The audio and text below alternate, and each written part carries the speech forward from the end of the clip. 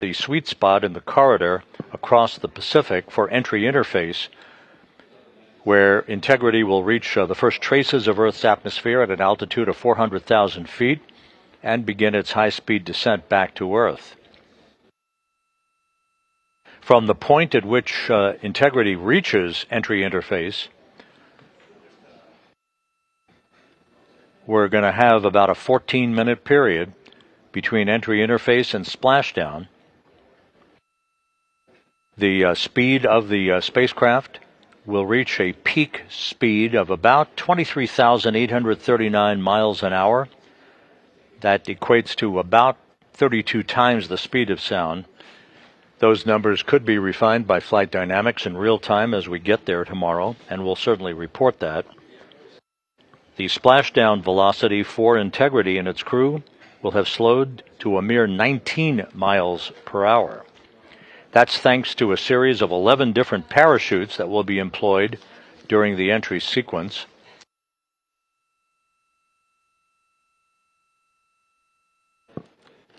The first three parachutes are forward bay cover parachutes. The forward bay cover, think of it as the very top of the spacecraft. Those forward bay cover parachutes are used in conjunction with pyrotechnic thrusters to ensure the separation of the forward bay cover that has protected Orion and its parachutes during the heat of reentry. Those three forward bay cover parachutes are 7 feet in diameter, 8 pounds apiece, 100% Kevlar material. Each FBC parachute, as it is known, the forward bay cover parachute, is approximately 100 feet long. Those will be deployed at an altitude of 26,500 feet in altitude, while the vehicle is traveling at about 324 miles an hour. Integrity Houston, for ammonia system 2 on the starboard side of the vehicle. We'll be activating that in just over 1 minute. Let us know what you hear. Copy that.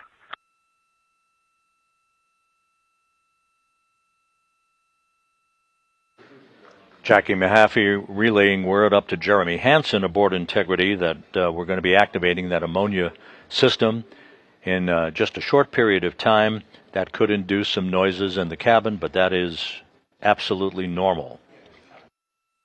Once the forward bay cover parachutes are jettisoned, the next stop will be the deployment of drogue parachutes that are used to slow and stabilize the crew module during descent and establish proper conditions for the main parachute deployment that will follow. 3 pilot parachutes are used to lift and deploy the main parachutes from the crew module forward bay. And then finally, 3 main parachutes, the orange and white parachutes, used to slow the crew module down for landing to a speed that ensures astronauts' safety with a splashdown velocity of about 19 miles an hour. So we're going to go from 23,783 miles an hour at entry interface and slow to a splashdown speed of just 19 miles an hour in just 14 minutes.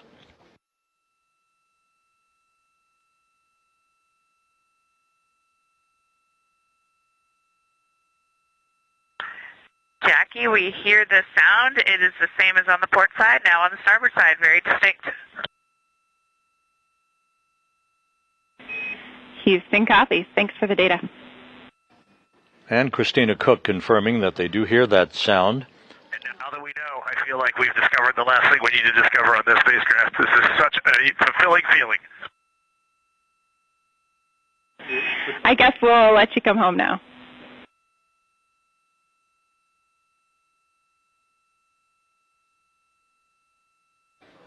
Reed Wiseman assuring everyone. And Integrity for PCD2 and Victor, the mail sync is complete if you haven't noticed that already, and you can go back into your mail.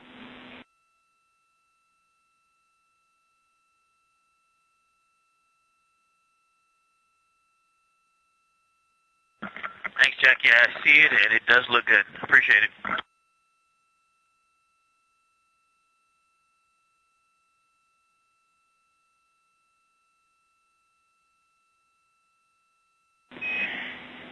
Good to hear. And Victor, we are still getting some of the final ops product updates onto your PCD.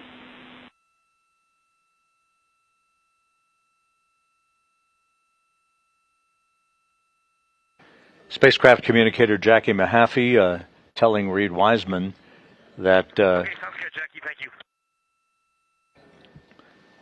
some of the other operations products, the ops products, as she indicated, that are being loaded onto their portable computer devices, basically a tablet that they use, where all of the flight data file information and the updated flight notes that are uplinked to the crew can be viewed by the crew during the course of the mission.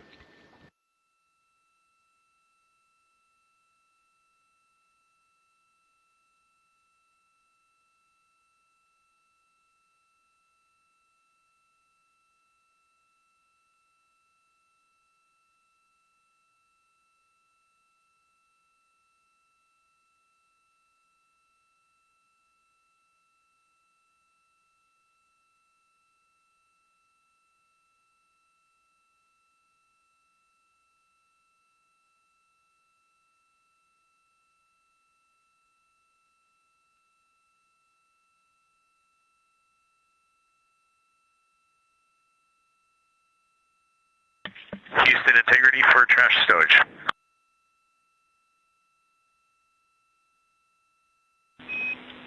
Go ahead.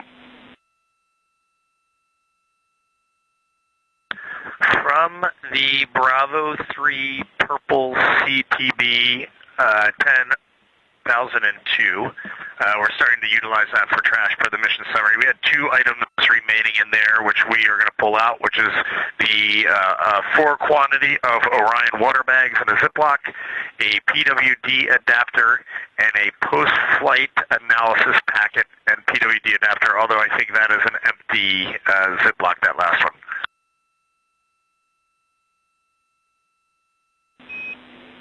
Houston copies. Thanks for helping us track it. And the post-flight analysis packet is not empty. There is a like a water adapter and a water packet in there. We copy. Do you want us to leave all those items in the B3 small CTV, or do you want us to pull them out and put them somewhere else? Checking.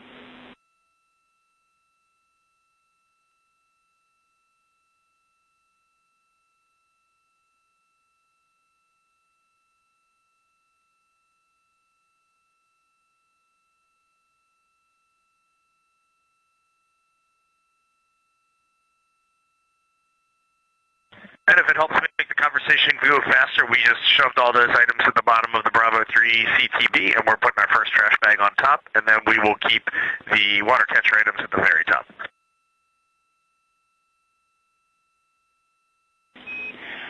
We like that plan. Again, Jackie Mahaffey, the spacecraft communicator here in Mission Control, seated next to Entry Flight Director Rick Henfling. This is the shift that has replaced the Orbit 1 shift, if you will, that was under the direction of the lead flight director for the mission, Jeff Radigan. Radigan completed his final shift of the mission yesterday. Henfling is in the flight director's chair today, presiding over all of the entry preparations that will set up Integrity for its high-speed return back to Earth on Friday.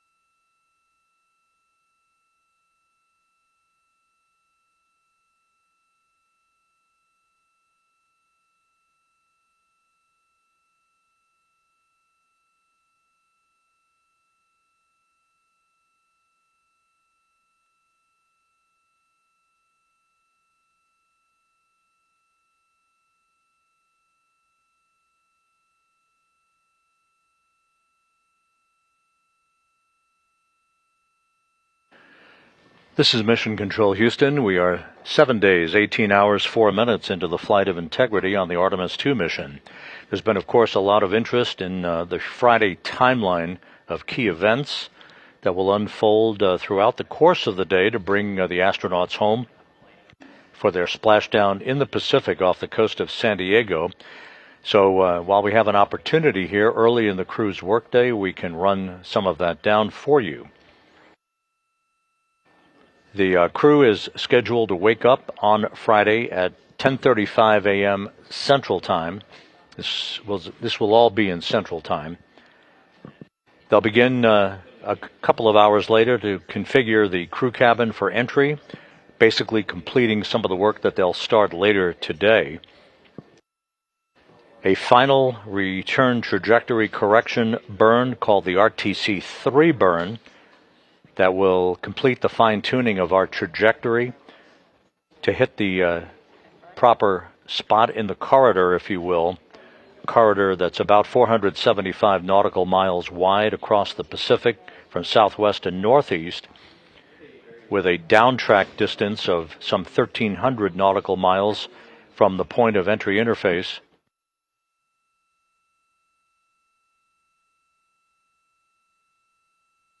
The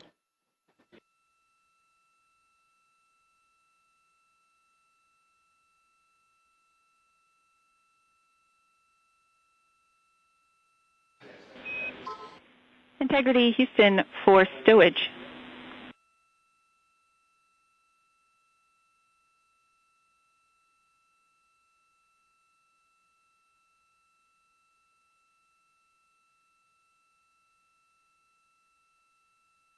The corridor that I'm referencing is basically a cone, if you will, that stretches across the Pacific Ocean, that ranges on a distance from the point of entry interface. That's the point where Integrity will reach the first traces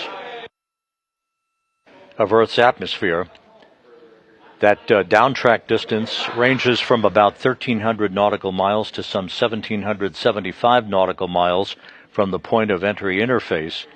And of course, the further downtrack we go, the closer to the coast of San Diego we will be, and the closest we will be to the recovery ship, the USS John P. Murtha.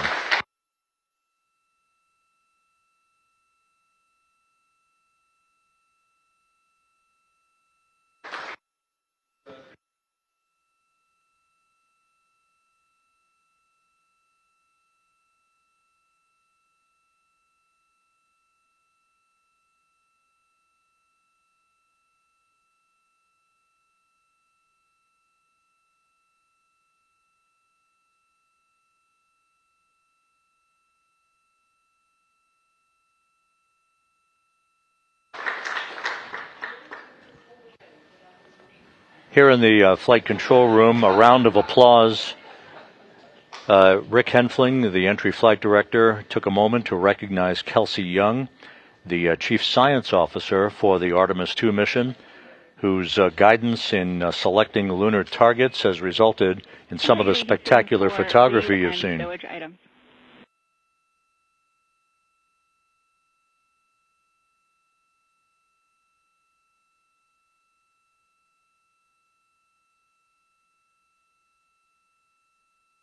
And again, this close-up view of Kelsey Young wrapping up her final shift on console. A couple of follow-ups for you on some of the items you listed. The post-flight analysis packet, you will use that later today to take a sample. The PWD water adapter can remain in the bag. We don't need that. And the 4 water bags you found are the ones that will go into your seat pouches for entry tomorrow.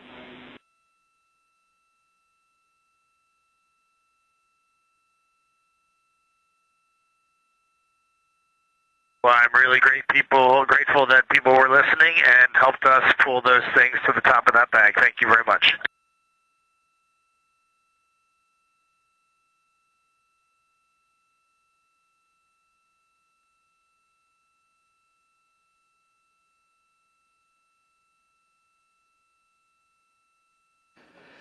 Getting back to our earlier discussion, So if you have a visualization of the Pacific Ocean and a vehicle moving across the Pacific from southwest to northeast, there's a cone that begins at entry interface, the point at which Integrity will reach the first traces of Earth's atmosphere at an altitude of 400,000 feet. At that point, the astronauts will feel the first sensation of Earth's gravity since they launched from the Kennedy Space Center back on April 1st. That cone stretches from about 1,300 nautical miles all the way toward the coast of San Diego to a downrange distance from the point of entry interface of 1,775 nautical miles. We want to get to that sweet spot near the coast of San Diego for a bullseye splashdown to put the vehicle, the spacecraft, in close proximity to the USS John P. Murtha. The Murtha will be poised about 3 miles away from the intended splashdown target. Those numbers will be refined as we approach a much closer point towards the entry of Integrity tomorrow, but we are committed, of course, through orbital mechanics, to a splashdown in the Pacific tomorrow at 7:07 p.m. Central Time, 5:07 p.m. Pacific Time. If you look back at the translunar injection burn that occurred back on April 2nd, that enabled Integrity's crew to break out of low Earth orbit, following 24 hours of a high elliptical orbit around the Earth, that translunar injection burn also served essentially as a deorbit burn. So instead of orbiting around the Earth in low Earth orbit, and you need a braking maneuver to ease out of low Earth orbit and begin the descent back into the Earth's atmosphere, we're using the laws of Johannes Kepler to fly around the moon on a free return trajectory and then come back to Earth. So to get back to the timeline, the final major maneuver that will fine-tune our path into that corridor is scheduled at 1:53 p.m. Central Time on Friday. That's the RTC-3 burn, the Return Trajectory Correction number 3 burn. NASA Plus coverage that will be SIMO with our 24/7 YouTube coverage that you're enjoying at the moment. Our NASA Plus coverage will begin on Friday at 5:30 p.m. Central Time, 6:30 p.m. Eastern Time. At 6:15 p.m. Central Time on Friday, we'll do a communications handover from the Deep Space Network to the Tracking and Data Relay Satellite System. 18 minutes later, at 6:33 p.m., the first major milestone will be conducted. That will be the pyrotechnic separation between Integrity's crew module and the European service module. In 4 minutes after that, we'll conduct, if it's needed, a so-called raise burn that will tilt the vehicle's aft end up ever so slightly. That's about an 18-second burn using the thrusters on Integrity itself. And that raise burn will fine-tune our corridor trajectory one final time to make sure we're on a true path to splash down where we intend to, as close to the recovery ship as possible.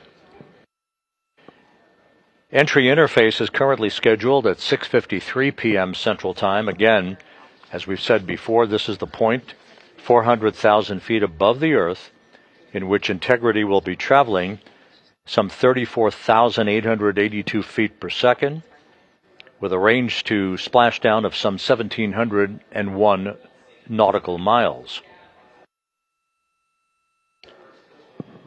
Some 20 seconds after entry interface, as fast as we are going, we will encounter a blackout in communications, which is to be expected, about a 6-minute blackout, in which heat around the vehicle will build to some 4,000 to 5,000 degrees Fahrenheit, creating an ionization as the heat is repelled off of Integrity's heat shield, creating a plasma wake around the vehicle. It will be impossible to communicate with the crew or receive data from Integrity for about a 6-minute period. We should be emerging from that blackout just a few seconds before 7 p.m. Central Time, or about 7 minutes before splashdown. There will be a series of role reversals in which the onboard computers will command Orion to roll to the left to roll to the right. That is designed to bleed off excess energy and reduce speed naturally as the spacecraft begins its descent into the lower regions of the Earth's atmosphere, with the onboard computers targeting that splashdown off the coast of San Diego. We are expecting the forward bay cover chute deploy to occur at 7:03 and 22 seconds p.m. Central Time, followed by the deployment of the drogue chutes just seconds later, and the deployment of the main chutes at 7:04 and 44 seconds p.m. Central Time, which will be about 2.5 minutes before splashdown in the Pacific. We'll continue to update you with those numbers as the day goes along, and of course again tomorrow, but that is a snapshot of the entry profile for integrity that will bring the Artemis II mission to a conclusion.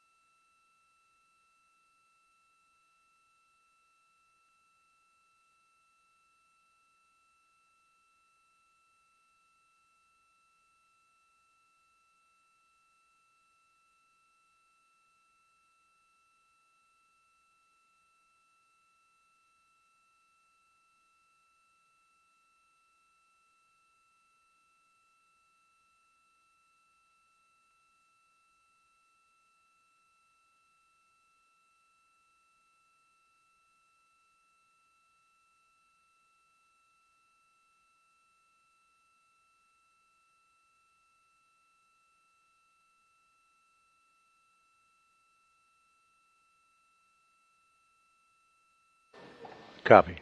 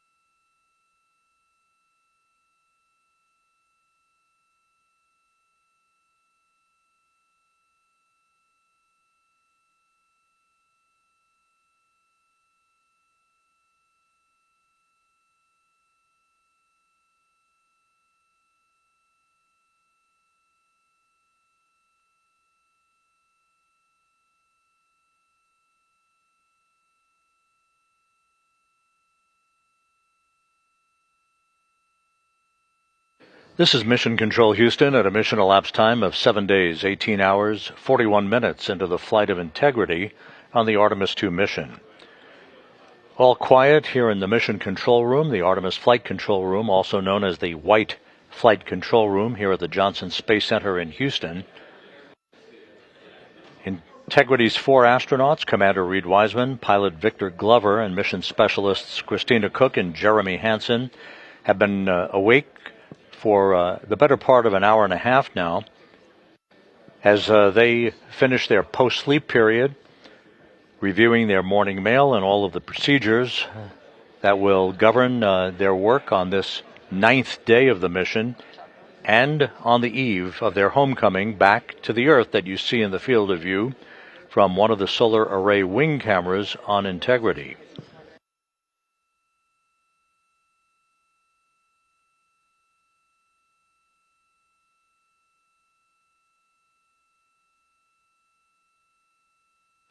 Integrity systems continue to function in great fashion. No significant issues being worked by the flight control team here in Mission Control.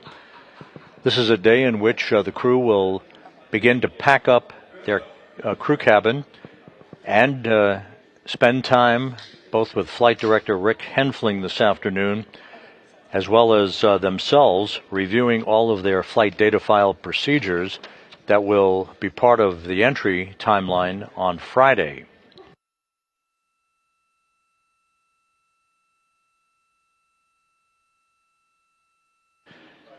The mission status briefing for today is about 2 hours away at 2:30 p.m. Central Time, 3:30 p.m. Eastern Time, at which point you'll get all of the latest information on preparations for Integrity's homecoming and the completion of this historic lunar flyby mission tomorrow.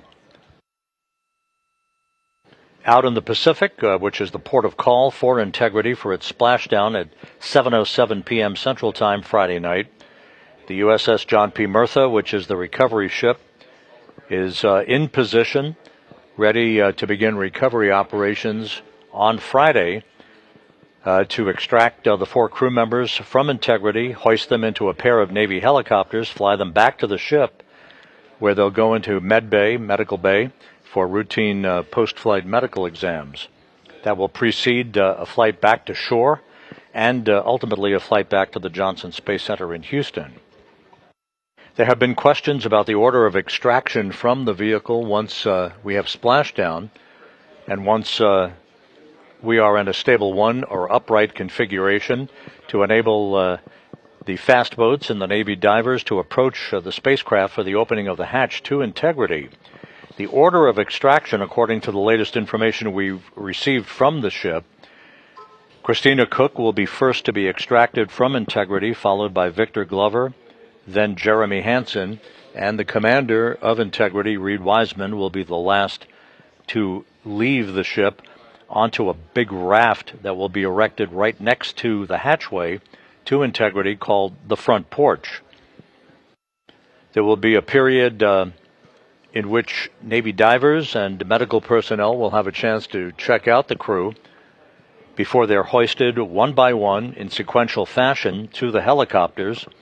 Christina Cook will be first to be hoisted into helicopter number 1, Jeremy Hansen into helicopter number 2, Victor Glover into helicopter number 1, and Reed Wiseman into helicopter number 2.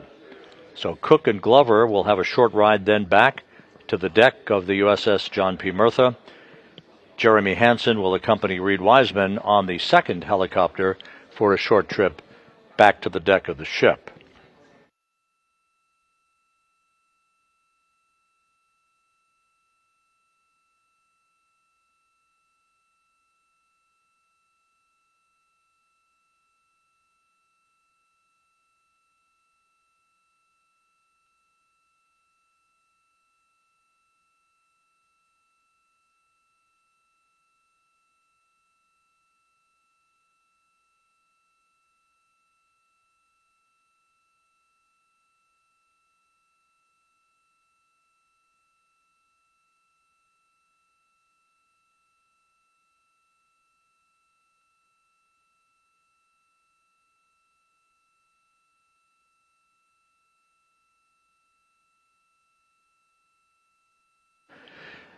We mentioned it earlier, but with this beautiful view of the Earth growing larger and larger in the field of view, it's worth mentioning again that we are about 6 hours and 44 minutes away from reaching the halfway point between the Earth and the Moon on the journey back to our planet. The acceleration of the velocity of integrity heading back to Earth will increase substantially after we cross that halfway point, although we left the lunar sphere of influence on the day after our lunar flyby.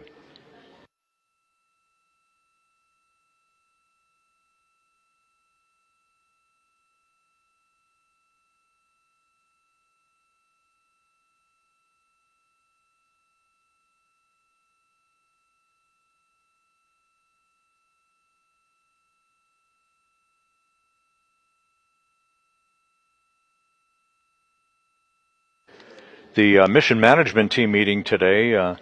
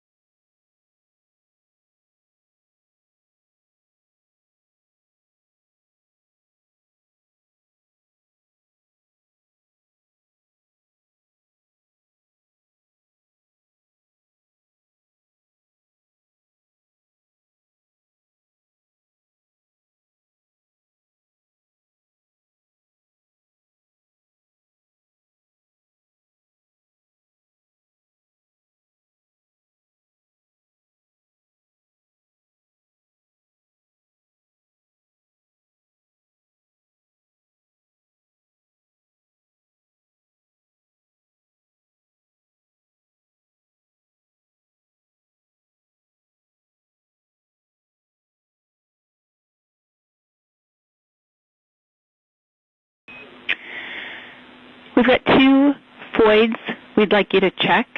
The numbers are 34600 and 34601. You'll enter those one at a time via tab stop 1 and then select Load Void Parameters.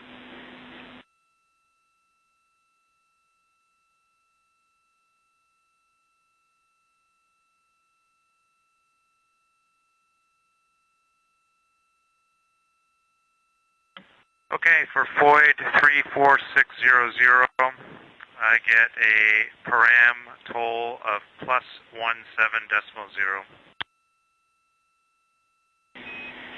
And the mode is respond.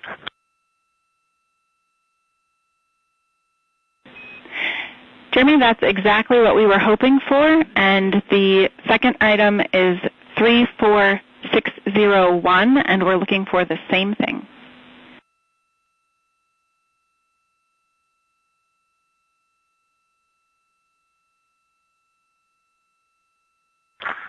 Okay, for void 34601, it's in respond, and it has the same value of +17.0.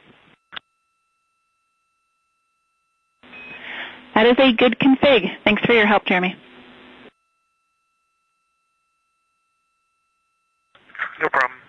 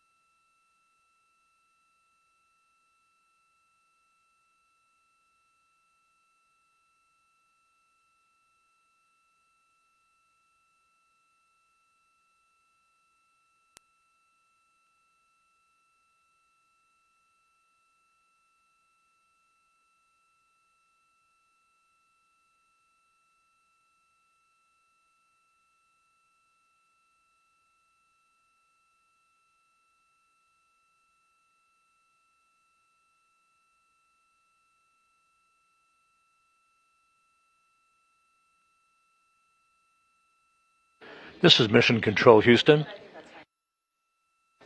You're looking at a view of the Earth growing larger and larger in the field of view with each passing minute.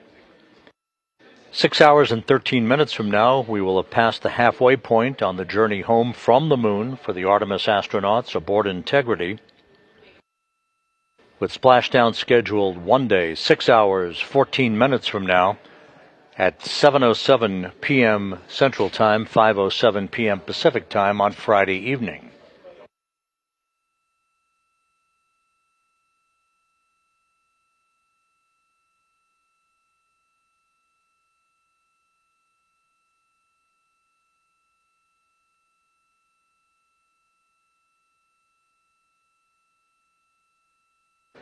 We're just a few minutes away from the daily planning conference between the flight control team here in Mission Control and the crew aboard Integrity, Commander Reed Wiseman, pilot Victor Glover, and mission specialists Christina Cook and Jeremy Hansen.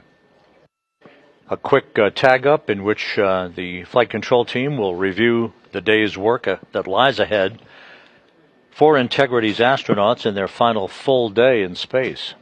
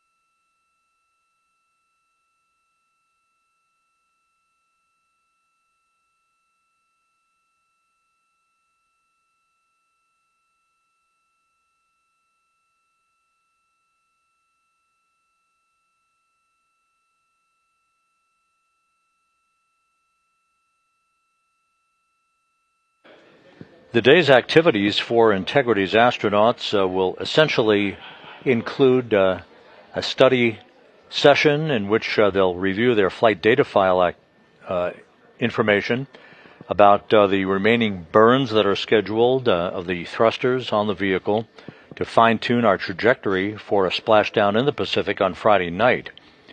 The next burn that is scheduled is RTC-2, the return trajectory correction burn, essentially fine-tuning the path of Integrity to meet the corridor that we desire for entry interface and the final transit across the Pacific Ocean from southwest to northeast that will take us to a splashdown point at 7:07 p.m. Central Time on Friday evening. That RTC-2 burn is scheduled at 9:53 p.m. Central Time this evening. It is scheduled to be an 8-second burn with a resulting change in velocity of 4.2 feet per second.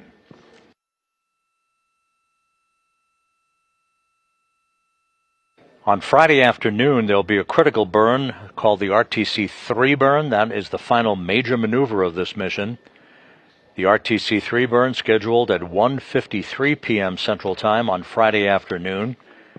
That will be about 4.5 hours before we separate the crew module from the service module and begin the critical activities that will result in entry interface at 6:53 p.m. Central Time on Friday night, reaching an altitude of 400,000 feet above the Pacific Ocean, and will be the true test of integrity as it barrels through the atmosphere, with its peak speed expected to be about Mach 32. Temperatures around the vehicle will build to some 4,000 to 5,000 degrees Fahrenheit, creating a 6-minute blackout in communications due to the ionization around the vehicle, essentially a plasma field around the vehicle.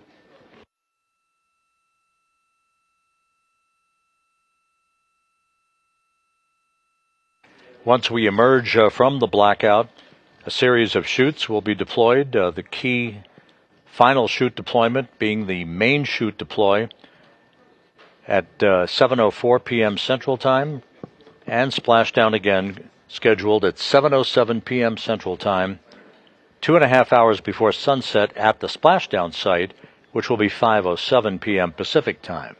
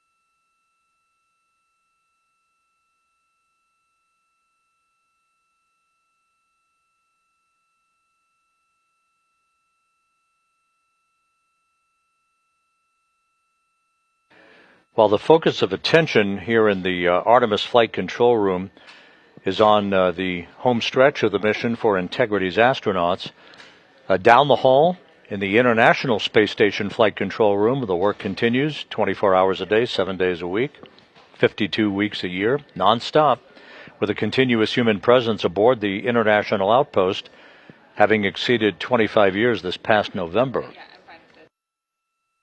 The flight control team that's on console in the International Space Station Flight Control Room is beginning to turn its attention to the scheduled launch of a SpaceX Falcon 9 rocket from the Cape Canaveral Space Force Station on Saturday morning at 6:41 a.m. Central Time, 7:41 a.m. Eastern Time, to place the Northrop Grumman Cygnus NG-24 cargo craft into orbit on a 2-day journey to reach the International Space Station and to deliver more than 3 tons of food, fuel, and supplies for the Expedition 74 crew aboard the orbital outpost.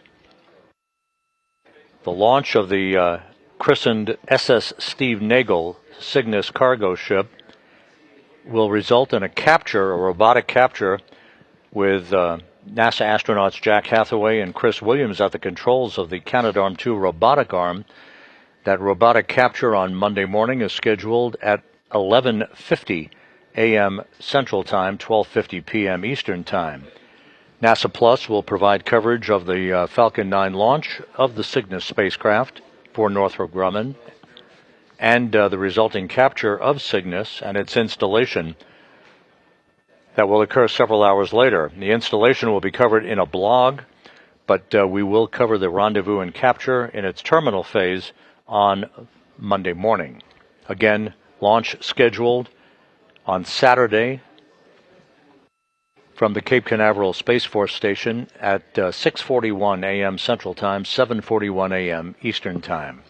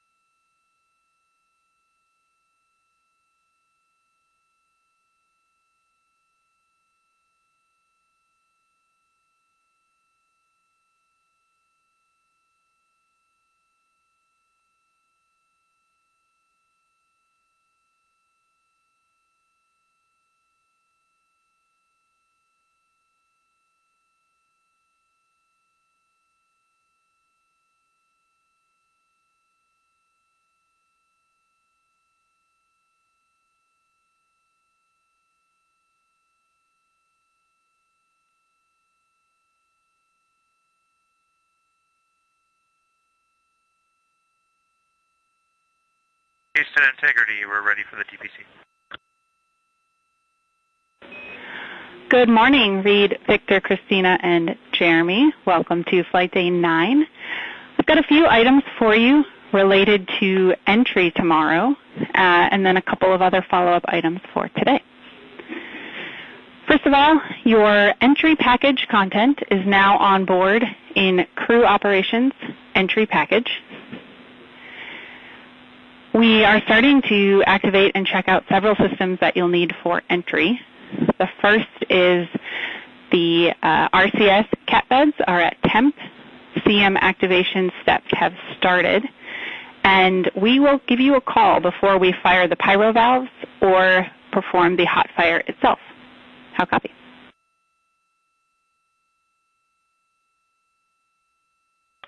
Okay, we copy all that, and we appreciate the heads up on the activation and the hot fire. Yeah, we figured that may be of interest to you. Related to the prop systems, yesterday Reed reported some toggling signatures on the SM prop helium crossover valves, and we did confirm that is due to noise on those sensors, which are based on voltage. We do not have any concerns for those, and we are expecting you may see something similar on the CMRCS during activation today.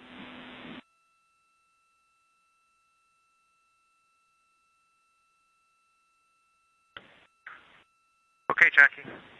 Thanks for the heads up on that as well.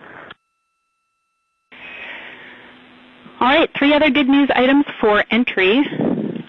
We had a good ammonia system checkout, as you heard this morning. Your cool loop pumps are on Bravo side.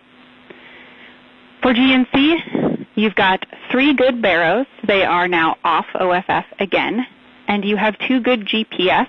We plan to keep those on. Finally, your recovery ship is on station in the Pacific, and there is no change to the weather forecast from yesterday.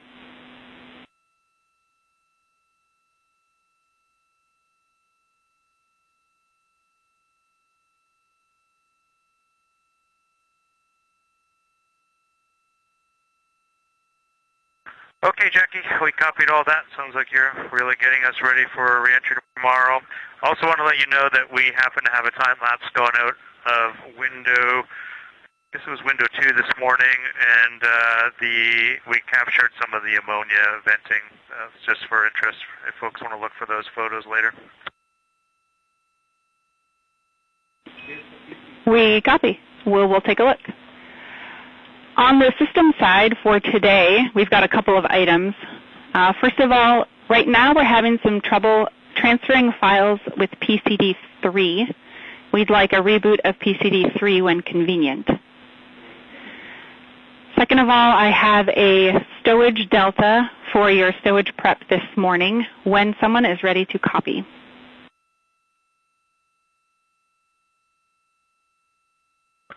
Okay, I can copy that. In Locker Delta, bag 8 with a blue label, you should find a temp and humidity logger. We would like you to move that to the F1 small with the yellow label. If there's no room there, try the F1 large with brown label.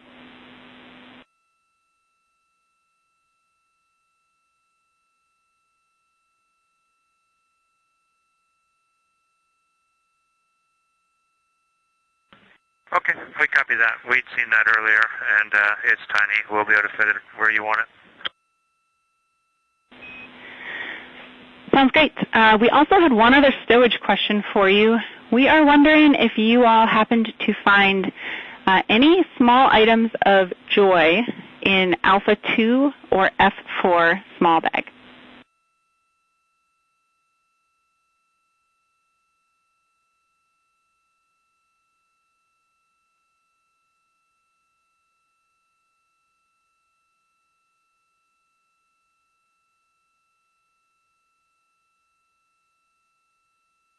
What was the second location again, Jackie? Foxtrot 4 small. I'm told these may be items you would consume or wear.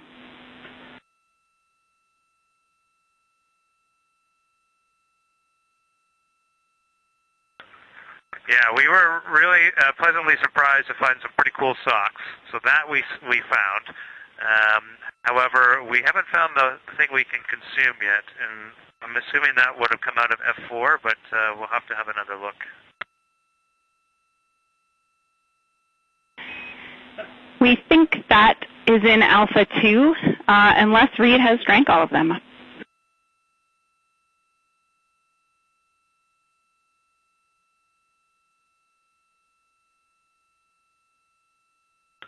Okay.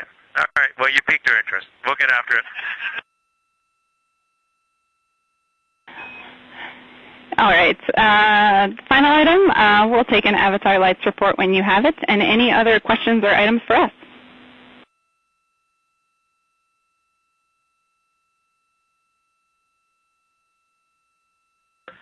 Okay, for Avatar, it's the same as yesterday. Just light 14 on the bottom row is not lit. Everything else is lit. And just want to let you know, we did sign it and get the images as requested. We do have a question for you on toilet. I'll let you chew on it and let us know. But how many voids do you think we have between now and entry? And can we use them at our own discretion between now and tomorrow? And a follow-on to that is, what our preference would be is to use some CCUs tomorrow and pack them prior to entry. So if you can accommodate that planning for us, we would appreciate it. We don't want to pack CCUs tonight. Final thing is, that's not the final thing, a couple more things. We had another look at the FOD on the window. What we were showing you from yesterday was window 2, not window 3, just to make sure that that's clear. And we can't get a perpendicular picture because it's too far in the corner and the glasses just aren't parallel. Or the two panes are not parallel at that position. So we've kind of given you the best we can so far. If we get sun on the windows at some point today, it would be worth letting us know. We can try to take another picture because it shows up a lot better when it's sunlit. And we haven't seen that since you asked for more pictures. In addition, the Z9 pixels have been cleaned up. That was a good tip. Thanks for doing that. And I'll read you some AGA numbers. We've got CO2 of 2.7, O2 is 22.0, temperature is 74.8, and the pressure is 14.7. And our final request is we would like a private with the flight director, but it's not urgent. That is at their convenience.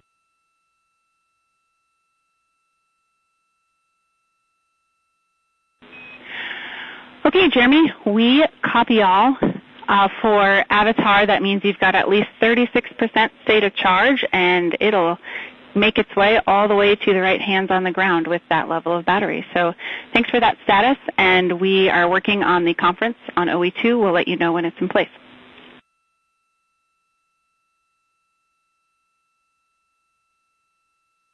Okay, wonderful. Thanks for the Orbit 1 team picture. That's so great to see, and we're still waiting on Orbit 2, so we'll want to see that tomorrow before we come back. And we're glad that Avatar is keeping our cells alive. We've been working hard to keep the cells in our bodies alive, and that little box is doing the same, so that's great stuff. All right, we'll get after it. Lots to do today.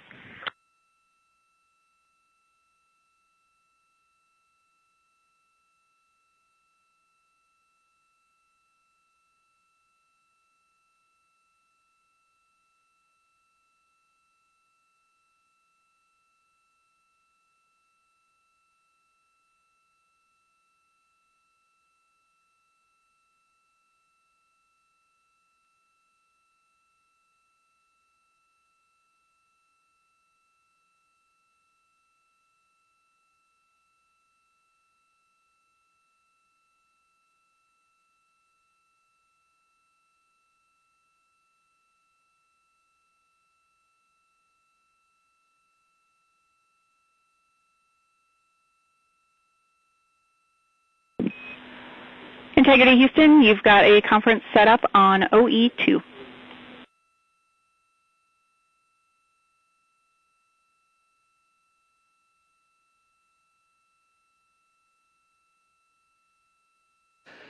This is Mission Control Houston.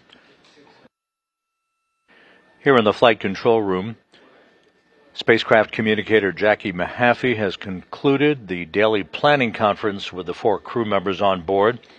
You heard not only her voice, but that of Jeremy Hansen, the Canadian Space Agency astronaut, joined by Reed Wiseman, the commander, Victor Glover, the pilot, and mission specialist Christina Cook on board. The daily planning conference running down a series of activities that lie ahead for the crew, with the highlight the start of the stowage of items aboard Integrity that will result in entry and splashdown off the coast of San Diego at 7:07 p.m. Central Time, 5:07 p.m. Pacific Time on Friday night.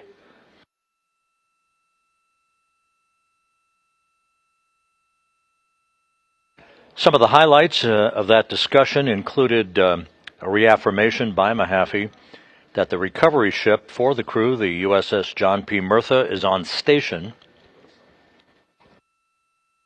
It is expected to be about 5 miles away from the splashdown point that will help to expedite the recovery of the crew, its extraction, the hoisting of the crew into a pair of Navy helicopters, and the return helo trip back to the deck of the Murtha, where they will go into medical bay, which is expected, routine procedures that we have trained and planned for.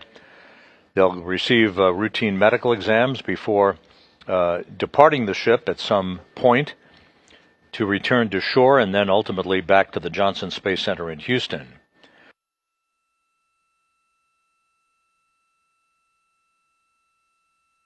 An early checkout of the Global Positioning System satellite hardware on board Integrity, so it understands its position relative to the Earth. All of that equipment is functioning perfectly, along with barrows, as you heard referenced. Those are barometric pressure sensors that ultimately will test and provide the onboard computers the information it needs to understand its distance from the splashdown site, its rate of descent, and its velocity, triggering other critical vehicle functions, such as the deployment of the series of parachutes.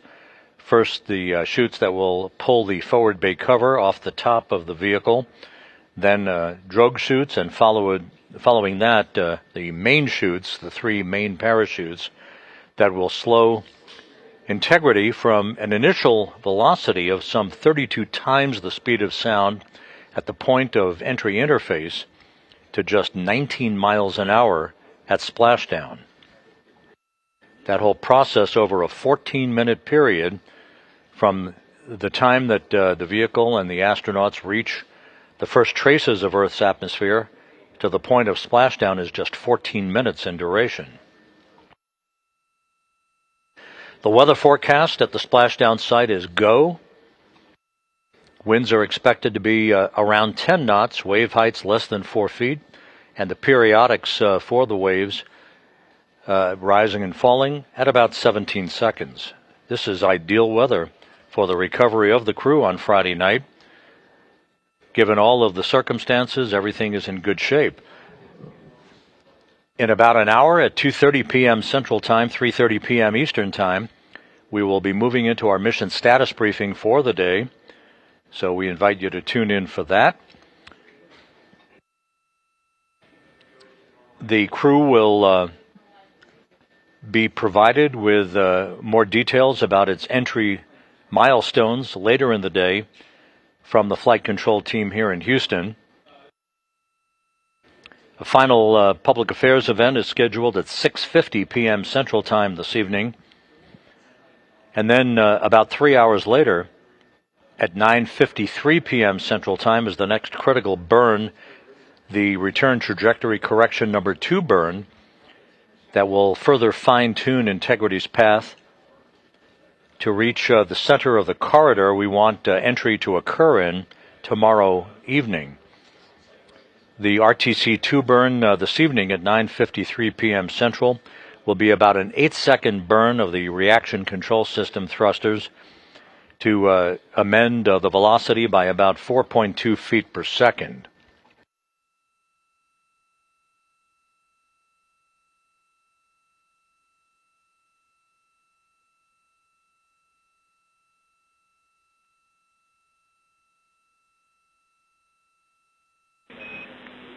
Integrity Houston for a crew eye on a prop display.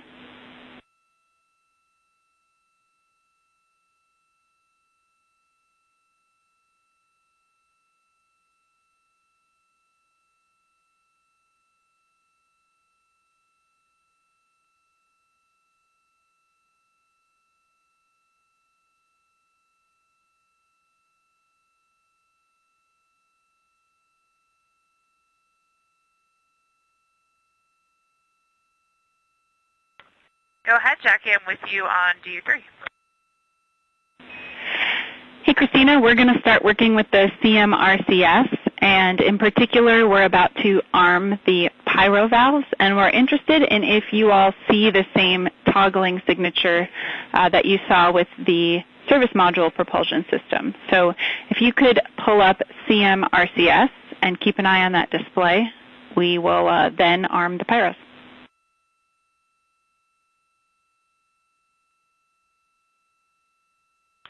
I'm with you on CMRCS. Got my eyes on the pyro A and B valves, and they're already, I'm seeing the behavior of them toggling in between safe and armed already. We copy all, and we'll put our actions in work.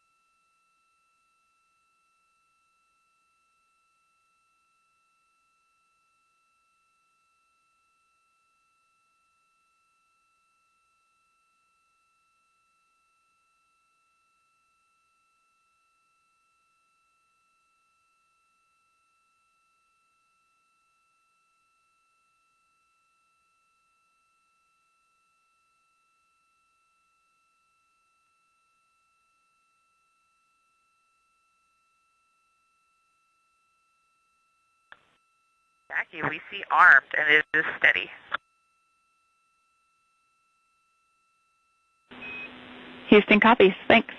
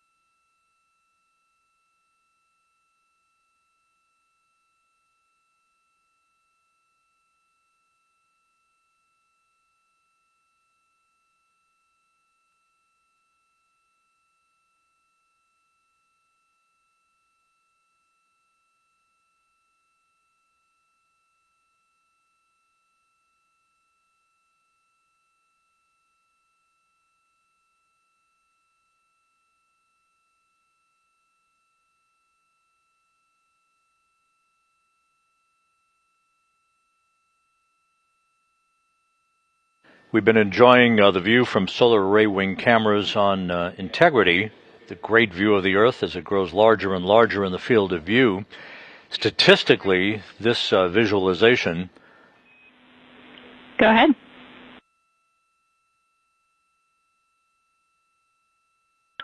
Hey, Jackie, is that the only commanding you were going to do at this time, and you'll call us back in when you actually activate?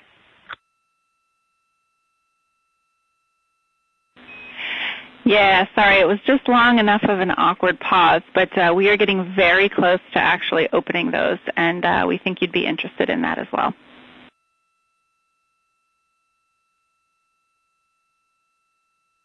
Absolutely. And quick note to let you know, we found our little present. We are very excited, and we are having happy coffee shop time up here right now. Excellent. Well, I'll have some down here to celebrate with you.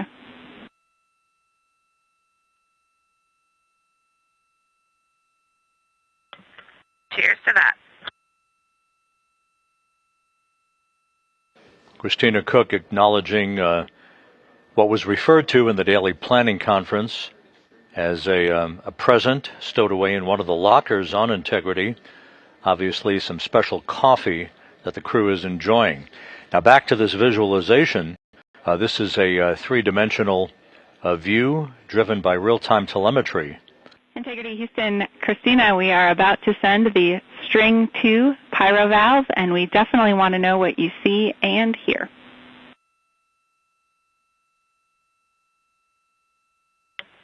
We are ready.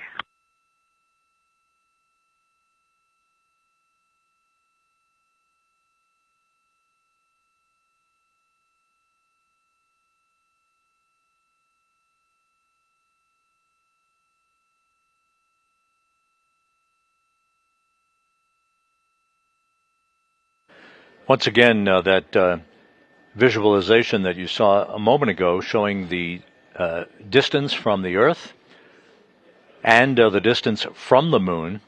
We're almost at that halfway point. You can see at the bottom right-hand corner of your screen. We'll reach the halfway point on the journey home 5.5 hours from now.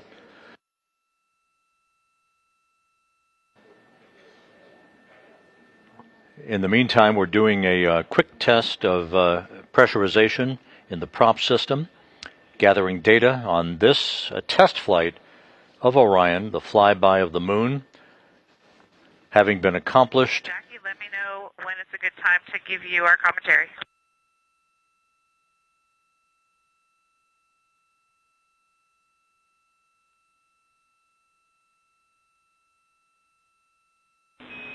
Stand by.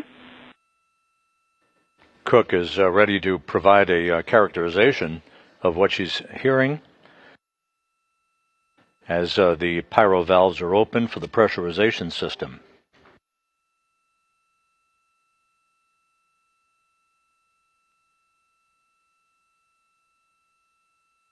Again, this is a data gathering exercise.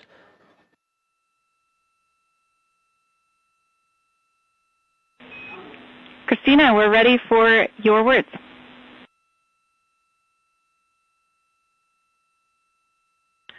Okay, we do see Pyro B Bravo sent, and at the time that changed, we heard a loud knock, like a metallic knock, like a wrench on the side of the vehicle, very quick. And then a few seconds later, we heard a light knock, like knuckles rapping on the outside. I'm not sure what that might have been associated with.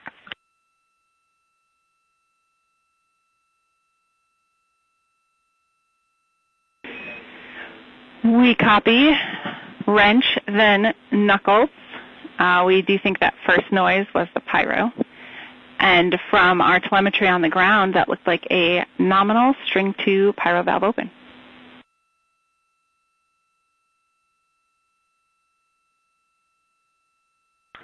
And we see the same. Good news.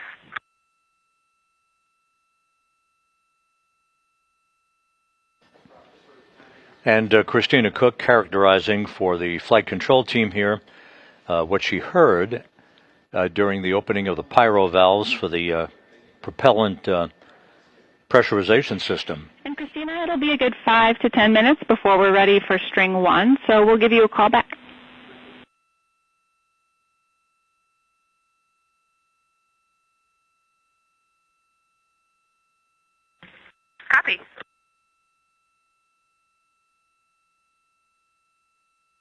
The system is working fine. This noise characterization test is a data gathering exercise, part of this flight test of the Orion vehicle, gathering data for future missions, in which all of the various systems will be exercised for longer periods of time during those respective flights that are in the future.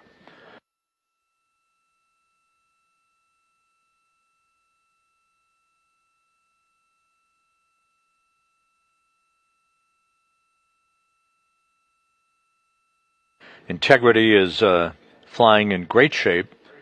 No issues being worked by the flight control team here in mission control in the Artemis flight control room. In fact, it has been very quiet since the entry team came on console several hours ago. This same team will be on console tomorrow morning to guide Integrity and its astronauts back to Earth and to wrap up this mission in which humans... Integrity docking camera is removed and stowed for entry. Houston copies. Victor Glover reporting that he has stowed the docking camera. This is a camera that was installed in the vehicle, in the cabin, that assisted Glover during the proximity operations flying of Integrity several hours after launch back on April 1st to test its handling characteristics as it approached, then backed away, and then reapproached, and then backed away a second time from the interim cryogenic propulsion stage, the ICPS. That was the upper stage of the vehicle that enabled Integrity to reach its preliminary orbit around the Earth. The free return trajectory that was crafted for this mission specifically to provide lots of time, more than 24 hours of time, for the characterization and validation of the critical systems aboard Integrity, including life support systems. All of that trajectory worked to perfection, sending Integrity to initial elliptical orbit that reached an apogee of about 43,000 miles after launch, when it swung back around toward the Earth. The translunar injection burn occurred on April 2nd, enabling humans to break out of low Earth orbit for the first time since Apollo 17.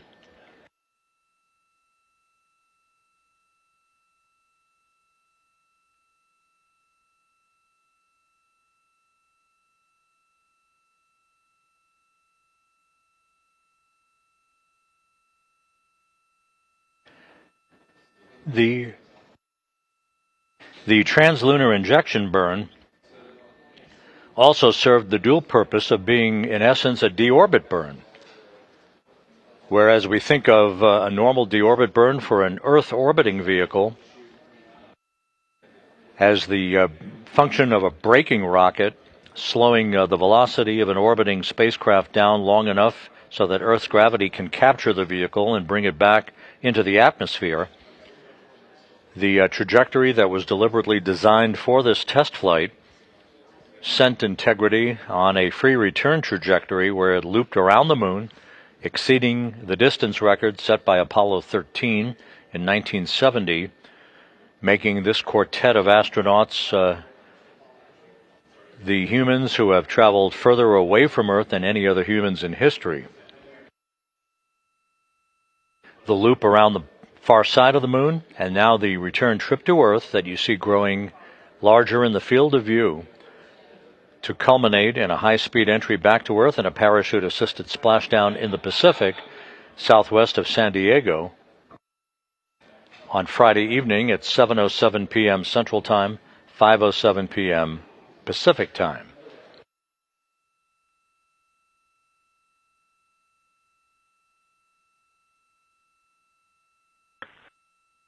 Houston Integrity for 2 questions, 1 stowage, 1 PCD. Houston's here for 2 answers.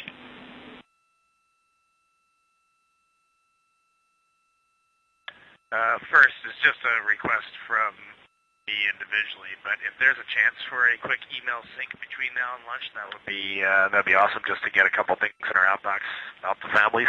But obviously, getting ready for entry is the highest priority. And then second, for StowTrack, we can open the program and we see our 4 names, but we do not see a vehicle. So we just have the select option, but no vehicle listed, and we cannot move on.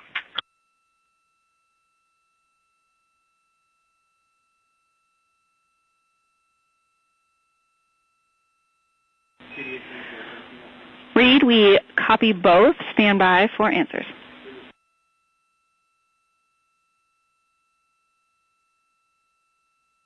Thank you.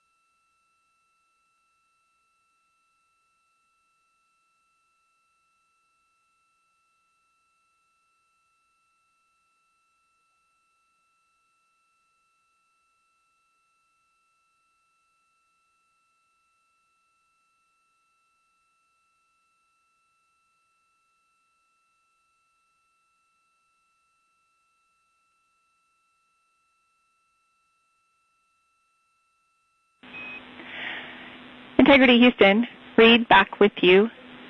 First of all, for StowTrack, we copied your issue. That is unfortunate, and we don't have any great troubleshooting options, but we can offer you a backup.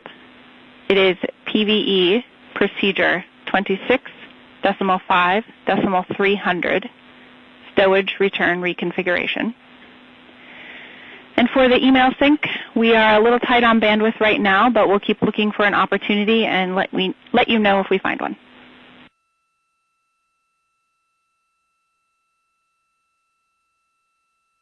Okay, sounds great. Thank you.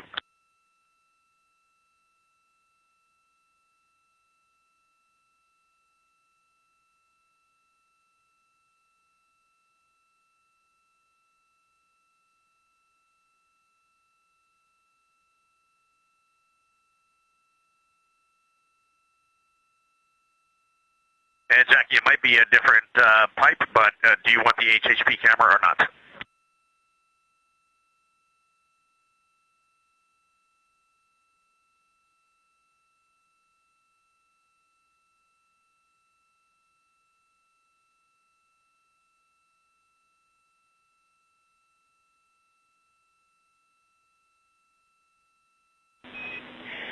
Reed, thanks for checking on the HHP cam. Right now we're doing a little bandwidth trading, including between the email and the camera. Let's leave the camera off for the moment.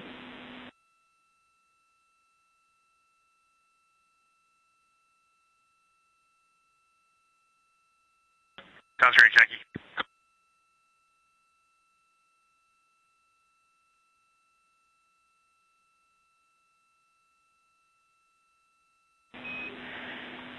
And Integrity Houston, when you are ready, we are ready to fire the string 1 prop ISO valve.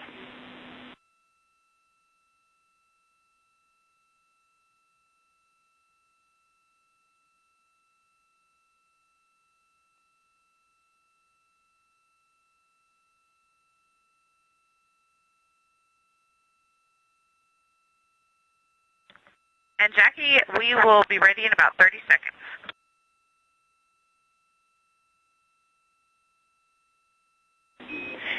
Copy. We'll count to 30 and give it a shot.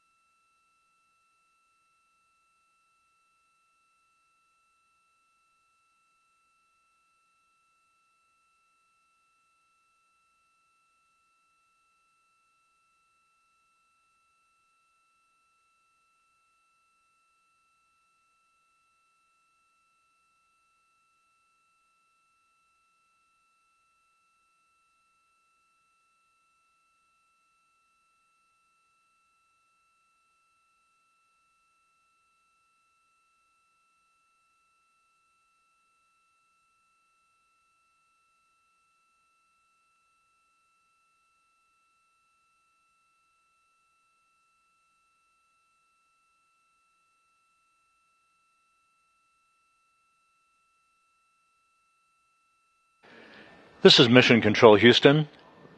7 days, 20 hours, 13 minutes into the flight of Integrity on the Artemis II mission, the historic lunar flyby around the moon that is in the home stretch as we see the crew beginning to work all the procedures on the day before entry as they start to stow the cabin, review entry procedures, discuss procedures with the flight director, Rick Henfling, here in Mission Control, receive final, what they call mail syncs, basically uplink of mail from their families,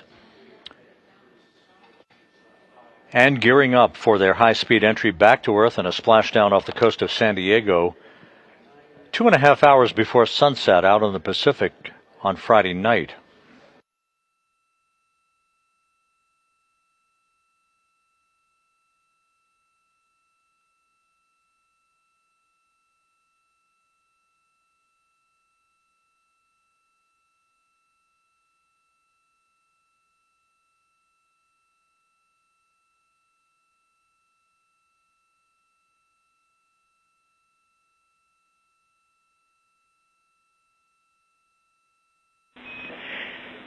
Integrity Houston for CM Prop. We had a good string 1 activation, and we'd like any feedback from you.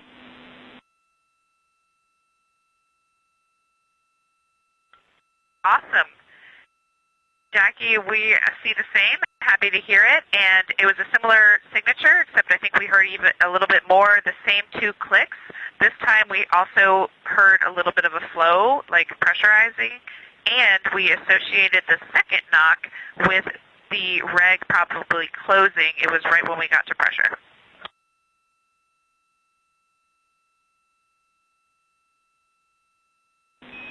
Christina, that makes perfect sense. Thank you for all of that feedback. And for Reed, if he can go hands-off email, we are going to do that sync now. And I think everyone wanted that, so if everyone's hands-off email, we'll do the sync for everyone.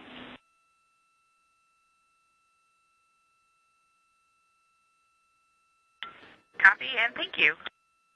The propulsion officer here in Mission Control is all smiles with this characterization of the second of the 2 strings of the propellant and the propulsion pressurization system.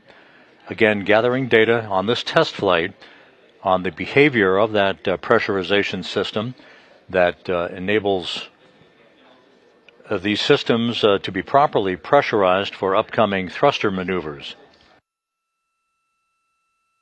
Everything going swimmingly aboard Integrity, no issues being reported. The crew in the early portions of their workday preparing to begin stowing their crew cabin before they move into the heart of all of their entry activities later today and through the bulk of the morning tomorrow after they wake up. A reminder, we're about 40 minutes out from our mission status briefing for the day, in which managers will discuss the status of the flight, entry preparations, and to take questions from reporters both here at the Johnson Space Center and on our phone bridge. The mission status briefing scheduled for today at 2:30 p.m. Central Time, 3:30 p.m. Eastern Time. One other reminder this evening, the RTC-2 burn is scheduled. That is the second in the series of 3 return trajectory correction burns.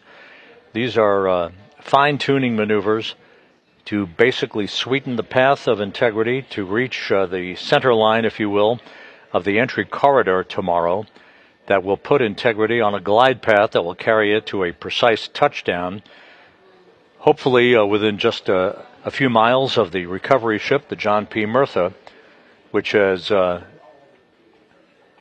basically placed itself on station, reporting good weather and the forecast calling for winds just around 10 knots and waves at about 4 feet.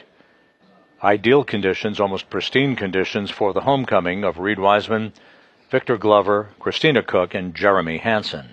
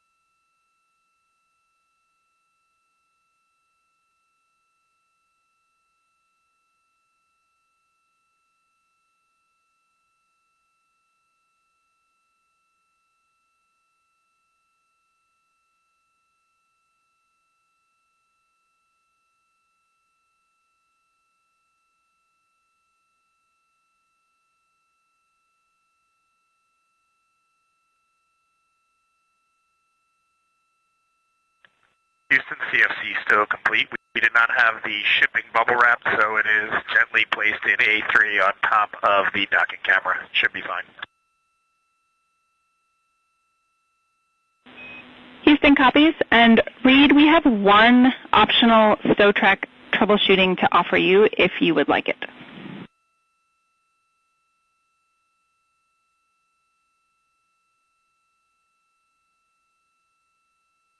We'll go one more time. All right, it's going to involve typing a few more letters after the URL in the browser. Let me know when you're ready.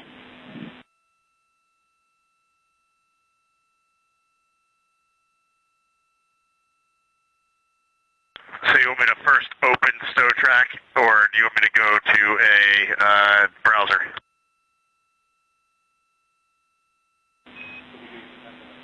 You can open StowTrack and then go as if to edit the URL at the top of that browser.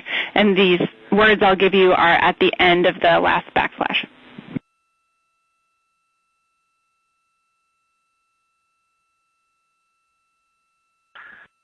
Okay, go ahead. All right, after that backslash, you will type reload data dot Alpha Sierra Papa X-ray.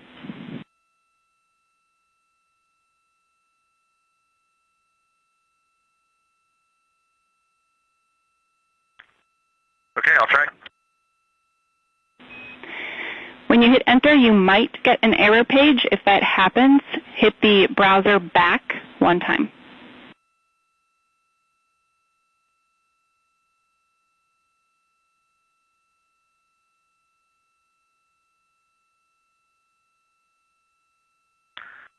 I did get the error, hit the browser back, and I do not have a vehicle. Okay, we copy. Thanks for giving it a try.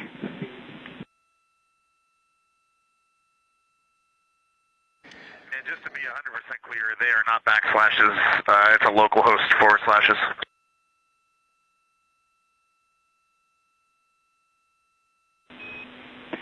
Copy. We don't think that would be the difference between our troubleshooting and yours. Thanks.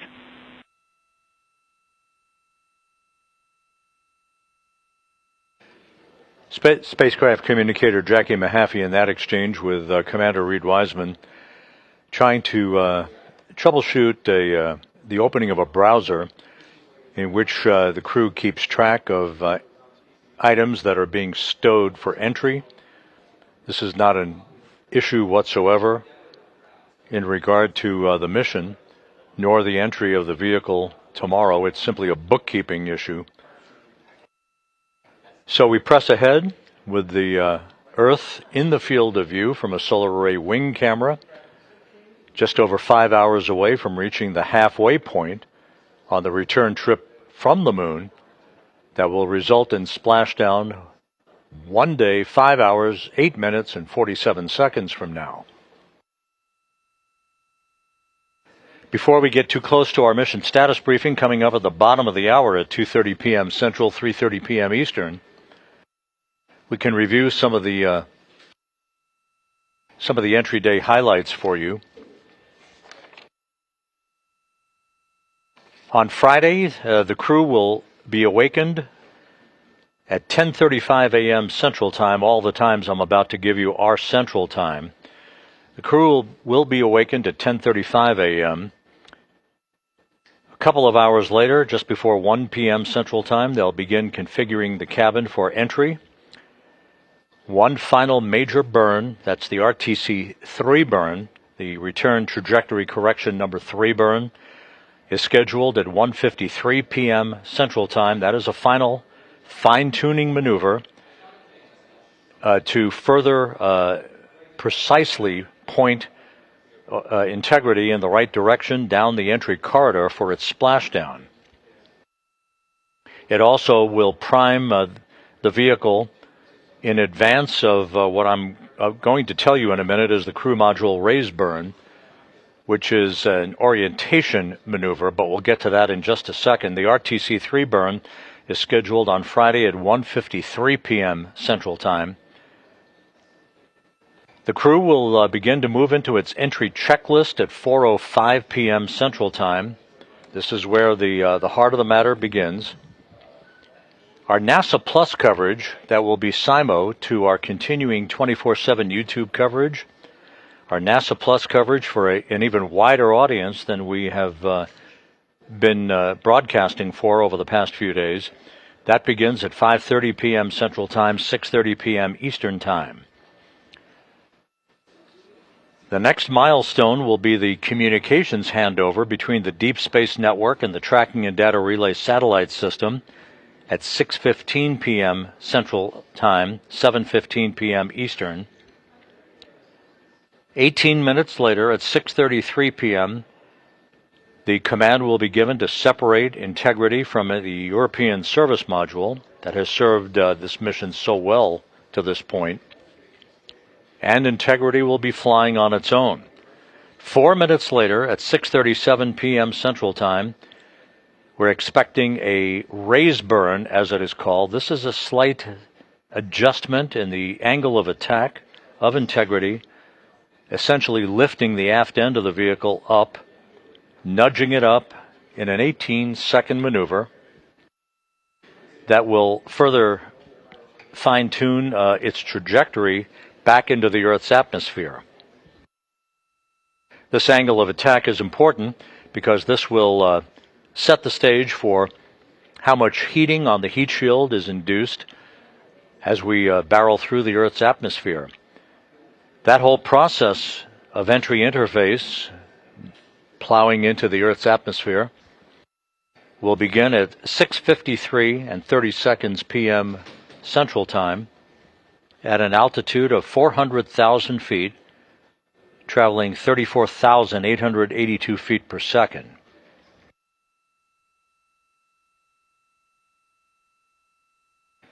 "24 seconds after we enter the Earth's atmosphere, we expect a communications blackout of about 6 minutes in duration. This is due to the ionization around the heat shield and the vehicle as temperatures increase to about 4,000 to 5,000 degrees Fahrenheit. This is expected. It is planned for. It is no different than you've been hearing in the past during a Soyuz entry to a landing in Kazakhstan under parachutes, or the entry of a Dragon vehicle during a SpaceX commercial crew mission. There's always going to be a communications blackout. In this case, because of the velocity in which we're entering the Earth's atmosphere, the heat buildup will linger for a longer period of time, this case about 6 minutes in duration. We should reach that peak heating point at about 6:54 p.m. Central Time, at which point we will induce 2 roll reversals, computer commanded, on the vehicle, first rolling to the left, then back again to the right. This gentle swaying back and forth will dissipate energy on the spacecraft, basically reduce its velocity through the reduction of inertia. We'll come out of the blackout, if everything goes as planned, just a few seconds before 7 p.m. Central Time, and at that point we're just 7 minutes away from splashdown. We should reach an altitude of 50,000 feet at 7:02 and 37 seconds p.m. Central Time, and less than a minute later we'll begin the critical deployment of a series of parachutes. First, the forward bay cover chutes will pull the top cover, if you will, or the forward bay cover of Integrity away from the rest of the vehicle. That will be followed just seconds later by the deployment of drogue chutes, and then finally the deployment of main chutes, the 3 main parachutes, at 7:04 and 44 seconds p.m. Central Time. With the mains out, we will monitor the rate of descent, with splashdown scheduled right now at 7:07 and 6 seconds p.m. Central Time, 5:07 and 6 seconds p.m. Pacific Time. Now that exact splashdown time will vary, and we will provide that for you when we see the chutes begin to unfurl following splashdown in the Pacific. Whether or not the spacecraft is upright in what's called a stable 1 configuration or upside down in stable 2, the 5 CMUS bags, CMUS is the acronym for Crew Module Uprighting System.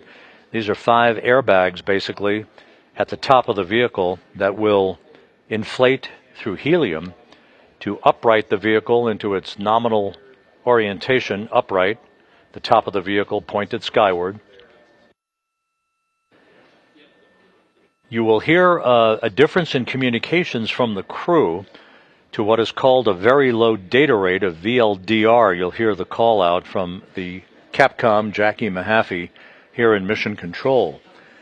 The change is because we no longer will be on the TDRS system, but rather on S-band communications. The crew also has available to it a SARSAT communications capability to the recovery forces on the USS John P. Murtha and the Navy helicopters and the fast boats that will be approaching the spacecraft to begin the process of ensuring that the vehicle is safe and free from toxic gases before erecting a raft called the front porch along the side of the vehicle that will be the precursor to the opening of the hatch and the extraction of the vehicle. The control of this flight by the flight control team here in Houston is not complete with the handover to the exploration ground systems folks who are working in concert with the Navy. That handover is not complete until the crew has been extracted and is in the raft waiting to be harnessed to be hoisted aboard a pair of Navy helicopters that will take the crew back to the deck of the USS John P. Murtha. So there's a snapshot for you of the major highlights for entry coming up on Friday evening. To put it into perspective, when we reach the first traces of the Earth's atmosphere at 400,000 feet, traveling some 30 times the speed of sound, it will be just 14 minutes until splashdown at a rate of just 19 miles an hour. The deceleration rather dramatic.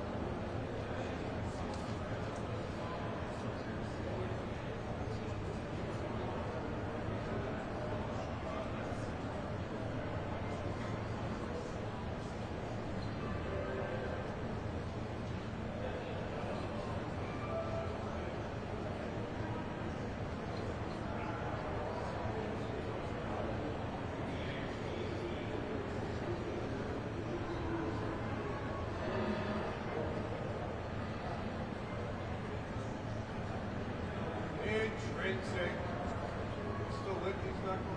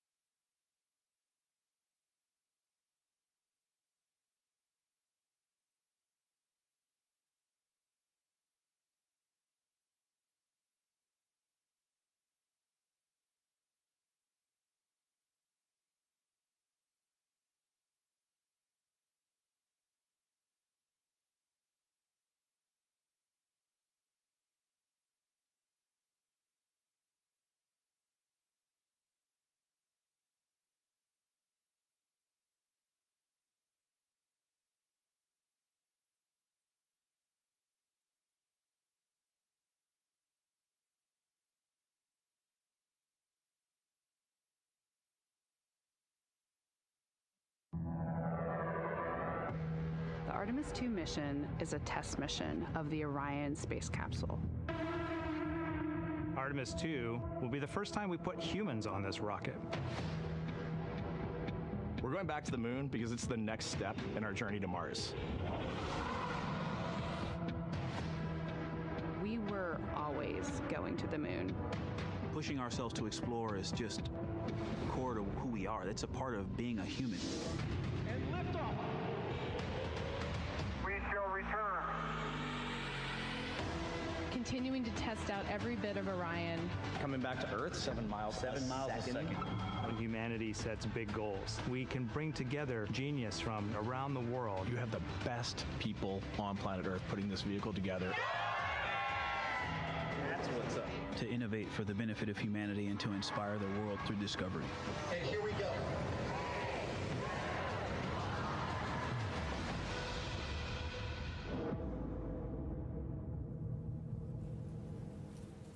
Good afternoon and welcome to NASA's Johnson Space Center for our final mission status briefing ahead of Artemis II splashdown tomorrow evening.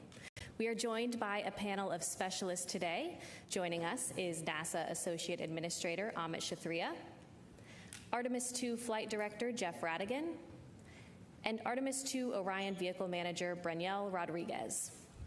We are going to be taking questions from media here in the room and through our phone bridge today, but before we get started, we will kick it off with some opening remarks. Amit, go ahead. Good afternoon. Tomorrow evening, Reed, Victor, Christina, and Jeremy, the crew of Artemis II, will come home. They will have traveled 400,000 miles. They will have seen what no living person has seen. They will have tested every system on the spacecraft and the environment it was built for, and they will have given us 10 days of data that will shape every mission that comes after. The test is not complete. Tomorrow, the Orion spacecraft will enter the Earth's atmosphere at approximately 25,000 miles per hour. That heat shield, the thermal protection system, which is built by American hands and American factories for materials designed to withstand temperatures that approach the surface of the sun, will bear the full force of that reentry. Every system we've demonstrated over the past 9 days, life support, navigation, propulsion, communications, all of it depends on the final minutes of flight. We have high confidence in the system and the heat shield and the parachutes and the recovery systems we put together. The engineering supports it. The Artemis I flight data supports it. All of our ground tests supports it. Our analysis supports it. And tomorrow, the crew is going to put their lives behind that confidence. Until then, the flight control team, the engineering team, the recovery forces in the Pacific, to every engineer, every technician that's touched this machine, tomorrow belongs to you. The crew has done their part. Now we have to do ours. With that, I'll turn it over to Jeff. Thanks, Amit. I will mention that the crew's had a great time in space, and they've really enjoyed doing all of the checkouts that they've done. Of course, the lunar flyby was quite a day. But now we absolutely turn towards entry. And so Rick Henfling and the entry team are on console today, getting ready, doing all of the pre-entry checks, and ensuring that the cockpit is configured for entry, which will, of course, occur tomorrow. I do have a few times for you as the capsule comes in. Of course, we'll hand back from the DSN network to the TDRS network at 6:15 local Central Time. And then the crew module and the service module is going to separate around 6:33. We would do a crew module raise burn to take the crew module slightly away from the service module as it comes down. And then we'll enter blackout at 6:53 local Central Time. About 10 minutes later, the drogue chutes will deploy at 7:03, and then the main chutes will be right behind them a minute later, 7:04, and we'll see those three main parachutes come out, leading down to splashdown at 7:07, and looking forward to a great day tomorrow. And with that, I'll hand it over to Branielle. Thank you, Jeff. So the spacecraft team and the Orion team, we've been doing an assessment over the last few days with an integrated team from flight operations and all of our subject matter experts here within Orion. And we've reviewed all the systems, we've reviewed all the reentry procedures and activities, and we are good to go. And so the team's done an excellent job walking through those, ensuring that those systems on board Orion and on the ground are ready to support. Orion remains healthy. It's been working fantastic. And Debbie showed you some images yesterday of our TPS system, our thermal protection system. And we completed those assessments and everything looks really, really well to continue on. So we're ready to go inside the vehicle, the spacecraft systems. It's a nice 75 degrees, so kind of like a winter day in Houston. And it's crew's loving it. So everything is looking really well from the vehicle standpoint. Thank you. All right, we'll start with questions here in the room. Please raise your hand if you have a question. Eric. Eric Berger, Ars Technica. Thanks for doing this. Question for either Amit or Jeff, I think. Back a little more than a decade ago, the Curiosity mission had its 7 minutes of terror. And I'm not trying to imply anything, but I want to get a sense of the 13 minutes of entry from entry interface to splashdown of how we should be thinking about it. That's the 13 minutes of what? I mean, I'm going to tell you it's 13 minutes of things that have to go right is the way I think about it. I have a whole checklist in my head that we're going through of all the things that have to happen. The forward bay cover has to come off. The drogues have to come out, the main chutes have to deploy, the reefing systems have to cut, and we have to get touchdown angle alignment correct and then hit the water correctly. And even prior to that, right, we've got the CMSM SEP separation between the service module and the crew module. That has to go right, and then you have the heat shield that has to work. So it's not so much 13 minutes, it's more in my head about an hour and a half of things that have to go right, and that's the way I think of them. Okay, we'll take another question here in the room. Jackie, go ahead. Hi there. Question, I think, for Jeff. I just wanted to check in. Yesterday, it seemed like the schedule moved around quite a bit as they were troubleshooting. I think it was an oxygen tank pressurization issue in the service module. Can you walk us through what that issue is, how long it's been a concern, and whether or not it's a, big factor here that's outstanding? Thank you. Sure. So it's actually not an oxygen tank issue. It's oxidizer. It's in the propulsion system, not in the breathable atmosphere system. And so it's one of our two-part propulsion system, which allows us to burn in space. We are seeing what is a small leak in our pressurant system. The leak is not to space, it's internal to the system, across some of our valves. And we really need to characterize that to see what, if any, modifications we might need to make in the future. And so we had some time on the timeline dedicated to some other activities, right? Having the crew pilot the vehicle again. And it made more sense for us to go ensure that we fully understood the characterization of the service module and the pressurization system. Because we don't get the service module back, right? It's something that we jettison. So, we all thought, right? Flight control team, working in conjunction with our mission management team, and of course our engineering teams, made the decision to go spend more time to characterize that situation because it was more important, and we'd already gotten the data out of the manual piloting demos that we'd previously had. So that's why we changed the timeline and ensured we could really characterize the vehicle. Okay, we'll take our next question from Marcia. Go ahead. Marcia Dunn, Associated Press for you, Ahmed. I know all the data and all the analyses points the way for a safe splashdown tomorrow, but still human emotion must be at play. How tense, stressed are you?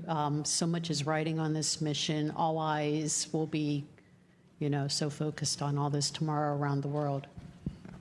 Yeah, I mean, I think there's no question that we'll all be anxious, and but we'll be with the families. We'll be with them. We'll all be together. I have full confidence in the team. They do too. That we've been with them the whole time, and so we've done the work. It's impossible to say you don't have irrational fears left, right? But I'd tell you I don't have any rational fears about what's going to happen. We've done the work we need to, and we have full confidence in the team, the recovery team, the flight control team, the analysis, and the work we did. Yeah, some of them. Yeah. Okay, we'll take our next question from Irene.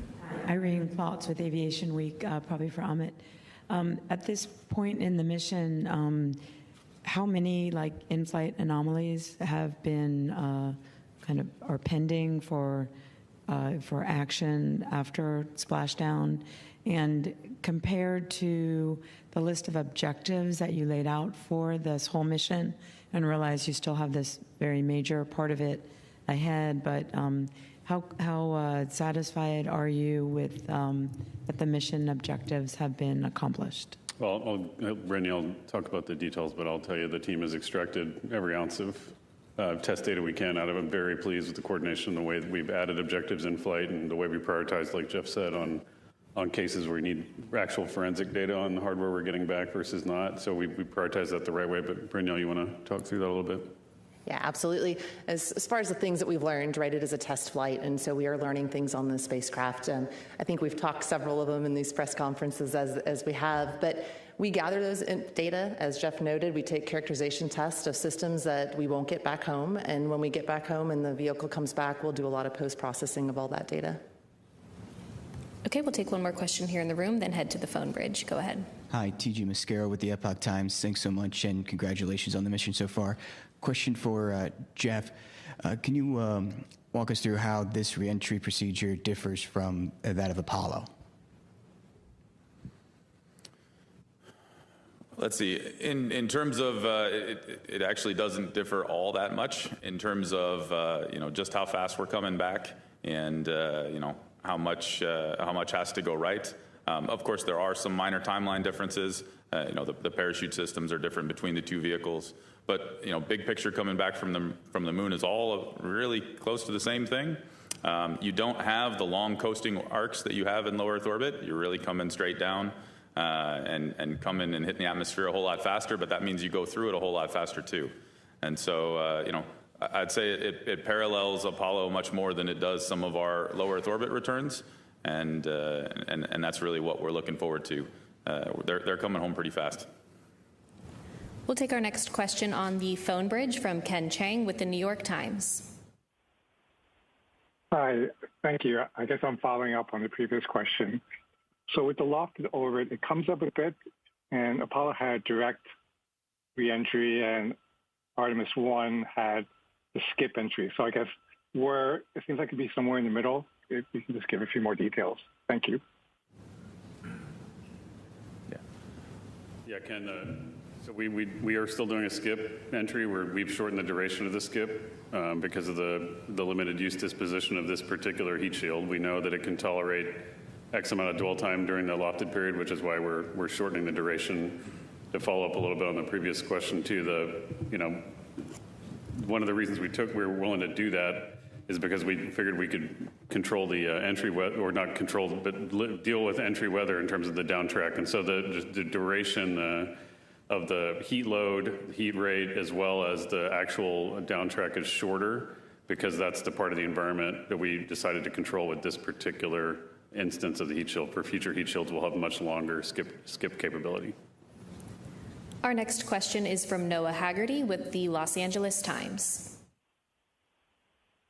Hi, thanks. I'm wondering if there's any chance folks in San Diego along the coast will be able to see reentry, and what the exclusion zones and enforcement will look like out in the ocean for anyone that hopes to travel via boat to watch reentry and splashdown. Let's see. So the path that we're coming in, I don't expect it to be visible from the folks in California. And as far as the exclusion zone, we're pretty far off the coast. And of course, we're working in conjunction with the Department of War to recover the capsule out there, and it is a fairly large exclusion zone. So I would caution folks, please avoid the area. There's a lot of debris that comes down, and we work with our recovery forces in order to ensure that it doesn't hit them. But of course, we don't want it to hit anyone else. We are still targeting to come down at our primary landing site, and we have the weather alternates available. But it's further off the coast than, again, some of your, the LEO deorbits that you've seen. We'll take our next question from Nell with NPR. Hey, thanks so much for doing this. I'm still trying to understand the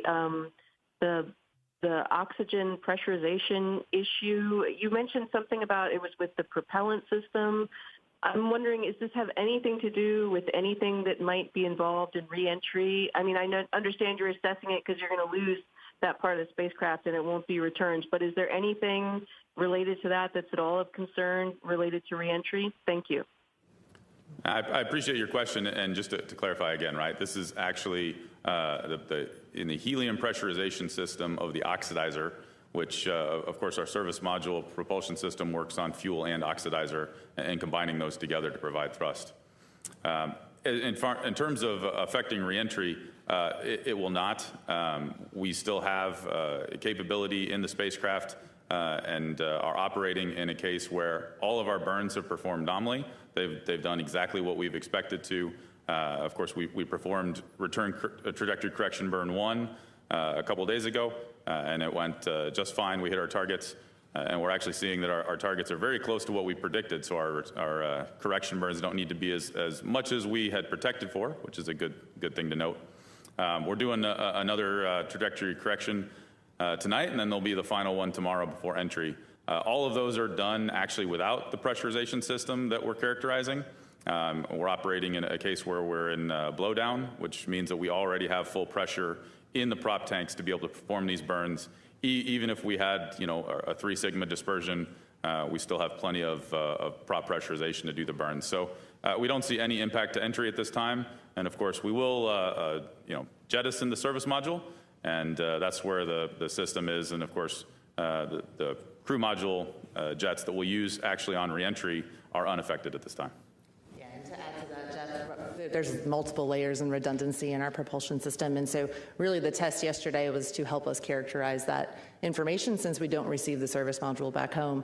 But we have reviewed that as a technical team. We have validated all of that in our labs, and we have very much confidence in the system.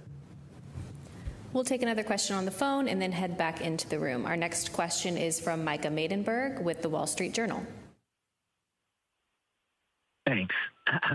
Amit, you spent a lot of time over the last 2 or 2.5 years working on the heat shield and the reentry plan that will be rolling out tomorrow. I'm curious if you ever went through this effort and the new trajectory, directly with the crew's families, and did you feel like that session, if it happened, was able to resolve any worries they might have had? Did anybody else outside of the crew themselves from NASA sort of talk through the mitigation for tomorrow? Thanks so much. Yeah, we haven't gone into deep technical detail. At least I have not with the families directly. I know that I will tell you though that from day one, since I started in the program and then was just right before they named this crew, we have been talking to the crew about this problem the whole time, and they've been with us on the investigation. They've been with us on the production improvements that were made, all the changes to entry procedures. So they were not just doing what we were telling them to do. They co-created this solution with us. So they've been lashed up. I imagine they've discussed with their loved ones what the risks are. They've talked about that through all phases of flight, through entry, through ascent, every single piece of it. So I know that they're well prepared. And I would tell you though that. It's not said a lot, but the courage that the families show during these missions is as great as or equal to what the crew shows when they go fly, and so we all have to admire them for that. We'll take our next question in the room. Go ahead. Thanks. Joey Roulette with Reuters. Question for Amit or whoever wants to answer. I'm just curious to hear more about how the astronauts are feeling ahead of what's probably the riskiest part of the mission. Are they asking questions, technical questions, or anything else? And Jeff, I want to just hear a little bit more about the oxidizer issue, if you could describe the leak rate or what risk level this poses to the crew, if any, and how many valves are implicated in it. Thanks. Yeah, I think I'll let Jeff or Braniel kind of talk about the crew spirits. I know they've been on the radio and they're pretty chipper. So, but what you going to tell them? Well, I think when we talk about the managing the emotions on orbit and managing that through every day of flight, they're all a little bit different, right?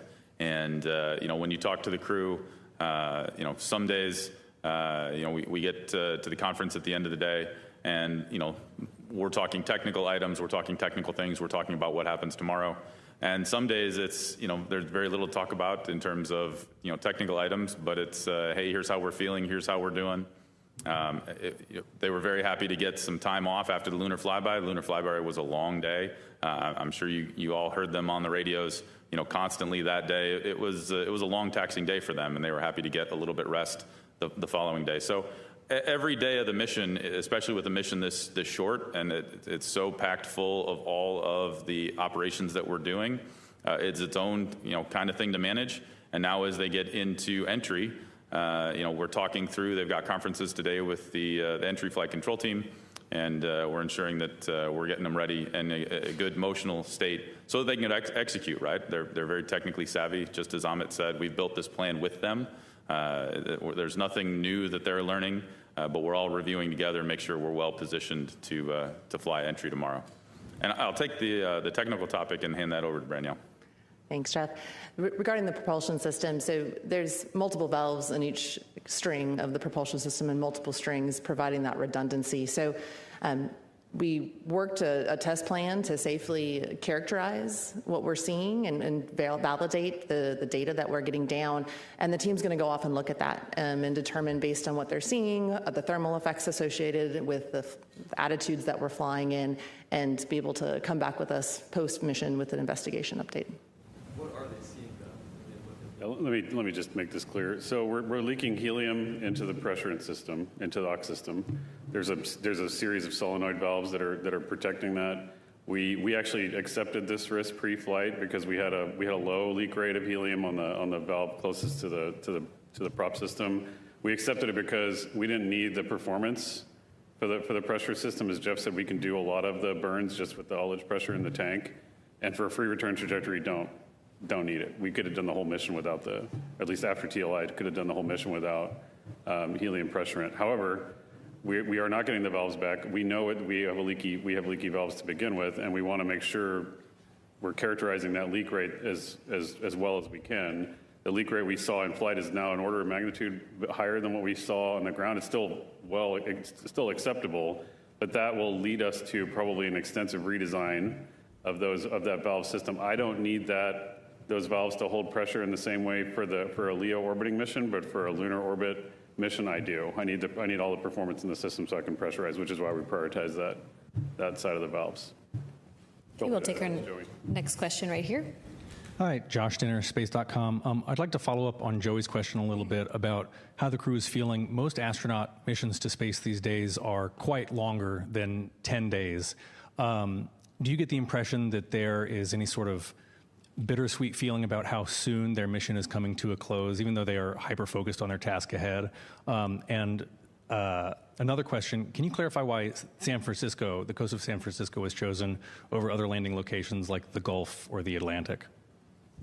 It's San Diego, so it's near Naval Base San Diego, which is we like them. They help us. So that's why. It's because proximity to where they do fleet operations, which too, we also climatologically, those waters are pretty calm. And so we do a lot of recovery operations there.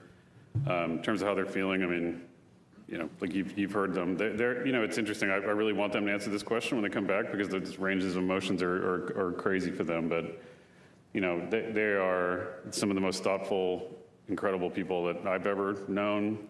And even some of the moments I think a lot of folks have thought about, just what you've seen them, the expressions of love and, devotion to family and what they've shown, to me is a great, example of why we go and do these missions, right? If you can't take love to the stars, then what are we doing? Like, why would we even go? And so that's why we send humans. That's instead of robots sometimes, that's why we have that firsthand witness. And so they're going to go through a whole range of just like we have watching them. And I think that's the whole point, is that we can share that experience. Okay, we'll take our next question right here. Thank you. Dr. Allison McGraw from Mysterious Meteorites here in Houston, Texas. In addition to the real-time data coming from the Orion spacecraft, will there be any ground systems used, say radar or really rapid telescopes? Thank you. Let's see, in terms of gathering data from reentry, I'm trying to understand your question. Yeah, so we have a whole set of actually aircraft that we're going to use to gather data off the spacecraft as it comes down in. And then once it gets back, of course, we're recording data on board that we don't get down on the ground in real time.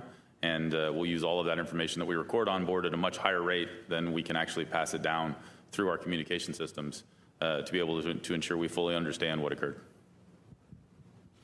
Okay, go ahead. Mark Kirkman with NSF. I'd like to follow up a little bit more on the entry, just a smidge.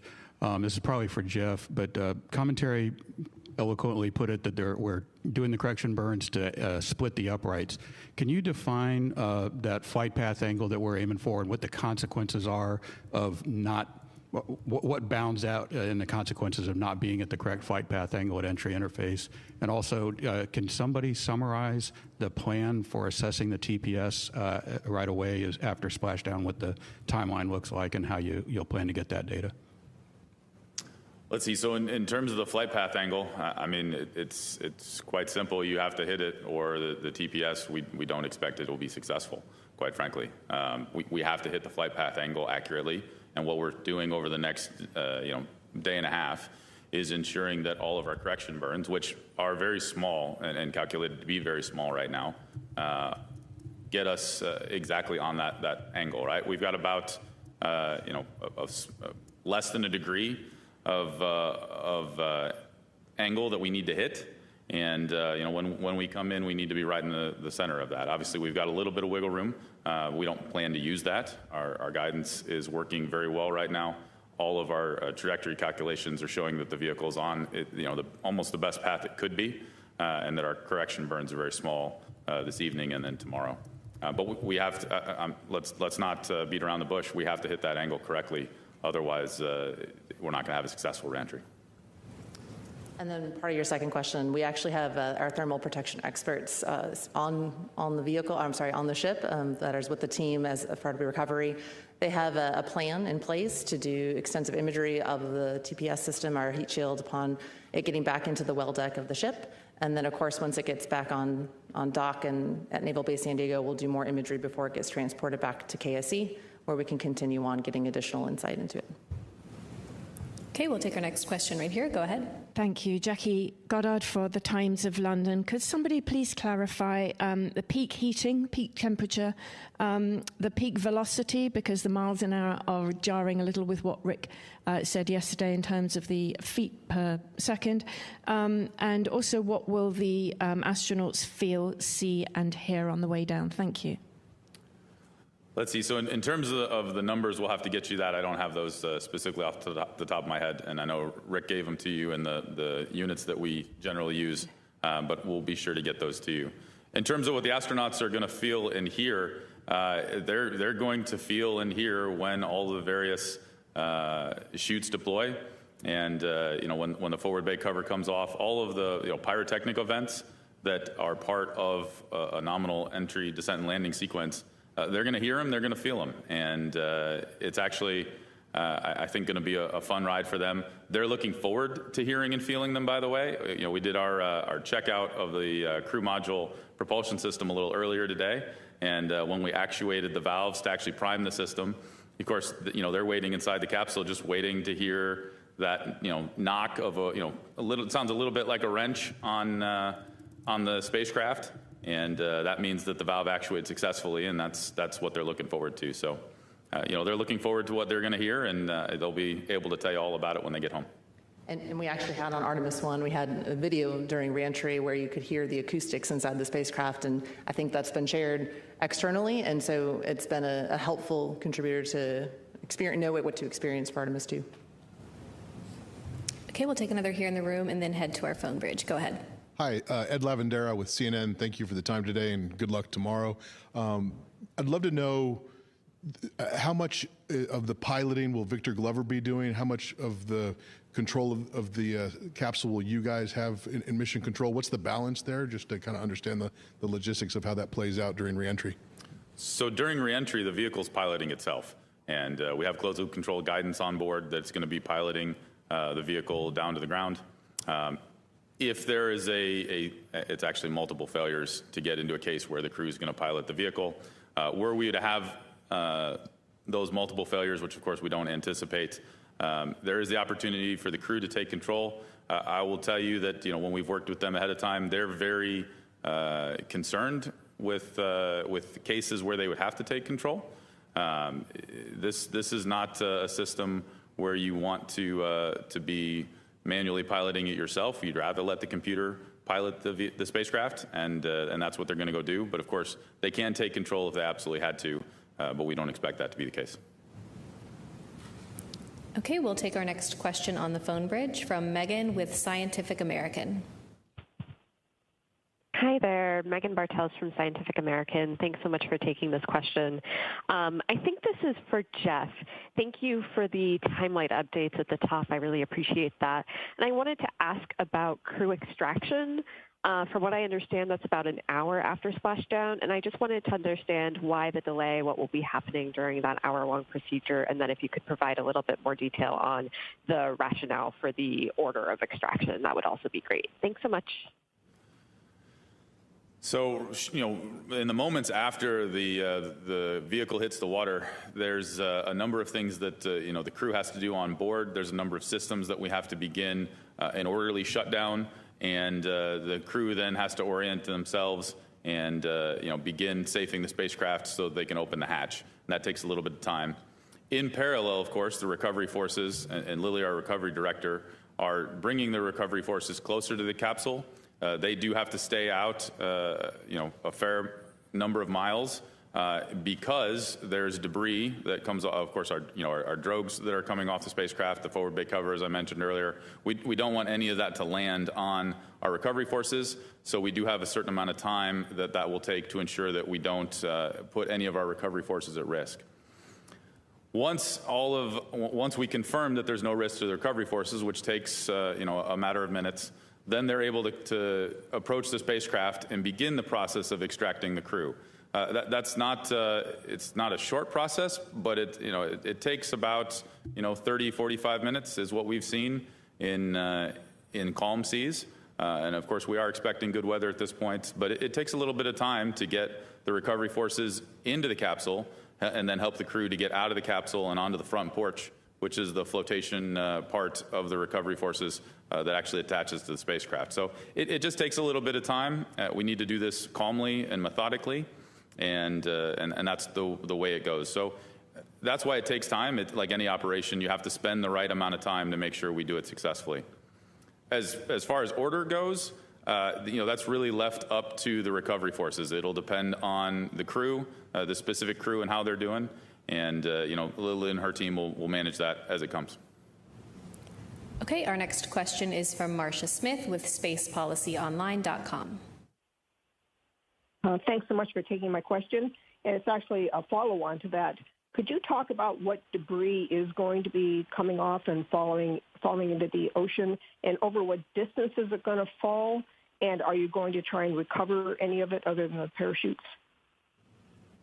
Yeah, I'll try and take a shot at that one. So when the crew module comes back in, the forward bay cover, which is the very top of the crew module, actually comes off, and that pulls out your first set of parachutes. And we have kind of 3 sets of parachutes that come out. And so as each one of those pull off, they get released. And so that is kind of what the debris that Jeff's talking about that falls into the zone that is the kind of the keep out zone that the team has out in the water. We do try and recover best effort. Crew is priority, so crew will always be done first. But the teams out there and the assets out there do look and try and recover, for example, our parachutes if they're able to, but not critical. We have a slew of test data to support all the things that we have seen. So hope that got all the questions there. All right, we'll take another on the phone and then head back into the room. Our next question is from Lauren Grush with Bloomberg. Hi, thank you so much for taking my question. I believe this is for Amit. I just want to clarify your response about the leaking valves. Just to be clear, you said that you ultimately will need to do an extensive redesign of the system for future lunar orbital missions. And do you have a sense of how long that might take? Is it too early to understand how that might impact the schedule for Artemis missions moving forward? I think we're pretty convinced that we'll need to do the redesign. In terms of timing, I'm convinced this will not be the pacing item for a lunar mission, so we'll be able to fix it in the time we need to. Might take a little while, but we have to get it right, and also we want to make sure we do the right amount of tests. But yeah, pretty sure we're going to need to, at a minimum, tweak the design to prevent the leak rate that we have, if not fundamentally change the way the valve works, but we'll have to go do that properly. Okay, we'll take our next question in the room. Will, go ahead. Hi, Will Robinson-Smith with Spaceflight Now. Thank you all for taking the time one last time. Just to follow up on Lauren's question, the European service module for Artemis IV is already at the Kennedy Space Center right now. Do you imagine that it would need to go back to Airbus in Germany for this work to be done, or can technicians come to the Cape and get that work done in Florida? Thanks. Yeah, I think we can do it there. It just depends on what logistically makes the most sense from a production and access standpoint. So we'll just have to go through that. Yeah, I don't know, but I imagine we have options. Okay, we'll take our next question here. Go ahead. This is Henry Gass from the Christian Science Monitor. Thank you for doing this. My question, I know you're all very focused on tomorrow, and it's a big day, and you're focused on wrapping up Artemis II. I'm wondering if, Artemis III is not that far away as we stand now. Are there any preparations for that have begun, or can you tell us anything about that? If you just go down the road here, there's a Mark I Blue Origin lander that just came out of Chamber A. That's getting shipped back to Florida. I know the folks in Boca Chica are getting the Block 3 Starship ready to roll. They've done cryoproofing. They're going to do static fires here shortly in April and hopefully get off relatively soon. Core Stage 3, the top 4 fits of Core Stage 3 are going to ship from Michoud on the 20th of April. The booster F segments for Artemis III are already at Kennedy. As we talked earlier, the Orion, the Dash 3 Orion, the CM and the SM are still separated, but the new heat shield, which has been redesigned to tolerate those new conditions, is also assembled and ready to go. We just have to make those segments and go.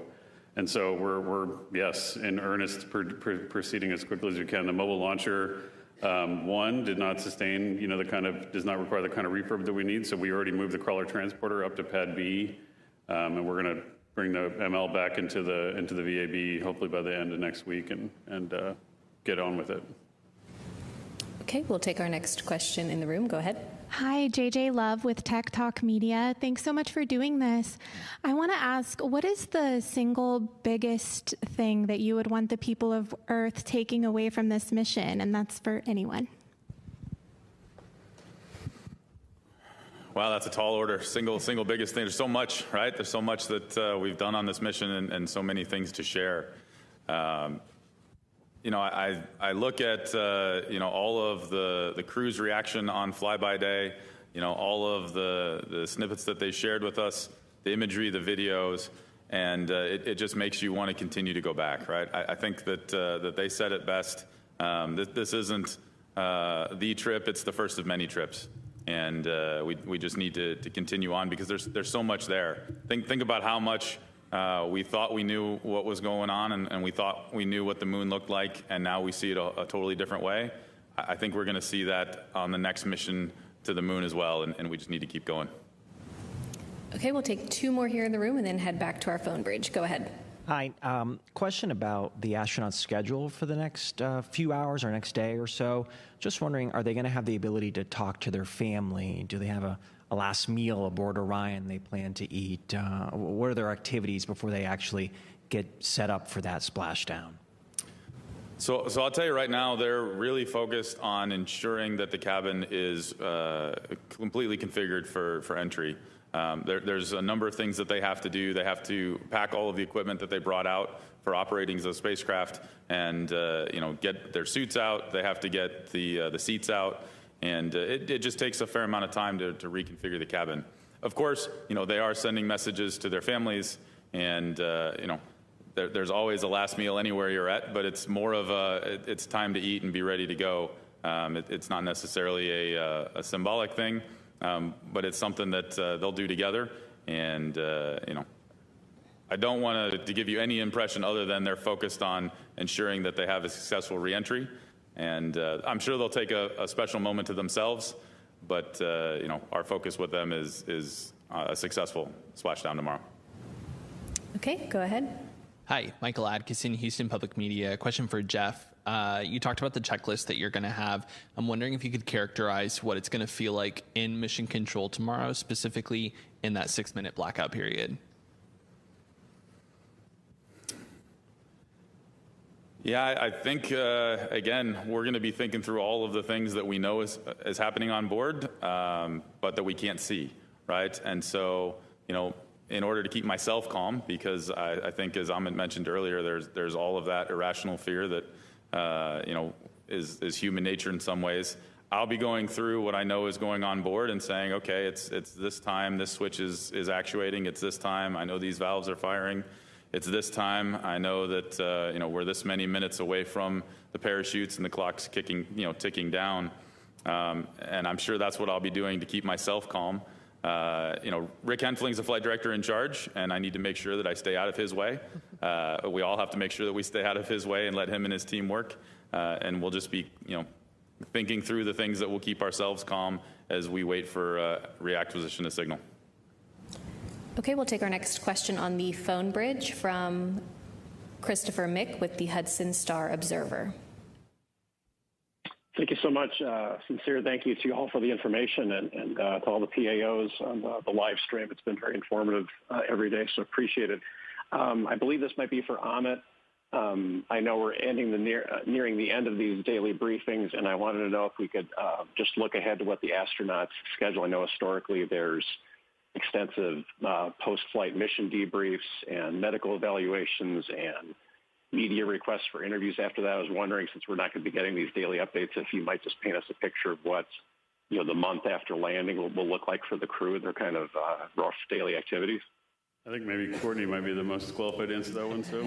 Yes, so they will go through some medical checks, some debriefs, and we do plan to talk to the crew in a crew news conference where you will all be invited within the first 2 weeks after splashdown, and then they will hopefully begin all of their appearances and tours starting at about the R+30 mark. So we look forward to seeing them back here on Earth and getting that schedule underway.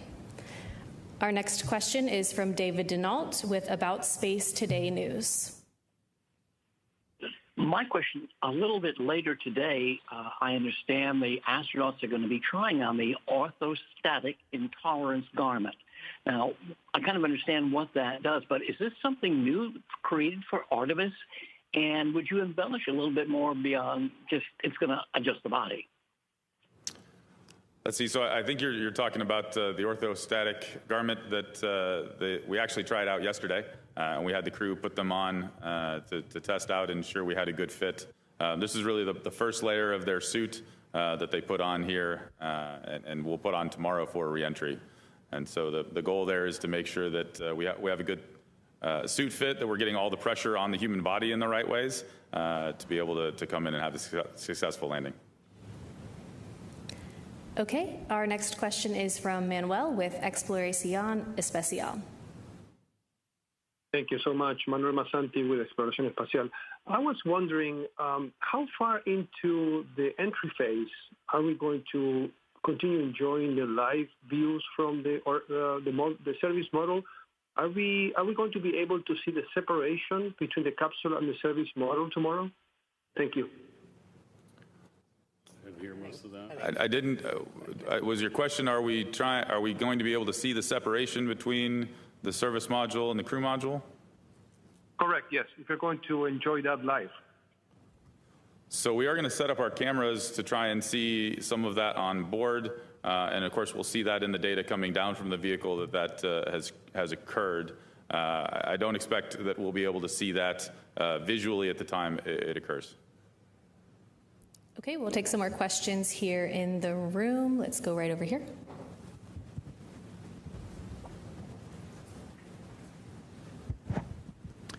Robert Coppinger from the British Interplanetary Society's Spaceflight magazine.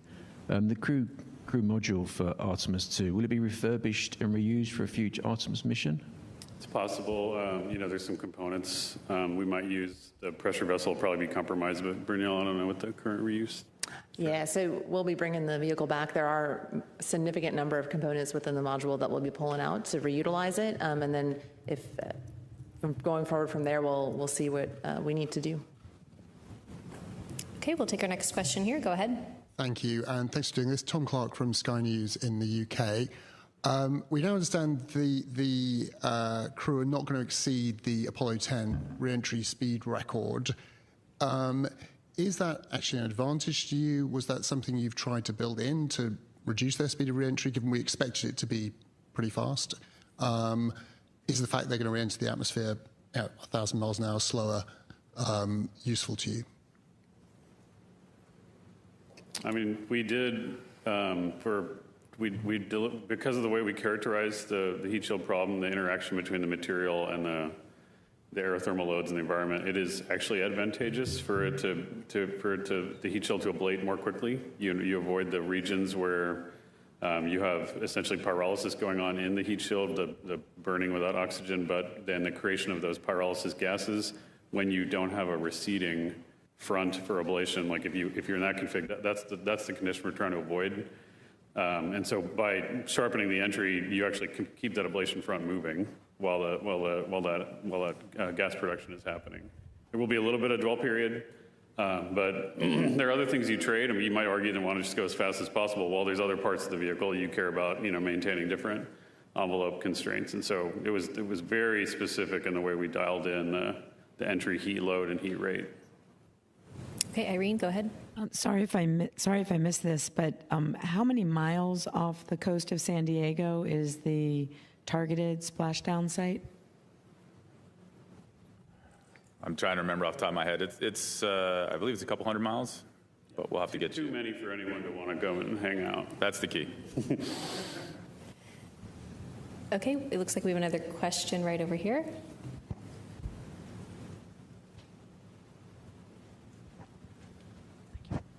Hi, Dan Lenan from the Naval Postgraduate School. I have a couple status questions.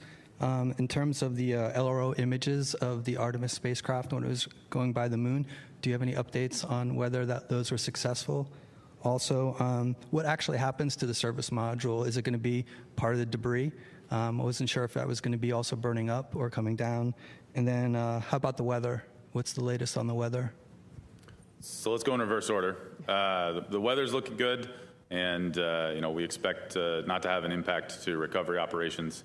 There is some weather moving in after we land and have the recovery of the crew complete. And so, of course, Lily, our recovery director, and with the captain of the ship, will be figuring out exactly when to get the crew off the ship and back to the naval base. They'll have to take a look at what that timing is. And of course, we expect them back here sometime on Saturday. Okay, anyone? So the service module, it'll actually re-enter Earth's atmosphere and burn up, so it is part of the debris, and we keep that as part of the keep-out zone. Can't remember the first question. I haven't seen any of the reports from LRO yet, so we'll have to investigate.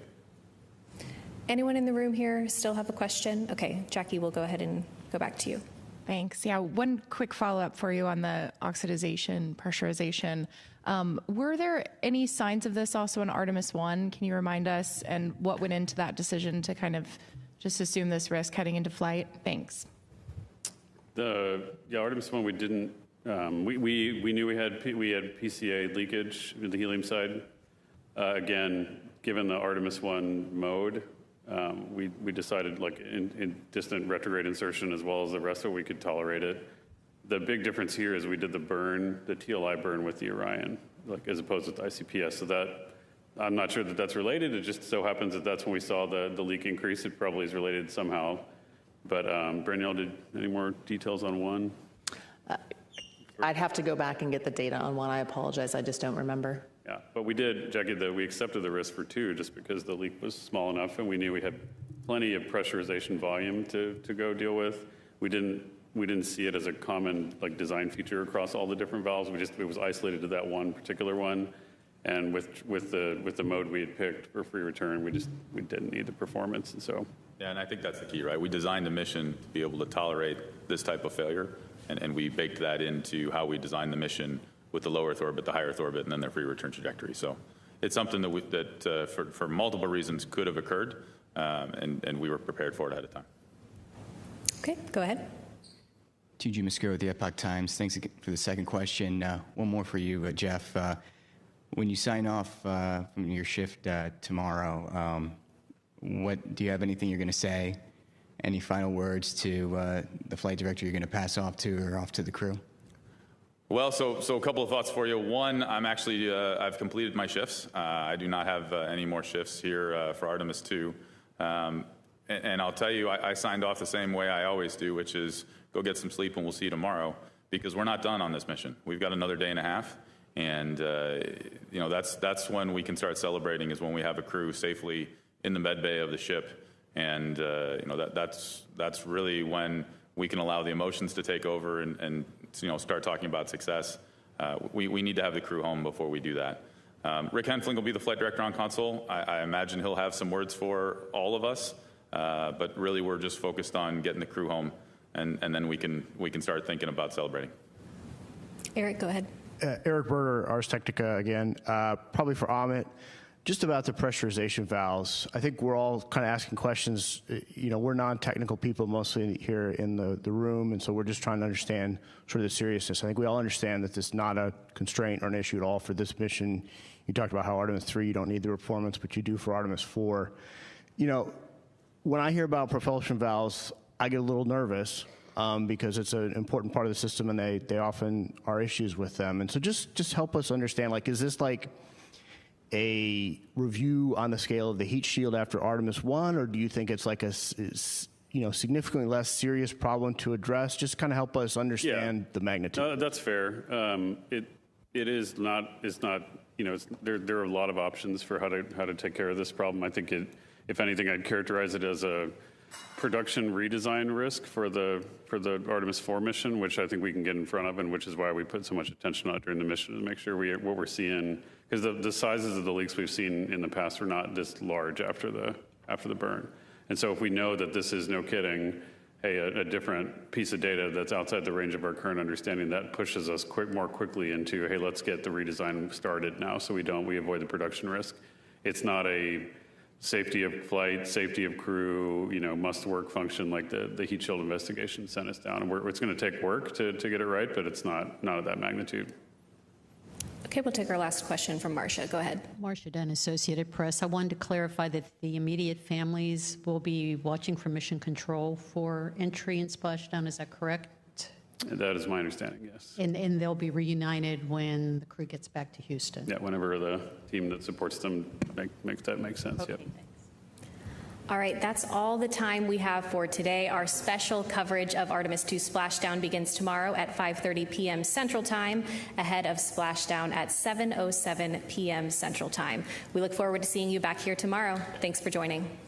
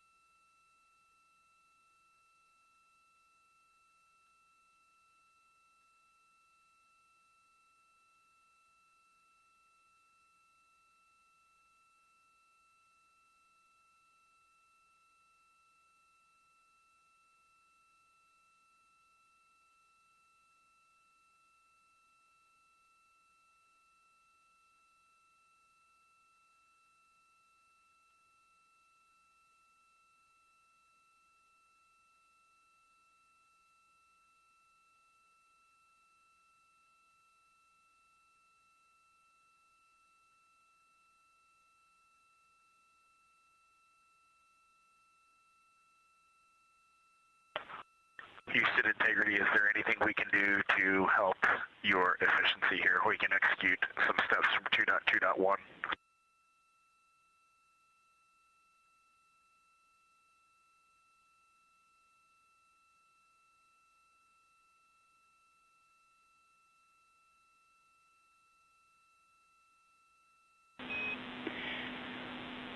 Hey, Reed, we are just a couple of commands away from getting everything squared away for you.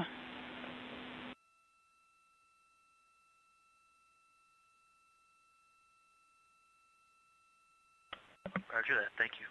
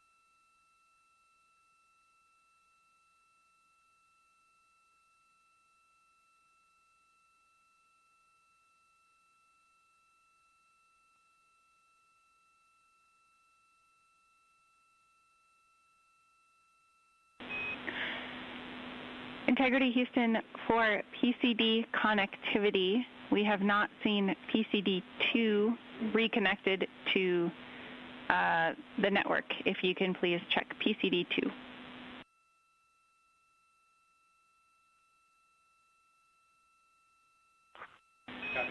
Okay, we will get on that. And for a crew that has asked for only lower cabin fan speeds this entire mission, we are very happy to have what we have right now. Thank you.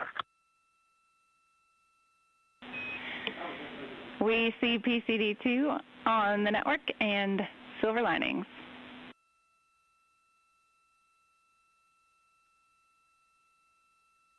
Okay, great, thanks.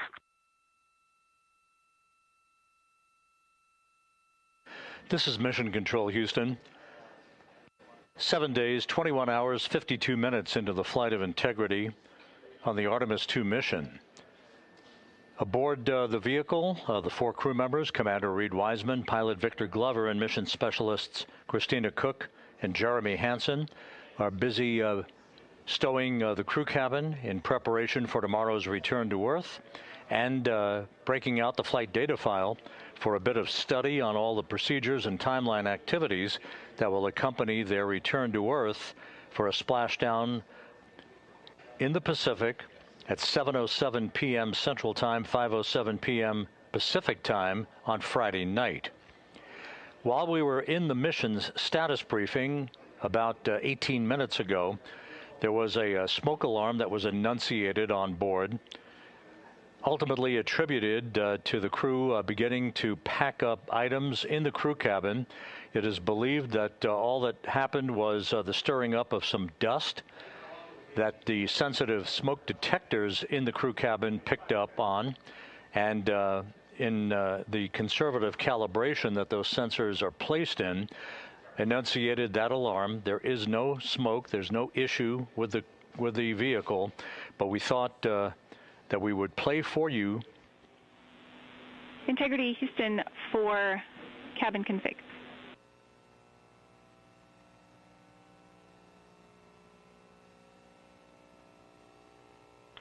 Go ahead.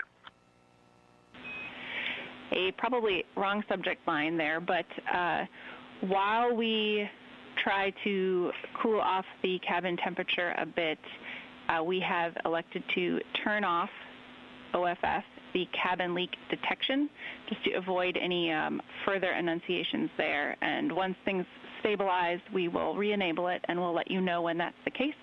Your edge key still works.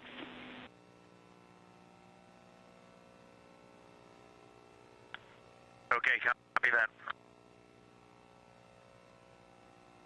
Once again, while we were in the mission status briefing and the crew was beginning to tidy up the crew cabin, they apparently kicked up some dust, which triggered smoke detection, enunciation in the cabin, a smoke alarm, if you will. There was no smoke. There was no indication of any anomalous behavior on any of the environmental control systems on board Integrity, but we wanted to play for you the clip of the exchange between Commander Reed Wiseman and spacecraft communicator Jackie Mahaffey during that 3-minute or so period of time in which we were evaluating the systems on board Integrity. Here's the clip.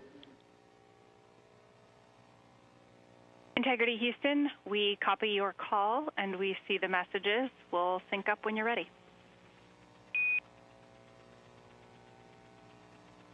We are ready.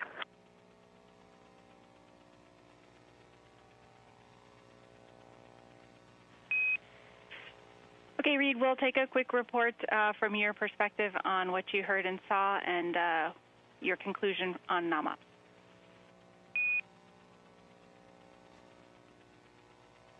Okay, we're powering up the AGA right now. I'll let you know when it is up. Just from our perspective inside the cabin, we are 100% nominal operations. We are just gathering to start studying entry prep. Do you see any indications on the ground?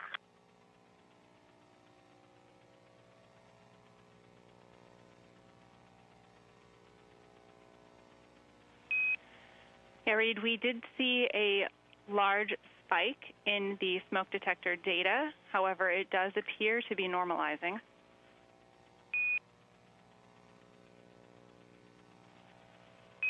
It does look a little different than the signatures that we've seen previously during the cabin entry config. We are kicking up a fair amount of particulate. I wouldn't say there's a lot of dust in here, but I'm just looking around and there's a fair amount in here. So if it was simply a smoke detector detection, I think we are good. We did not manually initiate that.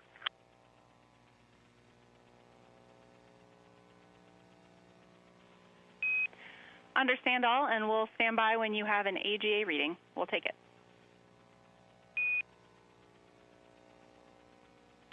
I know we need to wait 5 minutes, but right now all indications are off scale low. CO2 is 3.2, O2 is 21.3, temperature is 76.7, and we have a bit alpha of 16, a bit bravo of 0, and a cabin pressure of 14.8.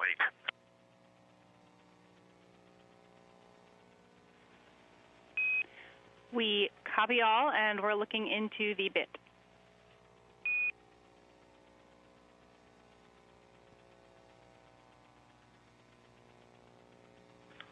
Houston Integrity, what is the smoke detector's nominal voltage?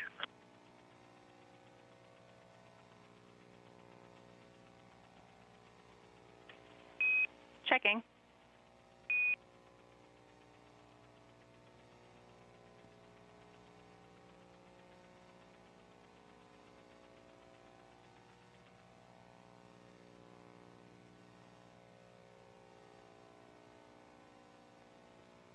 Integrity for the smoke detector, nominal voltage is around 1.2. We are seeing it hover at 1.2 or just above it.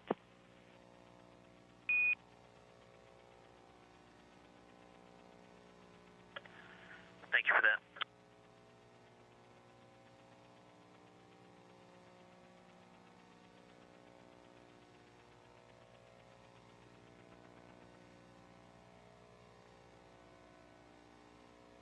Houston, we'll give you a minute to chew on the data, but our recommendation on board is for you to reconfigure for nominal operations.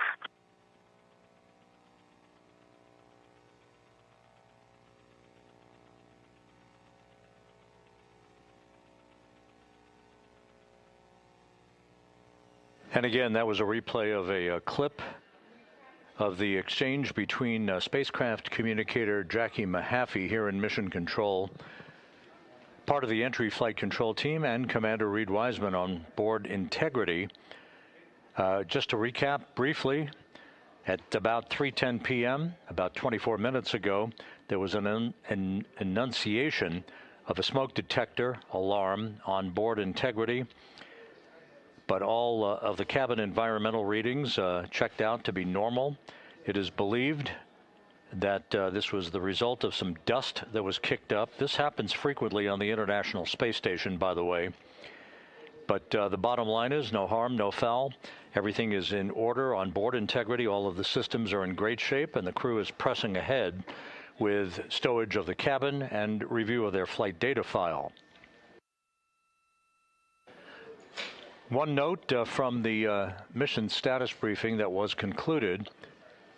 Flight Dynamics has provided to us the total distance traveled between launch and splashdown for Integrity that lifted off from the Kennedy Space Center, Pad 39B, back on Monday.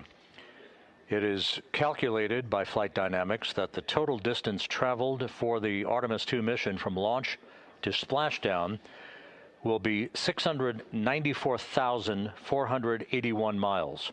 694,481 miles. There's your official distance. And that includes the high Earth orbit that Integrity flew in for the first 24 hours of the flight prior to the translunar injection that sent the 4 astronauts off toward the moon and its lunar flyby earlier this week.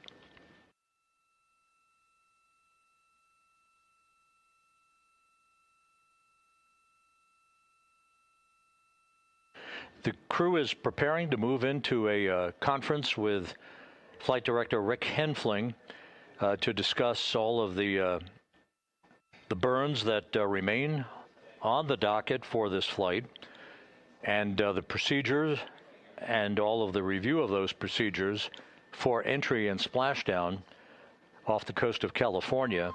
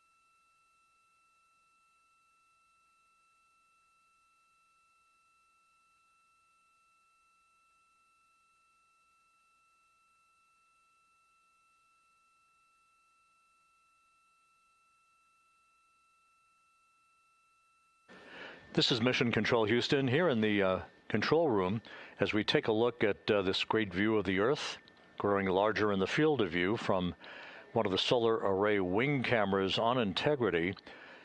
Shows the Earth. That's the port of call for Integrity for its splashdown. Integrity Houston for email. Everything is synced up. You are go to open email. And let us know if and when would be a good time to come on board with the HHP cam.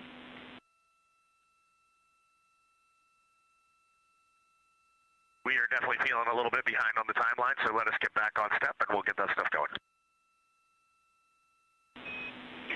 No worries, we copy. And Reed Wiseman inviting us to come on board to watch the crew at work on this final full day of activities for the Artemis II astronauts. Will be coming on board shortly. Once again, the view of the Earth that you saw a moment ago that will punch out again right there. We're 3 hours and 25 minutes away from reaching the halfway point on the journey home from the moon. Again, splashdown is scheduled. Splashdown is scheduled at 7:07 p.m. Central Time, 5:07 p.m. Pacific Time tomorrow.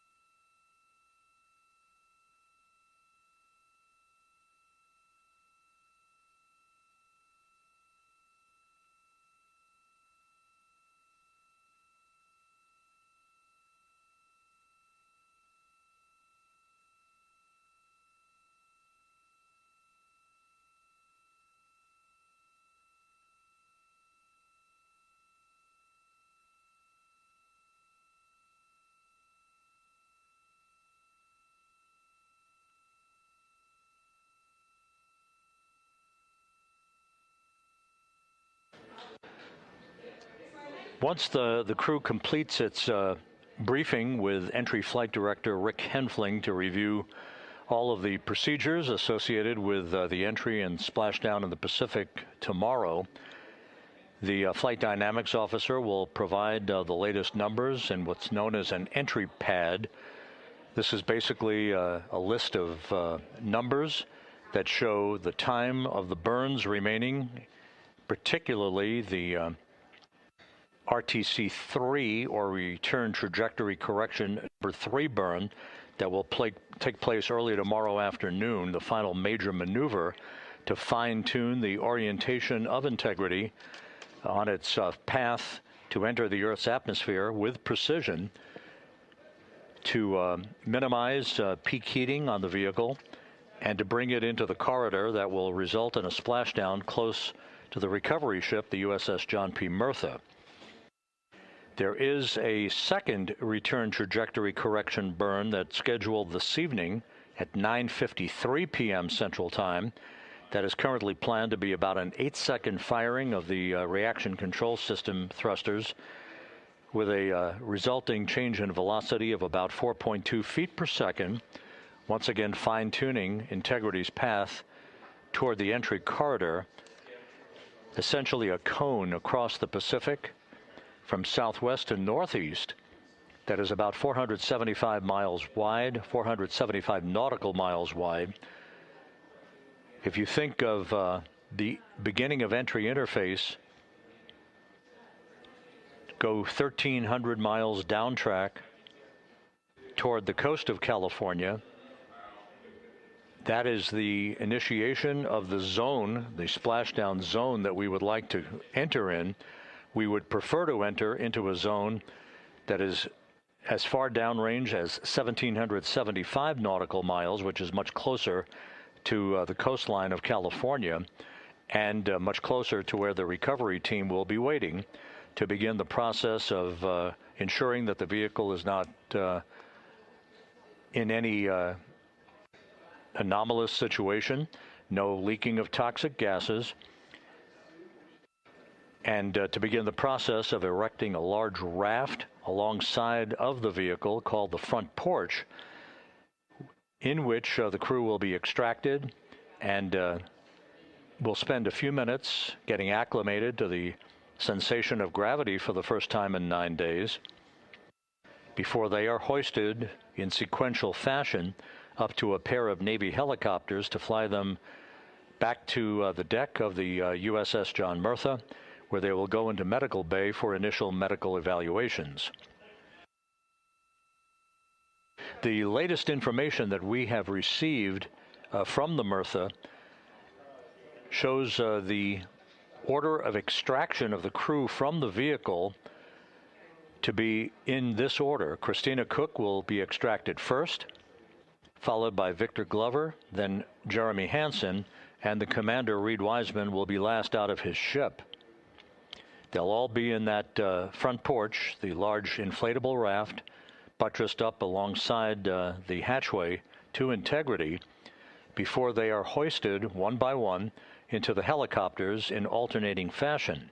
Christina Cook first up to helicopter number 1, Jeremy Hansen next to helicopter number 2, Victor Glover, third in line, will be hoisted to helicopter number 1 to join Cook, and Reed Wiseman last to be hoisted to helicopter number 2 to join Hansen for the short ride back to the deck of the Murtha.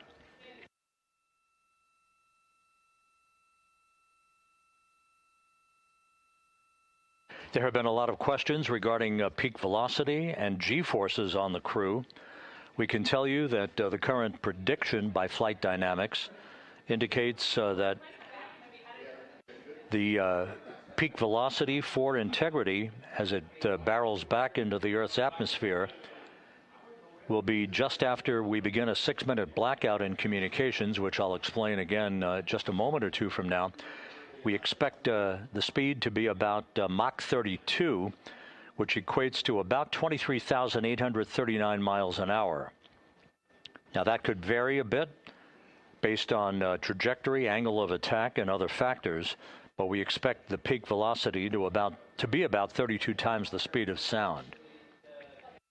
The G-forces on the crew expected to be up to about 3.9 Gs, very much in limits to what you would see for a returning Soyuz or Dragon crew, even though the velocity entering the Earth's atmosphere is much higher for integrity because of the distance that it is traveling on its way back from the moon.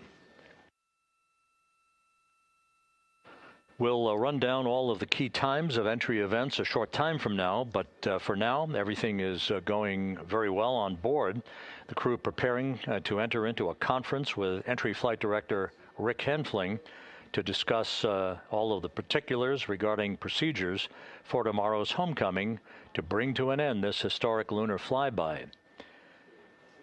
At a mission elapsed time of 7 days, 22 hours, 12 minutes, 24 seconds into the flight of integrity, this is Mission Control Houston.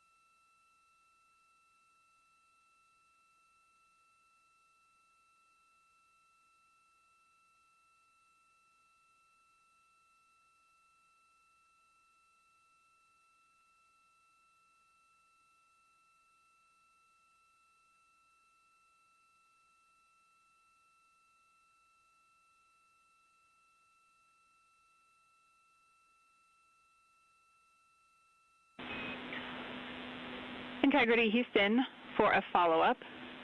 The false fire cleanup is complete, and your leak detection is re-enabled.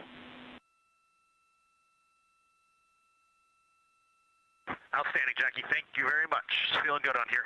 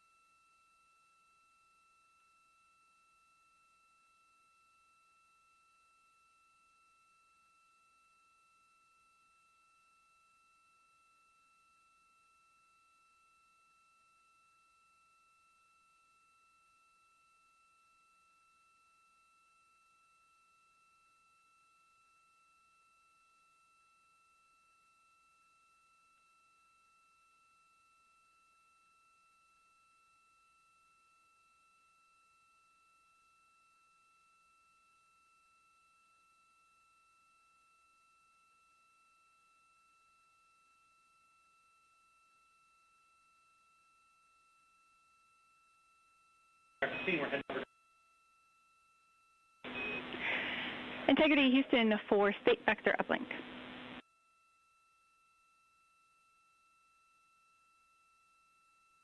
Go ahead. The pre-burn state vector has been uplinked. This means that your PCL slot 3 is no longer valid. Your PCL pointer is now pointing to your nominal slot 4.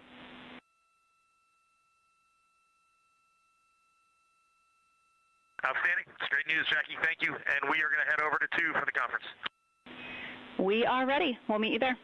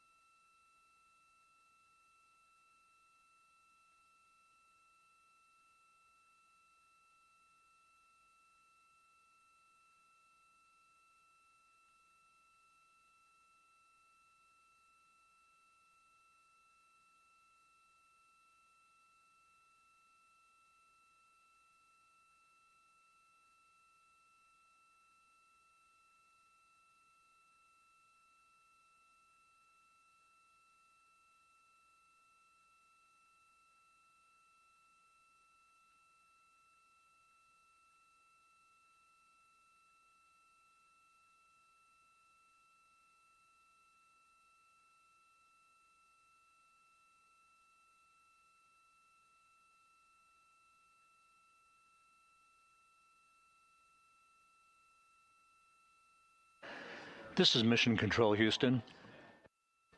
7 days, 22 hours, 29 minutes into the flight of Integrity on the Artemis II mission. We're about 3 hours away from Integrity reaching the halfway mark between the moon and the Earth following its flyby of the lunar surface. Integrity systems in excellent shape. The crew currently in a conference with Flight Director Rick Henfling to review entry and splashdown procedures and elements of their flight data file, along with the rest of the flight plan for the remainder of the mission. Next up in major activity will be the brief firing of reaction control system thrusters 5 hours and 48 minutes from now in the RTC-2 burn. That's the return trajectory correction number 2 burn. that will further fine-tune the path of integrity as it begins to approach the Earth's atmosphere, that it will reach tomorrow afternoon for its entry back to Earth, a high-speed entry that we'll get into with more particulars here in a minute.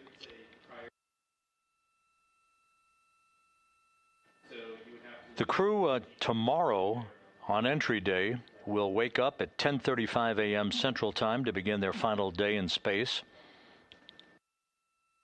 They'll begin to configure the crew cabin, completing all of the stowage of items that they no longer will need.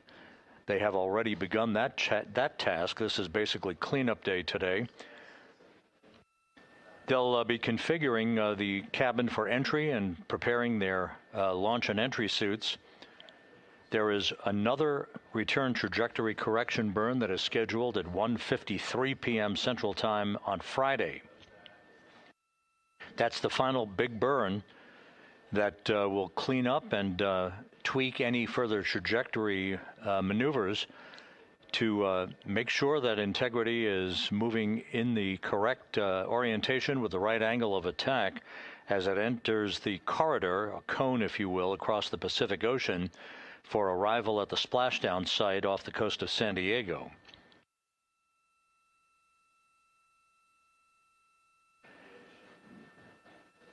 Although we are broadcasting 24/7 on the YouTube channel, continuous coverage all the way through the time the crew is on the recovery ship tomorrow evening, NASA Plus coverage will join in simulcasting all of this at 5:30 p.m. Central Time, 6:30 p.m. Eastern Time on Friday afternoon and evening. At 6:15 p.m. Central Time on Friday, we'll hand over communications links from the Deep Space Network to the Tracking and Data Relay Satellite System. Just 18 minutes later, at 6:33 p.m. Central Time on Friday, the crew module will separate from the European service module. And just 4 minutes later, at 6:37 p.m. Central Time, the crew module thrusters will fire for about 18 seconds to nudge the aft end of the vehicle upward, basically reorienting the vehicle for the most favorable angle of attack as it enters the Earth's atmosphere. In rapid-fire succession at that point, at 6:53 p.m. Central Time, the vehicle and its 4 astronauts will enter the Earth's atmosphere at an altitude of 400,000 feet, traveling 34,882 feet per second. Range to touchdown, 1,701 nautical miles. Now, just 24 seconds after entry interface, heat will begin to build up around the vehicle, raising the temperature around the vehicle to about 4,000 to 5,000 degrees Fahrenheit, and we will enter about a 6-minute blackout period at 6:53 and 54 seconds p.m. Central Time. This is expected. It is not unusual. We will have a loss of data and a loss of voice from the crew for about a 6-minute period because of the ionization, the plasma buildup around the vehicle as the heat shield repels the heat from the velocity of entry.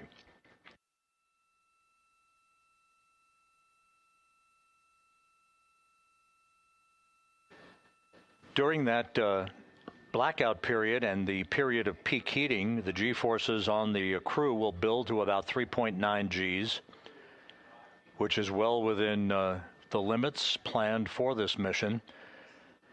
Integrity will conduct 2 role reversals, one to the left, one to the right during this period of time, actually the first pair of 5 such role reversals that will be commanded by computer to bleed off excess speed as the vehicle descends into the thicker regions, the denser regions of the Earth's atmosphere. We will emerge from that blackout period at 6:59 and 56 seconds p.m. Central Time. And the blackout period ending should result in a resumption of communications with the crew. We'll be calling them to make sure that they can hear us, and we'll be waiting for their response. And at that point, we'll be just 7 minutes away from splashdown. The chute deployment sequence will occur in several stages. There are a total of 11 parachutes for Orion to slow its speed from a peak velocity of about 32 times the speed of sound to a splashdown velocity of just 19 miles an hour in a 14-minute period. So it's a pretty quick deceleration that will be felt by the crew on board Integrity. First up will be the deployment of 3 forward bay cover parachutes to pull the forward bay cover. That's essentially the top cover on the vehicle that must be pulled away from the rest of Integrity to ensure the deployment of the rest of the parachute system. So 3 forward bay cover parachutes will be deployed at 7:03 and 22 seconds p.m. Central Time. Each one of these chutes is 7 feet in diameter, weighing about 8 pounds apiece, 100% Kevlar. Those chutes are deployed at an altitude of about 24,000 feet when the vehicle is traveling at about 350 miles an hour. That'll be followed in quick succession by the deployment of 2 drogue chutes, and you'll hear all of this in real time. 2 drogue chutes will be deployed to stabilize the crew module during descent, establishing the proper conditions for the main parachute deployment that will follow imminently. The drogue chutes will deploy at 7:03 and 23 seconds p.m. Central Time,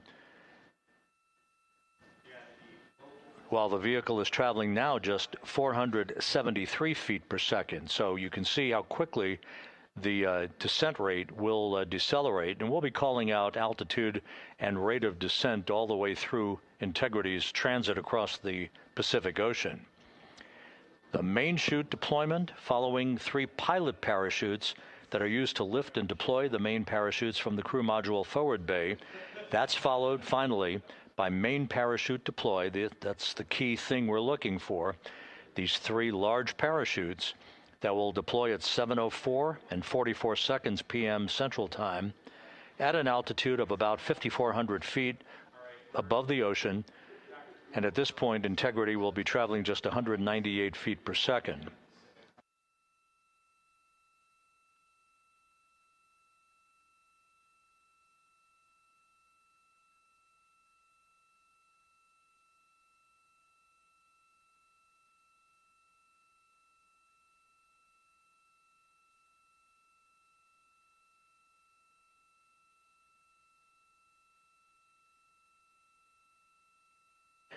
The main parachutes, the 3 large orange and white parachutes that you'll be seeing, are 116 feet in diameter. They weigh 310 pounds apiece.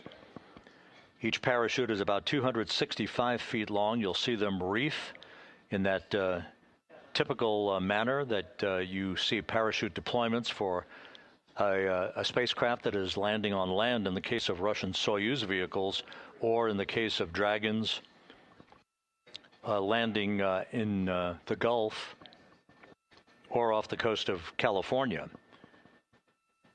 So 11 parachutes will be employed during the descent of Integrity for its splashdown, and the current time that we have from Flight Dynamics for splashdown on Friday night is 7:07 and 6 seconds p.m.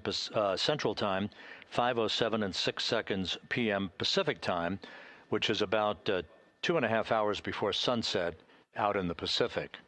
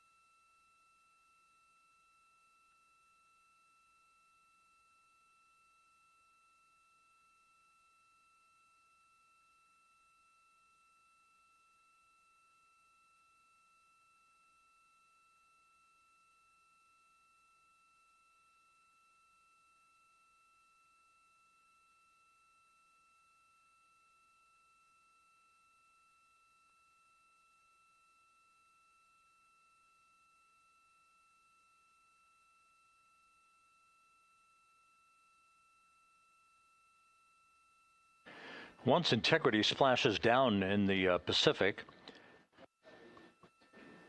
Navy helicopters and fast boats will be deployed to arrive by the capsule as quickly as possible. Here in Mission Control, we'll be first conducting the power down of the electrical systems and ensuring that no toxic gases are emanating from Integrity. The one thing, of course, we'll be looking for at splashdown is the orientation of the vehicle. If it's stable 1, we'll know, and that means it is upright. If it's stable 2, it will be upside down, but the system known as CMOOS by its acronym, the Crew Module Uprighting System, which consists of 5 large inflatable airbags at the top of the spacecraft, will be inflated nonetheless, whether it's stable 1 or stable 2, through helium that will maintain a stable upright orientation for Integrity to allow the start of the recovery operations. It is anticipated that it will take about 45 minutes to an hour to extract the crew from the vehicle. The extraction process, led by Navy divers and flight surgeons, will have Christina Cook exiting the vehicle first, followed by Victor Glover, followed by Jeremy Hansen, and the commander, Reed Wiseman, will be last off the ship. Once in the large inflatable raft that will be erected and buttressed up alongside the spacecraft, it's called the front porch. The crew will make sure that they are getting their Earth legs back after 9 days of weightlessness, and one by one they'll be fitted with harnesses to hoist them up to 2 hovering Navy helicopters. Christina Cook will be first up into helicopter number 1, followed by Jeremy Hansen into helicopter number 2. Victor Glover is third up in helicopter number 1. He will join Christina Cook, and Reed Wiseman will be last, going up into helicopter 2 to join Jeremy Hansen for a short flight back to the deck of the USS John Murtha, which is the recovery ship. Once the crew is on board, they'll be taken into the medical bay for more comprehensive medical exams, and will spend some time aboard the ship before they're helicoptered off the ship back to San Diego, and ultimately to board a NASA plane to fly back to the Johnson Space Center.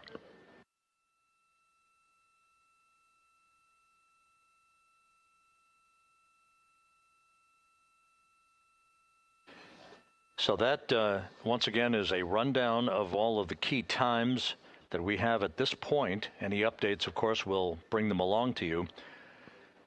But the crew currently in the midst of a review of entry and splashdown procedures with the entry team here in Mission Control. They'll be moving into a midday meal a short time from now. And once again, the next major event is going to be the return trajectory correction burn number 2 that is on tap for this evening, with the burn scheduled at 9:53 p.m. Central Time tonight, an 8-second firing of the reaction control system jets to tweak and fine-tune the path of Integrity back to Earth. About 2 hours and 45 minutes from now, the vehicle will pass the midway point of the return trip home from the moon that saw a fly around of the moon and human eyes casting a gaze and capturing historic photos of areas of the moon never seen before.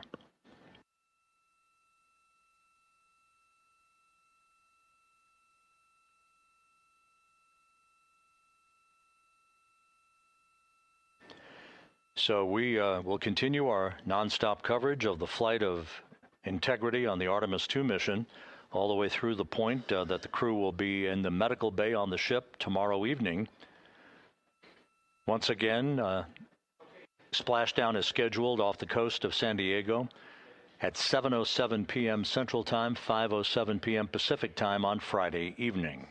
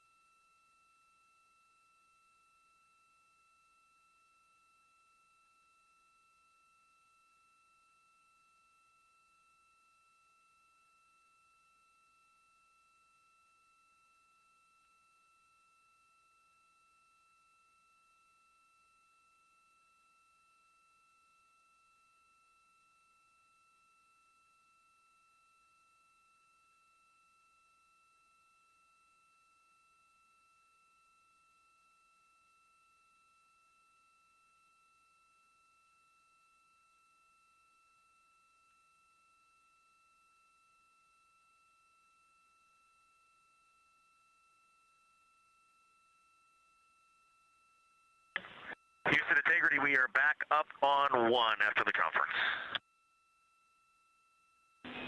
We've got you loud and clear.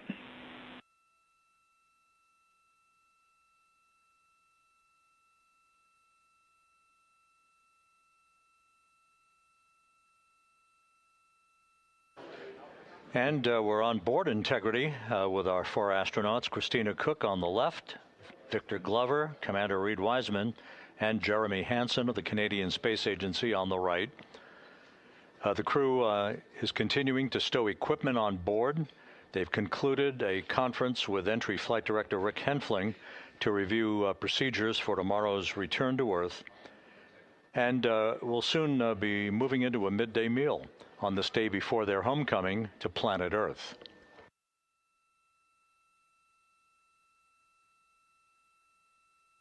Integrity systems functioning very well. No issues being worked by the flight control team. No issues that would preclude a nominal entry and splashdown for the crew on Friday.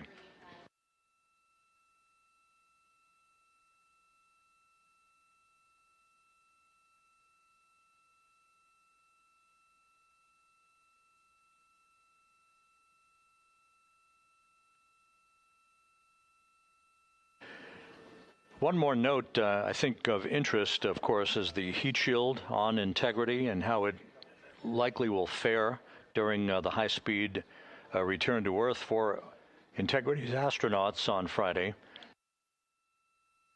I went through this a bit earlier today, but I think it's worth repeating.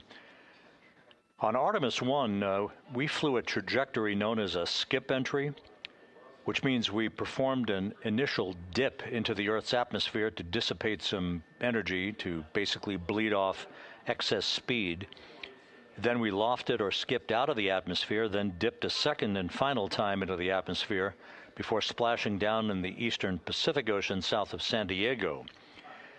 As part of routine post-flight inspections and video analysis, there were some areas of mechanical char liberation that were observed, which created a cause for concern for a critical part of that spacecraft.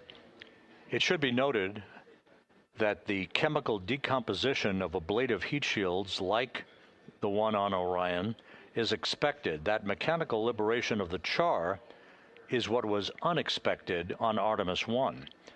The chemical decomposition occurs as the heat shield material heats up and decomposes, a process known as pyralization, which generates gas during entry. The generation rate of gas is a function of the temperature of the heat shield material known as avcoat. As those gases are being generated, a layer of char is forming on the surface of the heat shield, and the char is porous. Now, ideally, what you want to have happen is for the gas to escape through the pores in the char layer faster than new gas is generated. On Artemis I, however, we found that the temperature profile experienced by the heat shield was such that this was not happening on areas of the heat shield with less porous avcoat. That resulted in a pressure buildup under the surface of the char layer, and when the pressure got high enough, portions of the char layer liberated from the heat shield. As a result of the post-flight analysis, and by the way, it should be mentioned that by all estimation and all analysis, had a crew been aboard Artemis I, it would have been safe for them to return. However, this was an off-nominal occurrence. As a result, NASA gathered experts from across the agency and private industry, including establishing an independent review team to investigate that issue. All agreed with one conclusion. For Artemis II, it was agreed to fly a shorter entry trajectory, in other words, a shorter amount of time from entry interface to a splashdown site, to avoid a temperature buildup or a temperature profile conducive to higher rates of gas generation as the aft coat chemically decomposes. Now, for Artemis III and beyond, we're going to redesign that manufacturing process to make the aft coat blocks such that we will have material that starts out more porous, allowing more efficient gas dissipation as that char layer forms, which will be a critical feature for longer skip entry trajectories returning from the south pole of the moon, which of course is our destination for lunar landings at the outset.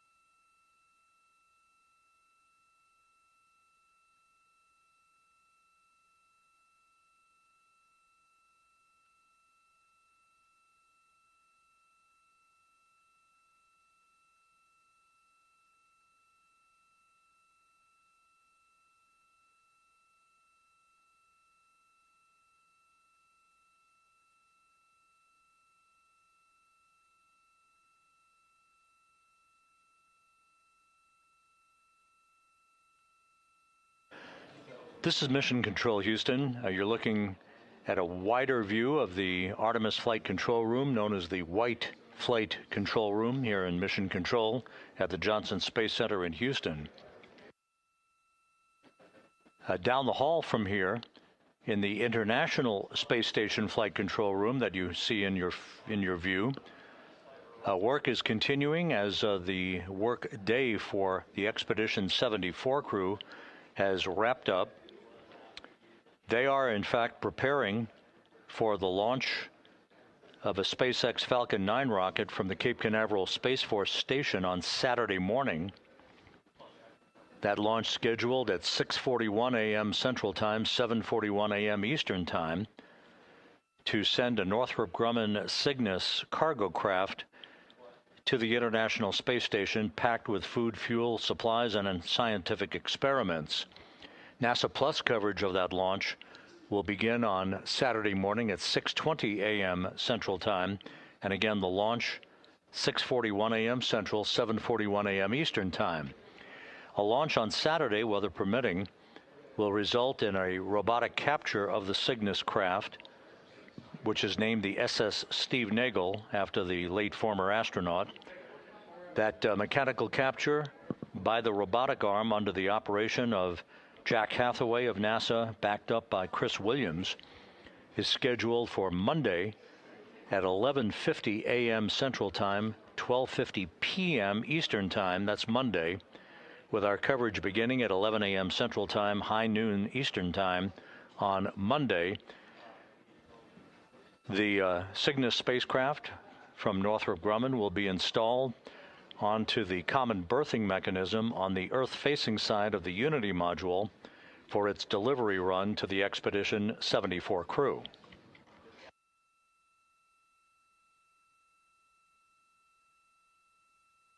So there's activity in both rooms. The segue from Artemis's return to Earth to resumption of space station operations. The resumption, not actually an accurate word, because the space station operates 24/7, 365. But the focus of attention will shift from Artemis to a certain extent to the active operations aboard the International Space Station. We're about 2.5 hours away from reaching the halfway point on Integrity's journey back to Earth from the moon. And, of course, with splashdown looming on the horizon, all of that activity will unfold in rapid-fire succession tomorrow afternoon and evening, culminating with a splashdown off the coast of San Diego for Integrity and its 4 astronauts at 7:07 p.m. Central Time, 5:07 p.m. Eastern Time. At a mission elapsed time of 7 days, 23 hours into the flight of Integrity, this is Mission Control Houston.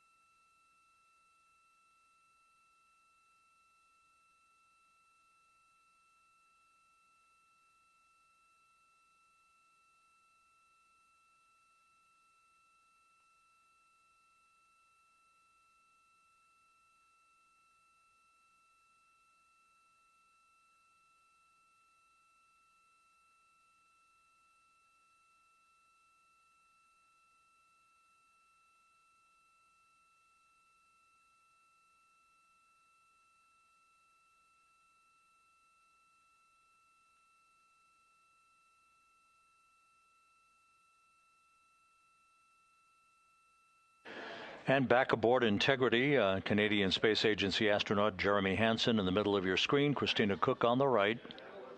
Reed Wiseman in the background. The crew continuing to stow equipment and get Integrity's cabin ship shape for tomorrow's return to Earth. Victor Glover just right there on the left side of your screen.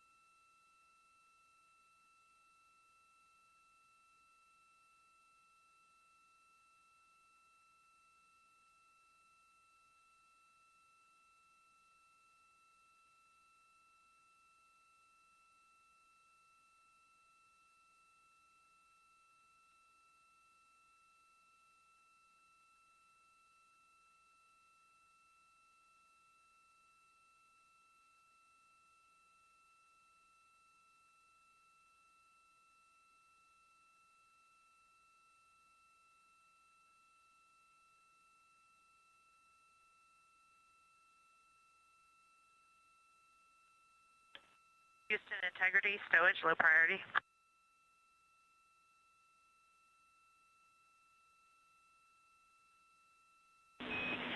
Christina, go for stowage.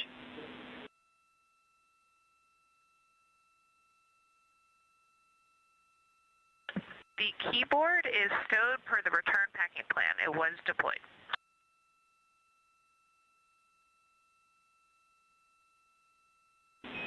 We copy.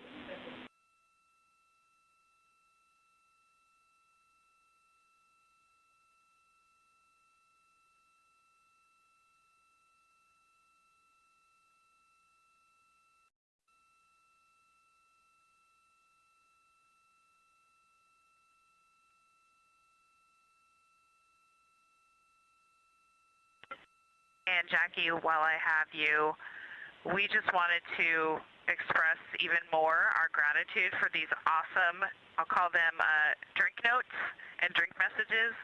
So many people wrote really cool, heartfelt messages on our bonus drinks, and we are just smiling ear to ear every time we look at one.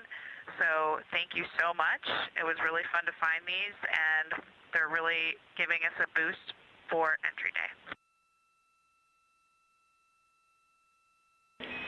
We will make sure that message gets heard by everyone who needs to hear it. Thank you.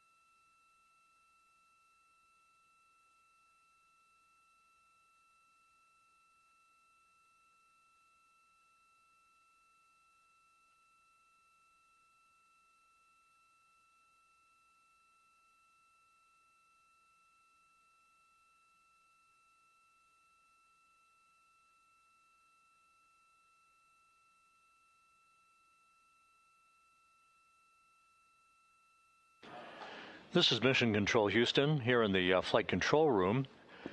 A welcome visitor, Charlie Blackwell Thompson, the Artemis launch director who kicked off this mission with the flawless launch of the Space Launch System and the 4 Integrity astronauts back on April 1st. She's here visiting at the Johnson Space Center, currently talking to her Ascent flight director, Judd Freeling, and the entry flight director, Rick Henfling, who will be on tomorrow to preside over Integrity's return to Earth.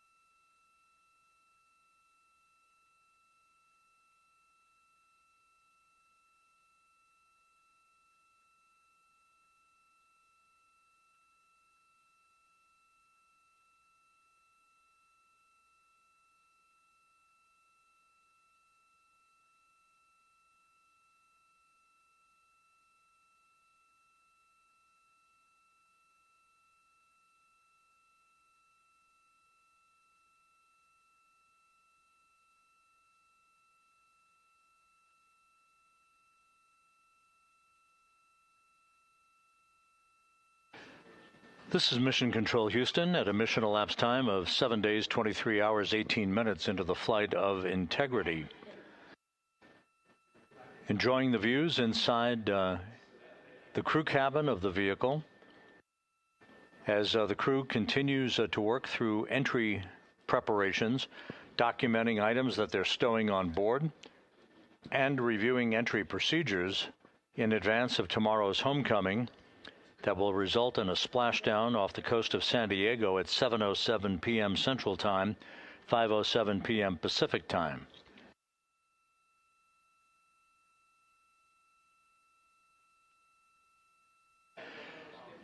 We are just under 5 hours away from the next engine firing. It's a thruster firing of the reaction control system jets on Integrity. That's the RTC-2 burn, the return trajectory correction number 2 burn. It will be a brief firing of the RCS system to tweak and refine Integrity's orientation as it heads toward an entry corridor tomorrow over the Pacific Ocean and its plunge back into the Earth's atmosphere.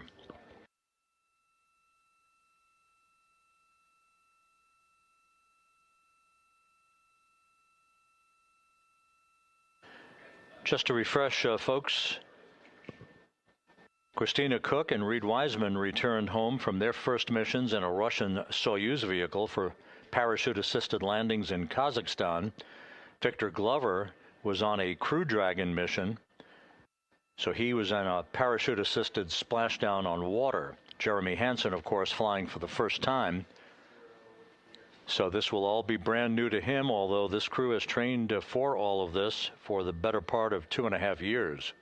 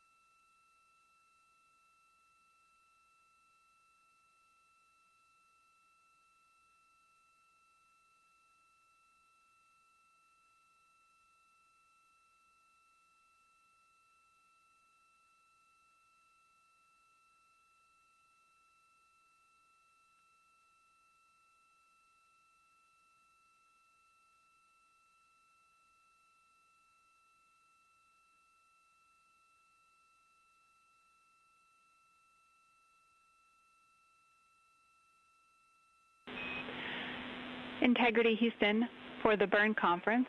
We are ready when you are.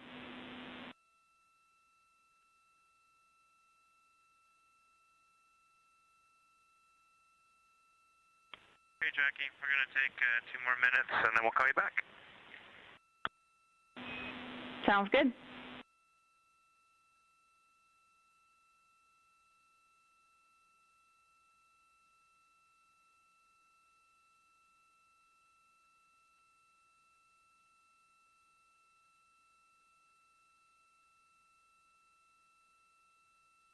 This is Mission Control Houston, the burn conference referred to by Capcom Jackie Mahaffey here in Mission Control is the discussion that's coming up, brief discussion regarding the elements of the soon-to-be executed return trajectory correction to burn, basically a burn of short duration from the reaction control system on the vehicle that will fine-tune Integrity's path towards its entry corridor over the Pacific Ocean tomorrow.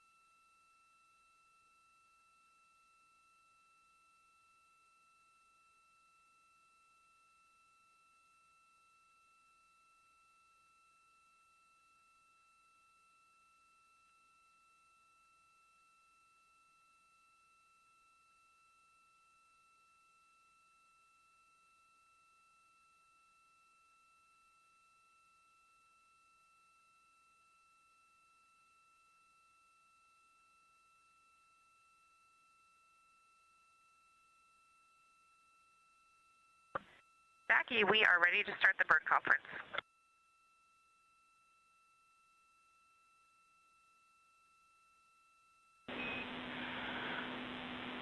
All right, for our RTC2 burn pad, we think you have V1 UTC of generation day 99, 11:30.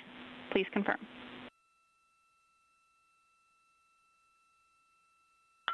Confirmed. All right, just a couple of deltas for you in the guidance solution. Delta V tote will be 5.2, TGO of 9 seconds. Delta V components, X negative 3.2, Y negative 0.8, and Z 4.0. How copy?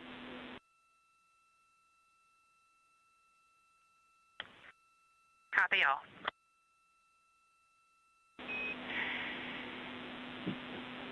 In the burn execution steps, there is no change, but we wanted to share the comment that if we determine interim targeting is required, we can run that from the ground. You all will be during your PAO event.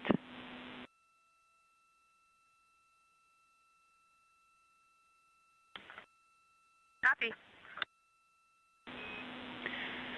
And then we do have a couple of burn notes for you.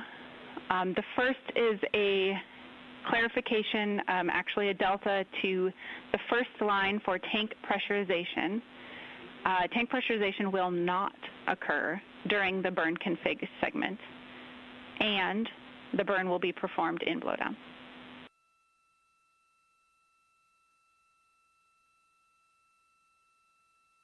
Makes sense. Copy.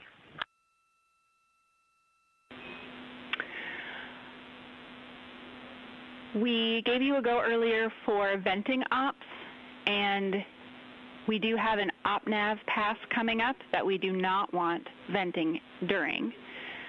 The MET of that time frame is day 8, 0 hours, 40 minutes, to day 8, 2 hours, 0 minutes.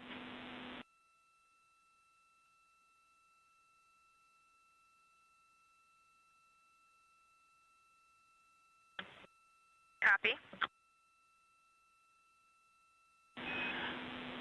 And then finally, this is a little bit of a contingency information for you, but if you were to lose comm before, during, or after this burn, we've got a couple of burn plan pointers for you. If for some reason the nominal slot 4 burn plan does not converge during any of the pre-burn targeting, we want you to use ground targets. And after the RTC2 burn, if PCL and the RTC3 targeting does not converge, we've put a burn plan called Recovery 1 into slot 5. That removes a constraint on EI, and it should ensure convergence.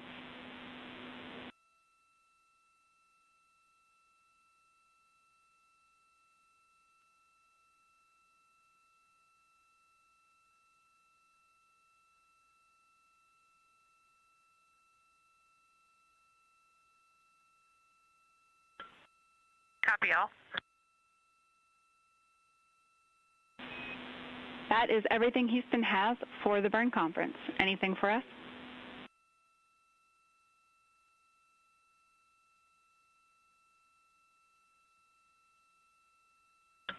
Negative. We're all good up here. Thank you.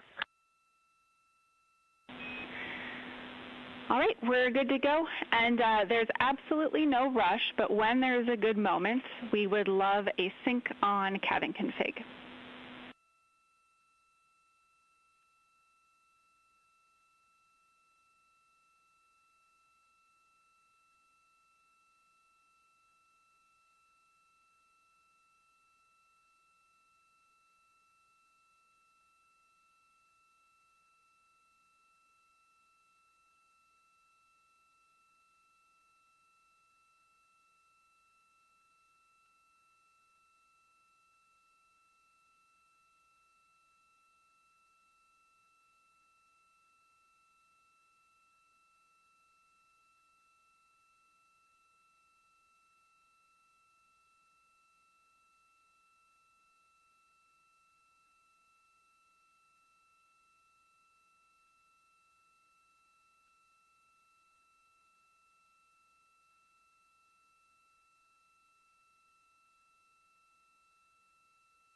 This is Mission Control, Houston. You're continuing to watch the activities of the Integrity astronauts on board their spacecraft. Now less than 2 hours away from reaching the midway point on their trip back from the moon. Splashdown schedule for Friday night at 7:07 p.m. Central Time, 5:07 p.m. Pacific Time, at a point to the southwest of San Diego in the Pacific Ocean.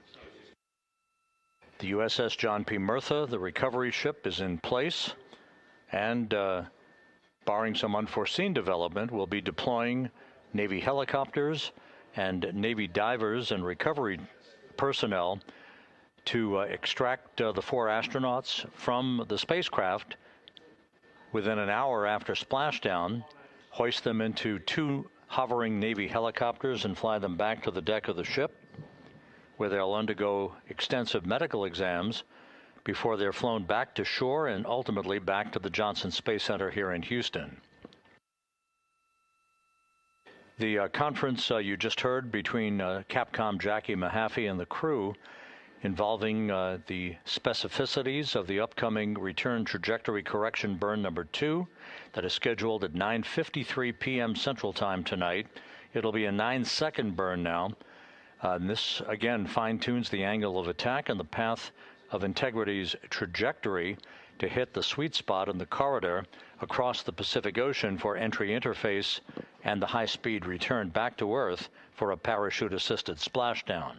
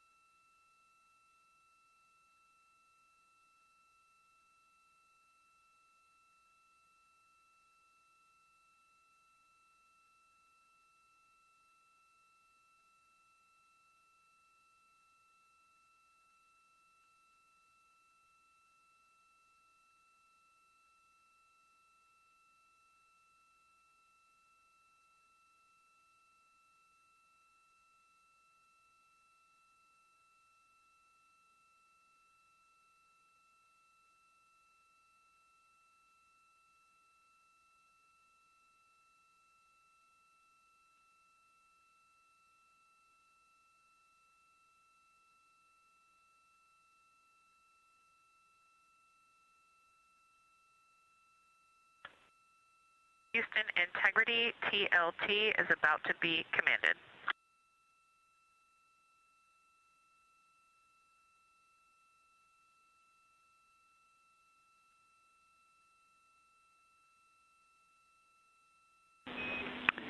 Houston copies. We're ready.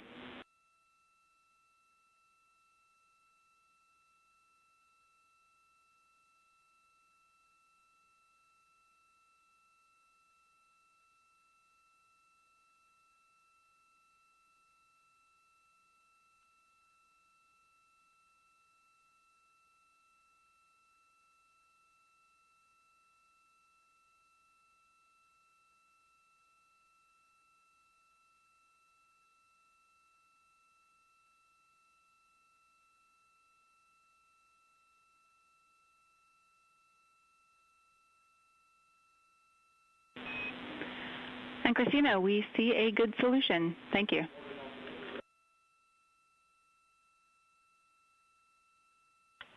Integrity copies.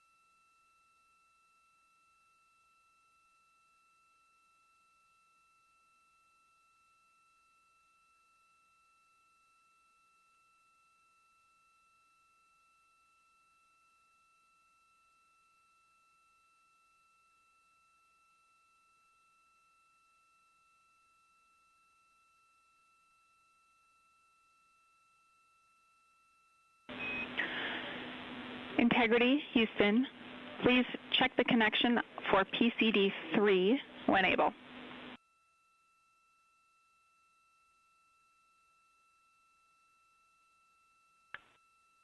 We're on it. And we will be calling shortly for the sync on the cabin that you requested. Sounds great. We're just trying to pull a few more images off that PCD, so we'll watch for it to connect.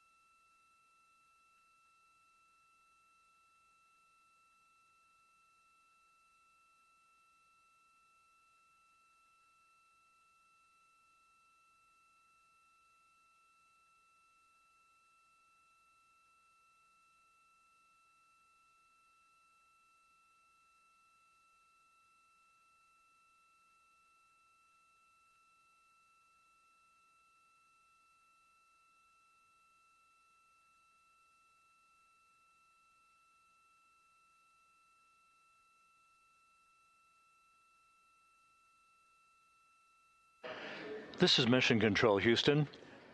7 days, 23 hours, 53 minutes into the flight of Integrity on the Artemis II mission, the lunar flyby of the moon that made history this week.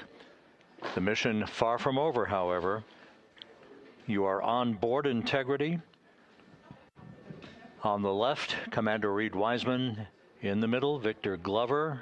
Just behind Glover, almost out of the field of view, Christina Cook, and Canadian Space Agency astronaut Jeremy Hansen on the right.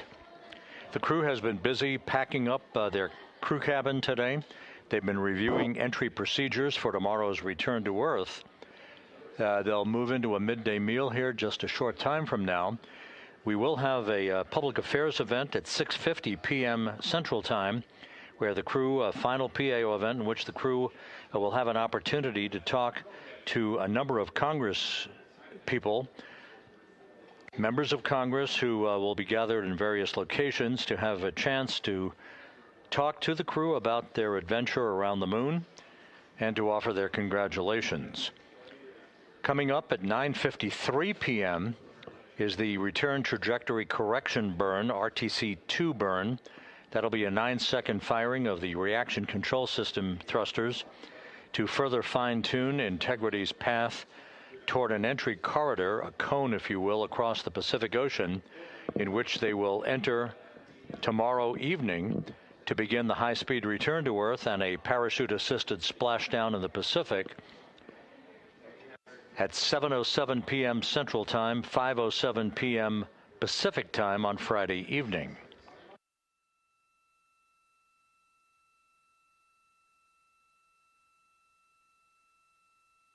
When Integrity and its 4 astronauts do splash down tomorrow night, the total distance traveled from launch to splashdown on this mission will have spanned 694,481 miles. That, of course, includes the high Earth orbit that Integrity was placed in through the launch atop the Space Launch System and the interim cryogenic propulsion stage, the upper stage burn, that enabled Integrity to spend 24 hours in a high Earth orbit that reached about 43,000 miles at apogee, giving flight controllers here an opportunity to check out all of the critical systems, including the environmental control systems in the spacecraft, prior to the translunar injection burn that committed Integrity to a free return trajectory around the moon and its current trajectory heading back to Earth. The translunar injection burn was, in essence, also a deorbit burn of sorts, with the crew having been set on a pre-planned course through orbital and lunar mechanics that will result in its entry into the Earth's atmosphere and a splashdown in the Pacific tomorrow evening.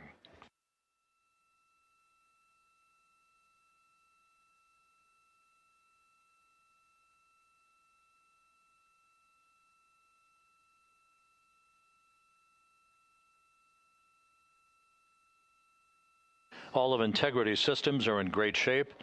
A little while ago, they participated in a entry conference with Entry Flight Director Rick Henfling, just basically to review procedures and to answer any questions that the crew might have of the flight control team. But we're working no issues here. Everything looking very good, setting up for the return trajectory correction burn that will occur 4 hours and 21 minutes from now. One other countdown clock that's ticking here in the mission control room is the halfway mark en route back to the moon. It is almost incongruous to imagine this, but here we are on the eve of homecoming for the Integrity astronauts, and we're an hour and 33 minutes away from reaching the halfway point en route back from the moon.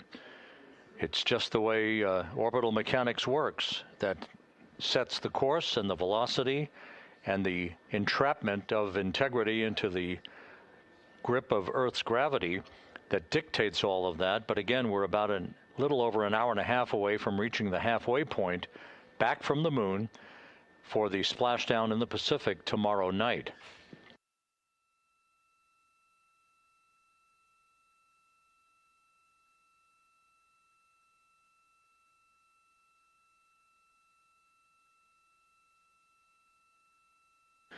The 4 crew members are scheduled to begin their 8.5-hour sleep period at 2:05 a.m. Central Time on Friday morning. The entry team will be coming on console at 10:30 tomorrow morning to begin a handover from the planning team, or the Orbit 3 team, if you will. The crew will be awakened at 10:35 a.m. to begin their final hours in space. We'll set off to final configuration activities for the crew cabin. The final burn, the RTC-3 burn of the reaction control system jets, that will be the final critical firing to complete the fine-tuning of their path towards entry interface. That RTC-3 burn on Friday is scheduled at 1:53 p.m. Central Time. The crew will move into its entry checklist just after 4 p.m. Our NASA Plus coverage, which will be the simulcast of our 24/7 YouTube coverage that you've been watching and listening to since launch on Monday. Our NASA Plus coverage will begin at 5:30 p.m. Central Time, 6:30 p.m. Eastern Time. A communications link handover from the Deep Space Network to the Tracking and Data Relay Satellite System will occur at 6:15 p.m. Central Time, just a few minutes before the crew module and service module separate. The European service module to pyrotechnically separate from the crew module at 6:33 p.m. Central Time on Friday night. 16 minutes later, at 6:53 p.m. Central Time, we will enter the Earth's atmosphere at an altitude of 400,000 feet, traveling at peak velocity at some 32 times the speed of sound. At 6:37 p.m., there will be a raise burn. This is prior to entry interface. It's about an 18-second burn that will be refined in terms of its duration tomorrow. But the raise burn will gently nudge the aft end of the vehicle to properly align it to the right angle of attack for the entrance into the Earth's atmosphere, and to provide the lessening of a buildup of heat against Integrity's heat shield as it descends through the regions of the Earth's atmosphere. We will encounter a planned 6-minute communications blackout at about 6:53 and 54 seconds p.m. Central Time. Again, this is due to the buildup of plasma around the vehicle, the ionization effect, if you will. This is typical of all high-speed entries back into Earth for any vehicle. In this case, it will last about 6 minutes. Once we regain communications with the crew, we will be just 7 minutes from splashdown, and we'll be initiating a rapid-fire succession of the deployment of series of parachutes. First, the parachutes that will pull the forward bay cover off the top of the vehicle, then a series of drogue suits, and then finally 3 main parachutes that will slow Integrity's speed to just 19 miles an hour at splashdown. The USS John P. Murtha is on station, ready to begin recovery operations with helicopters, Navy divers, flight surgeons, crew surgeons, Navy surgeons, a whole flotilla, if you will, of recovery personnel. The key will be the erection of a large raft called a front porch that will be erected alongside the side hatch of Orion to enable the extraction of the crew one by one and the hoisting of the crew members onto the 2 hovering Navy helicopters overhead for a short flight back to the recovery ship, where they'll be brought into medical bay, for medical exams prior to spending some time on the ship, and the subsequent flight off the ship in helicopters to the Naval Air Station in San Diego, where they'll subsequently board a NASA jet for the flight back to the Johnson Space Center in Houston. So all of that is upcoming over the next 24 hours or so. But again, everything is in great shape on board Integrity, all of its systems ready to support its entry back into the Earth's atmosphere and its splashdown off the coast of San Diego at 7:07 p.m. Central Time, 5:07 p.m. Pacific Time, 2.5 hours before sunset tomorrow night.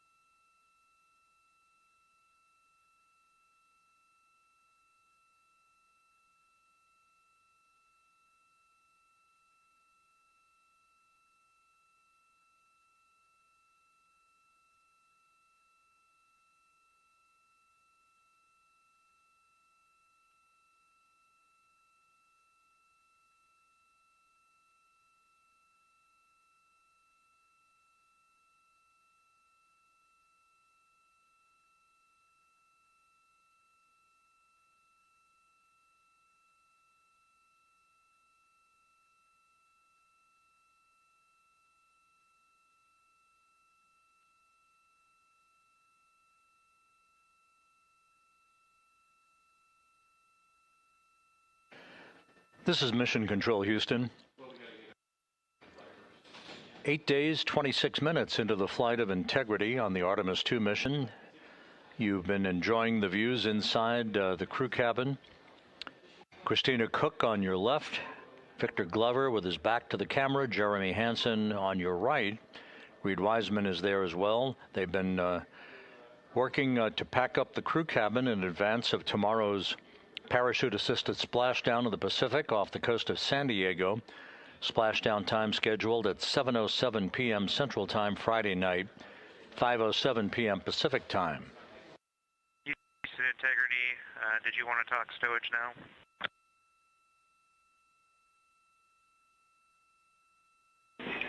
We are ready.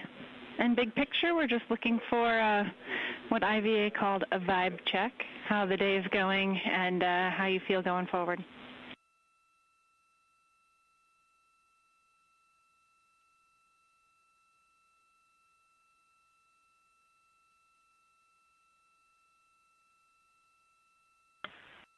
So we completed the stowage that was in the procedure 26.5.300. All of that went fine. And so really at this point, we'll probably have a little bit more uneaten food that we'll put in bag 7 is our plan right now, just depending on how much food we individually eat over the next day, I guess. And other than that, we're just sort of going through the cabin and putting things away as we're done with them and just looking it up on the Excel spreadsheet as to where to put them, the packing plan. And that's a bit tedious at times, but overall I think we have a handle on it.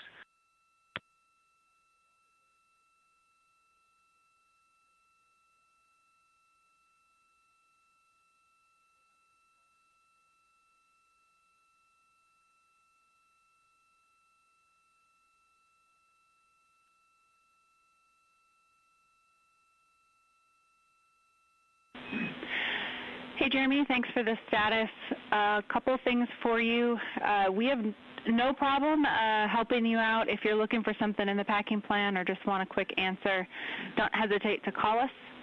And we were also wondering how the water bag stowage went and just wanted to make sure that worked out well.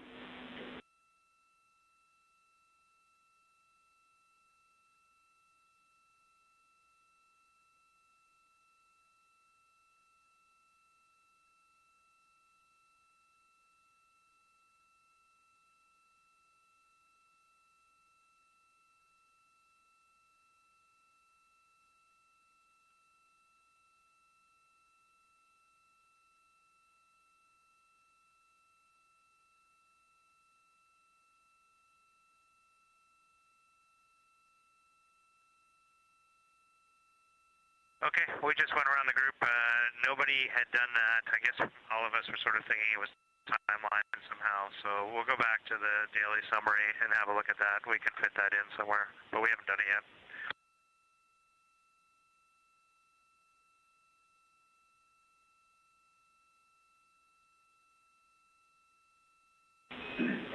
Jeremy, in the entry stowage prep activity, there is a link to the message that talks about the water bag stowage.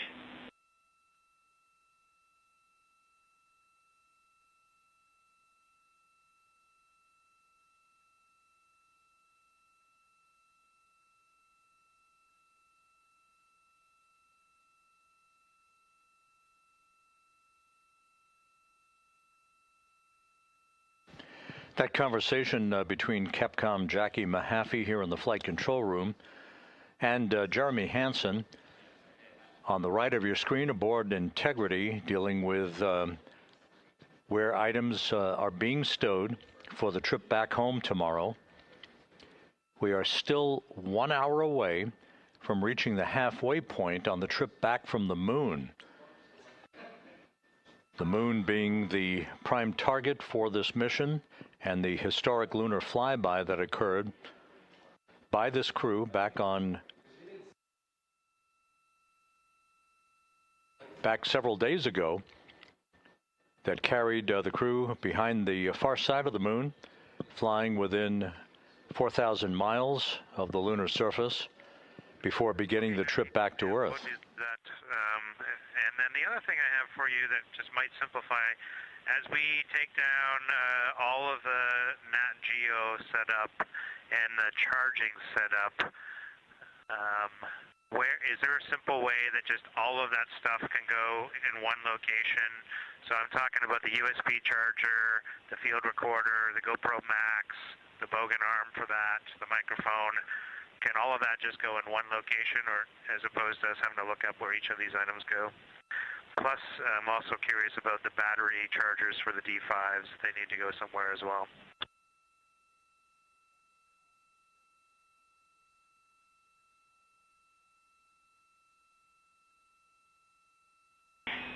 Yeah, Jeremy, actually you have an activity on your timeline just after the midday meal block. Stand by. Okay. Hey, sorry. At the very end of the day, there is a Nat Geo Stow activity, which, if you are done with that equipment, can be performed any time, and that should hopefully make that more efficient.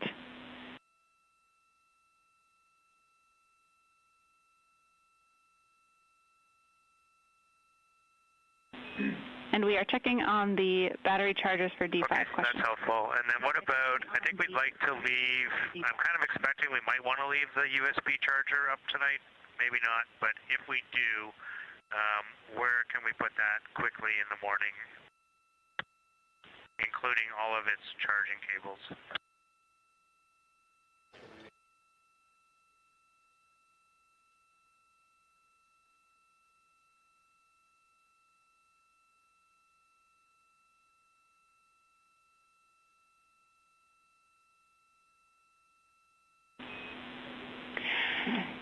Yeah, Jeremy, acknowledge the current location isn't conducive to last-minute packing, so feel free to leave it out, the charger and the cables tonight, and by the morning we will have a specific suggestion for stowing those items.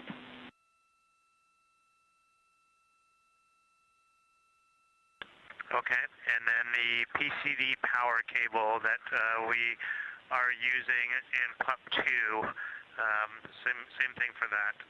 Probably want to leave that out tonight, make sure we get all our PCDs charged, and then put that away as soon as we wake up.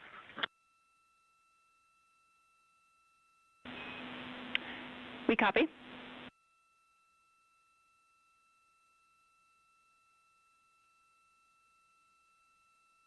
Again, ongoing discussions between Jeremy Hansen and Capcom Jackie Mahaffey here in Mission Control as the crew packs up from a cislunar camping trip. This is very much akin to what you would do after a camping trip or a holiday vacation. There was no holiday involved here. It was simply an historic flyby of the moon that occurred several days ago. Integrity, for Jeremy's final question about the battery chargers for the D5s, instructions for stowing that equipment is in a timelined activity on read at the end of the day called USB Power Strip Stow.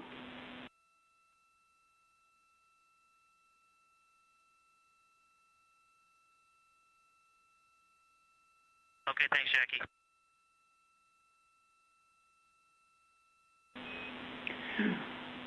And one separate item for Christina, we have uplinked some additional files to all PCDs that she can find for her reference.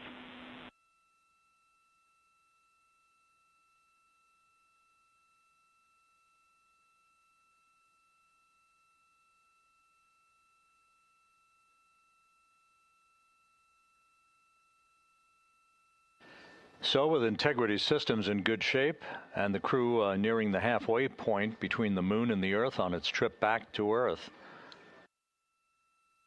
the crew is making a list, checking it twice. All the items that they're packing up right now for the high-speed entry back into the Earth's atmosphere tomorrow evening.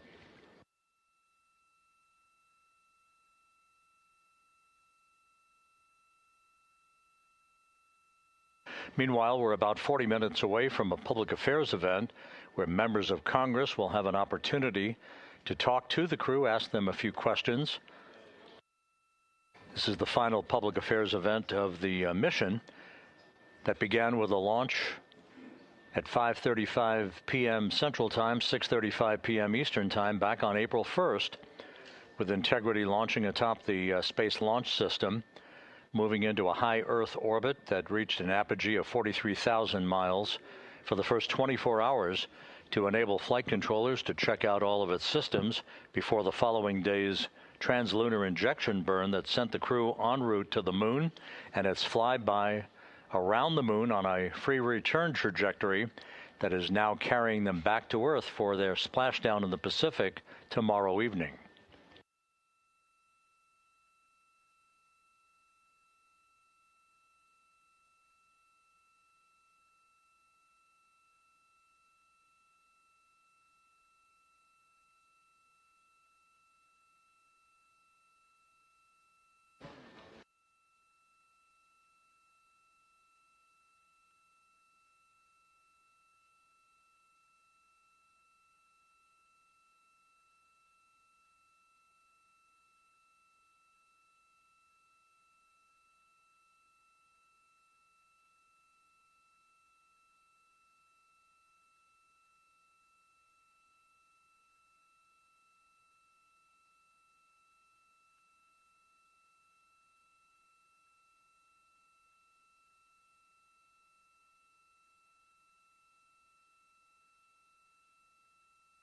Less than an hour away from the midway point between the Earth and the Moon, there is the destination for Integrity's astronauts, the home planet of Earth. The velocity of Integrity will begin to speed up pretty dramatically in the morning. In the final hours of this mission, the crew will be awakened on Friday morning at 10:35 a.m. Central Time, 11:35 a.m. Eastern Time. We'll move into the final configuration of their crew cabin for entry. We have coming up in about 3 hours and 40 minutes the return trajectory correction burn number 2, a 9-second burn of the reaction control system thrusters that will further fine-tune Integrity's path toward an entry corridor prior to reaching the Earth's atmosphere over the Pacific Ocean.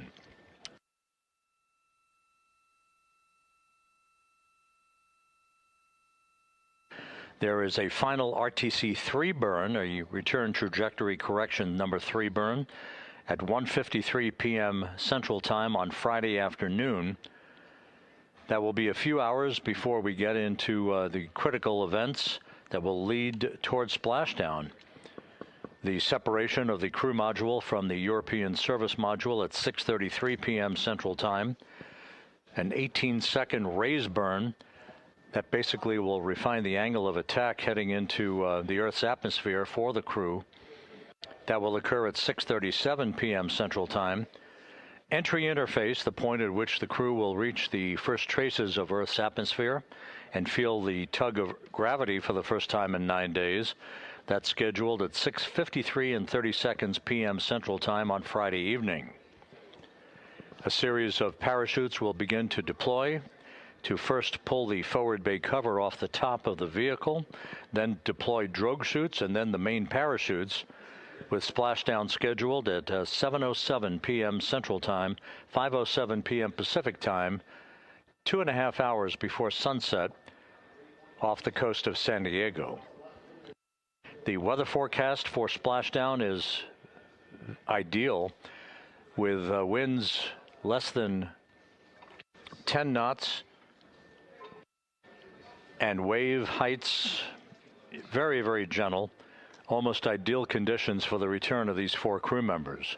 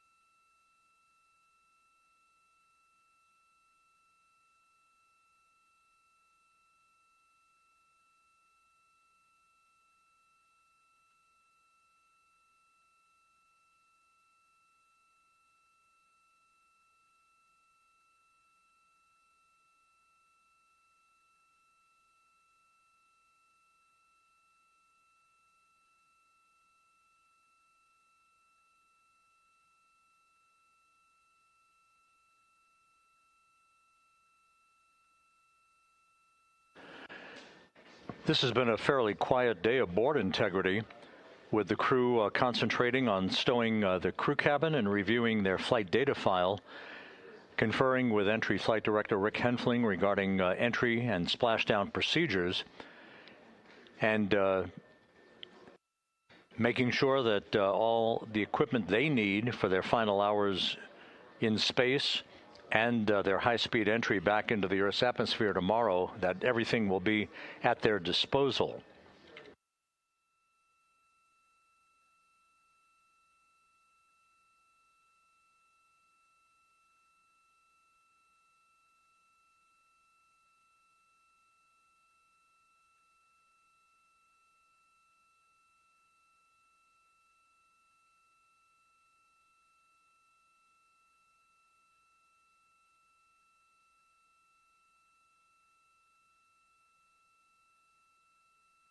Once again, we're about 30 minutes out from our final public affairs event of this mission, a conversation between members of Congress and the crew of Board Integrity as we approach the halfway mark of their trip home back to Earth from the moon.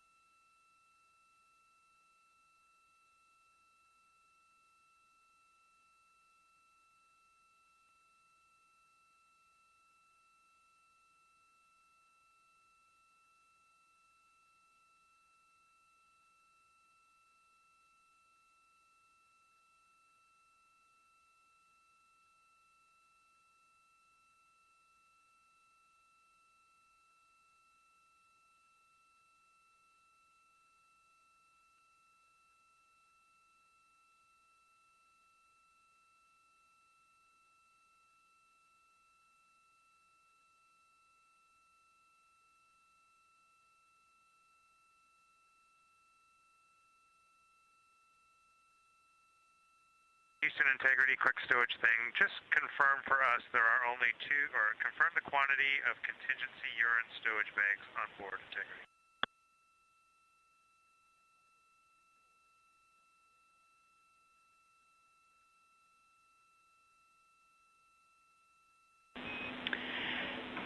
Jeremy, there are 3 total.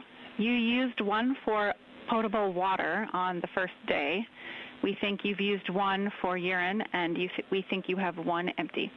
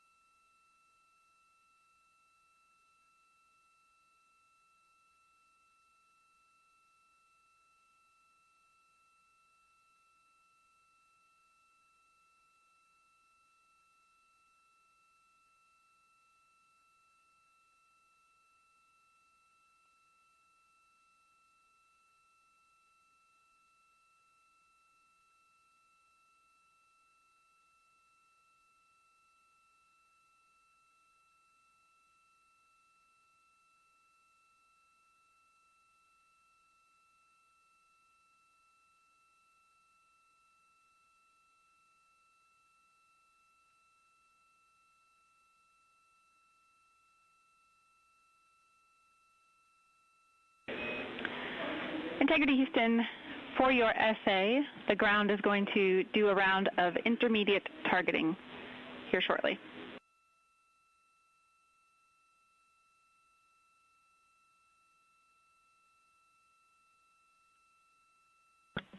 Okay, thank you for that, Jackie.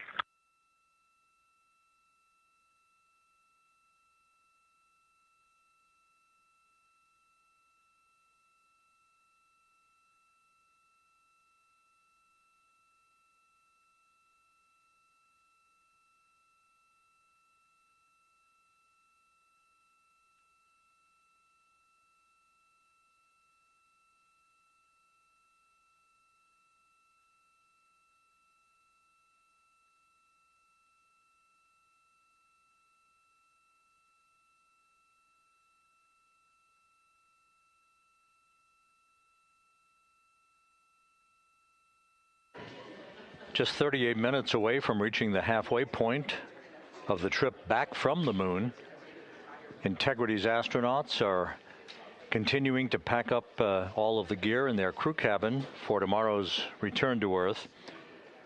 And we are about 20 minutes away from a public affairs event in which they'll have an opportunity to talk to members of Congress.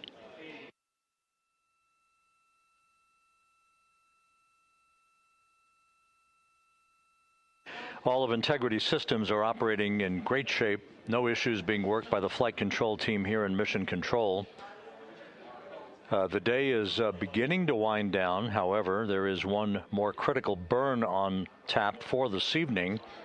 That's scheduled 3 hours and 25 minutes from now. at 9:53 p.m. Central Time. That is the second in the series of 3 return trajectory correction burns, the RTC-2 burn, as it is called. This will be about a 9-second firing of the thrusters to fine-tune Integrity's path and angle of attack, simply tweaking its orientation towards an entry corridor that will take it toward its splashdown point off the coast of San Diego on Friday night.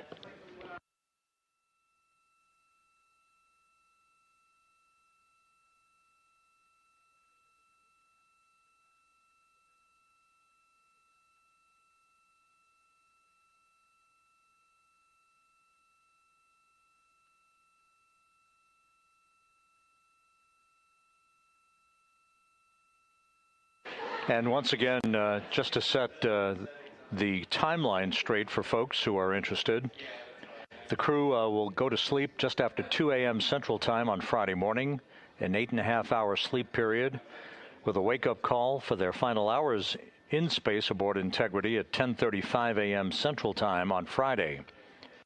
At 1:53 p.m. Central Time, the final return trajectory correction maneuver, or burn, will be conducted.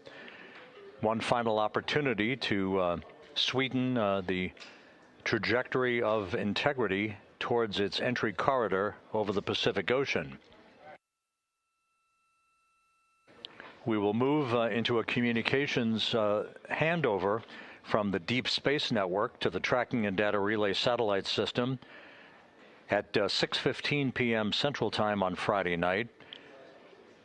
And a few minutes later, at 6:33 p.m. Central Time, the pyrotechnic separation of the European service module from the crew module will take place. Within 4 minutes after that, there'll be a so-called raise burn. This is an 18-second burn of Integrity's thrusters to tilt the angle of attack ever so slightly upward. The aft end of Integrity will be tilted upward, and that will complete the trajectory refinement for Integrity's path through the Earth's atmosphere. All of that designed to provide the best orientation of the vehicle in the minimization of heating on the heat shield of the vehicle.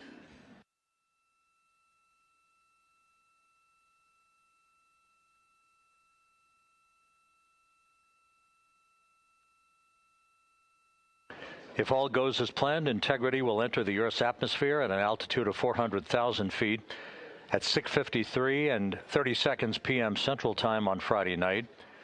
Just seconds later, we'll enter a planned 6-minute communications blackout because of the buildup of plasma around the vehicle that will block communications and data transfer from Integrity to the flight control team here in Houston.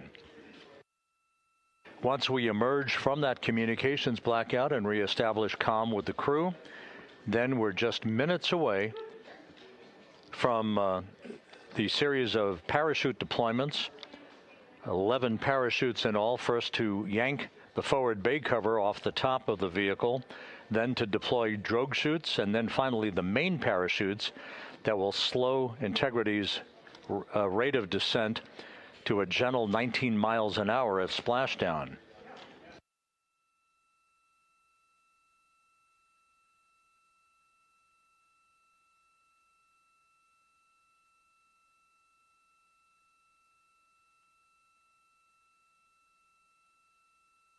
As mentioned before, the highest rate of velocity, the peak velocity for the vehicle in its return back to Earth, should occur at about 6:54 p.m. Central Time tomorrow, when Integrity will be traveling. For your scene and voice checks.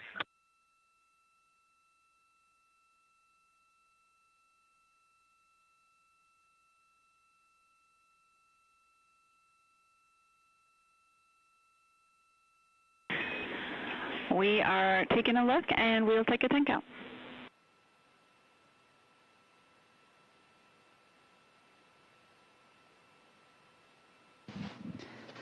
Wireless mic, 10, 9, 8, 7, 6, 5, 4, 3, 2, 1, blast off.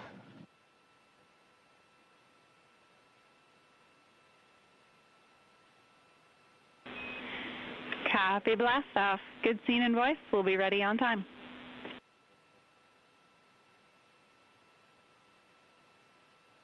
Copy, thanks.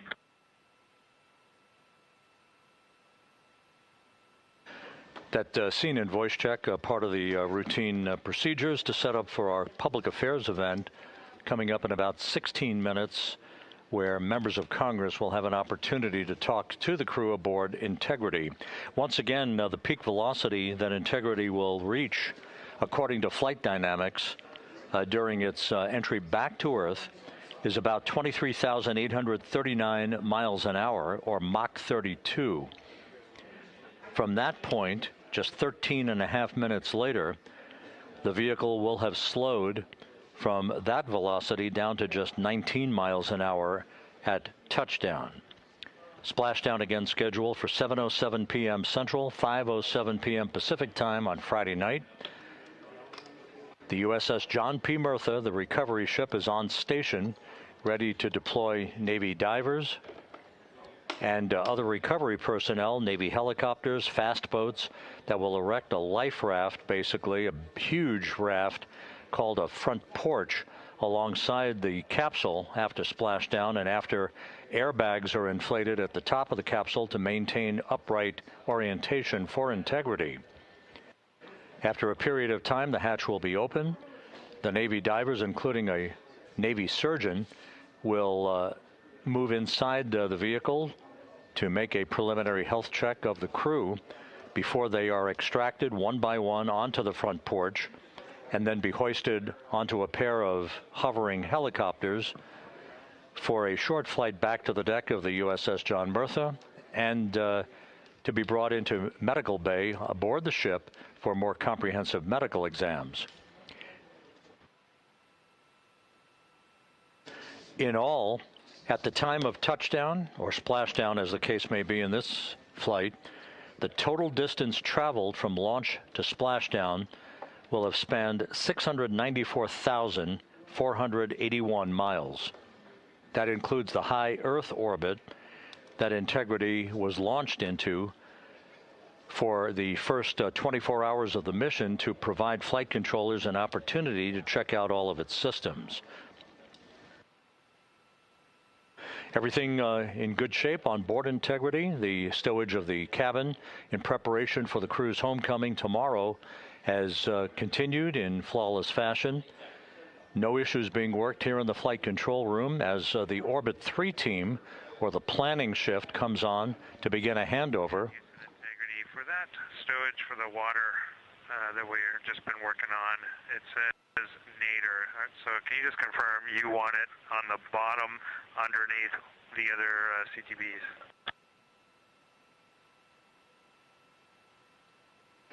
The Orbit 2 team of flight controllers is coming on duty for the second half of the crew's workday. They'll hand over overnight to the Orbit 3 team, which is the planning shift. It's on the bottom underneath the other bags.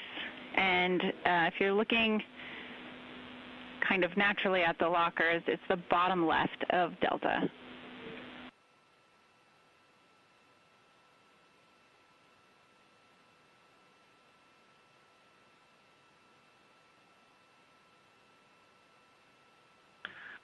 Okay.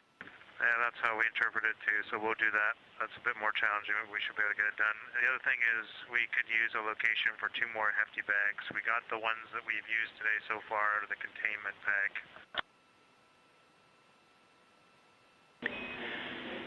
Checking on the hefty bag location, and while I have you, just some vehicle essay.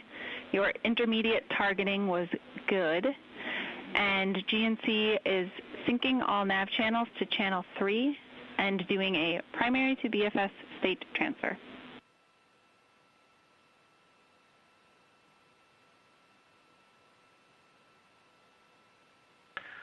Okay, Jackie, all that tracks.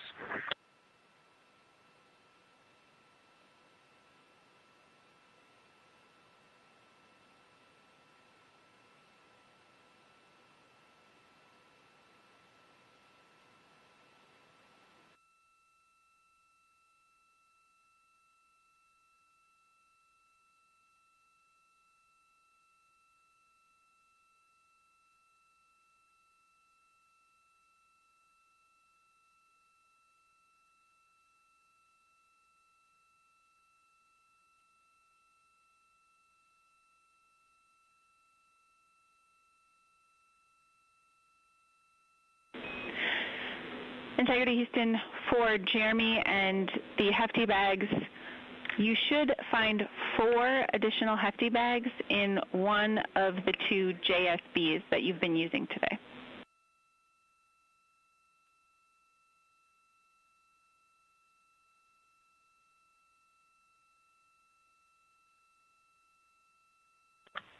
Okay, we'll have a look.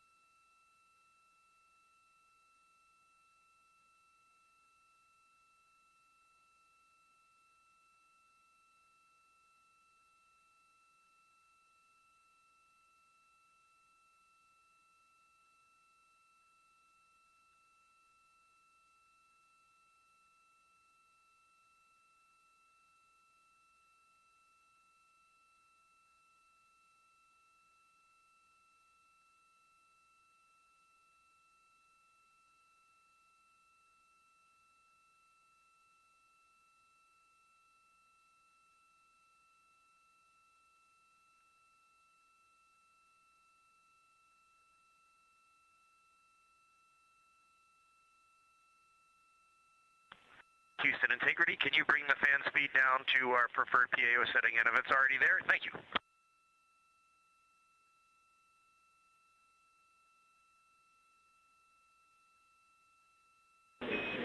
It is there.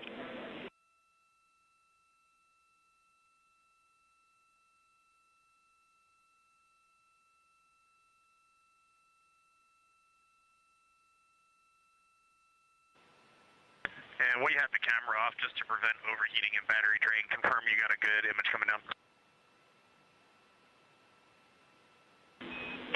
We do have an image coming down.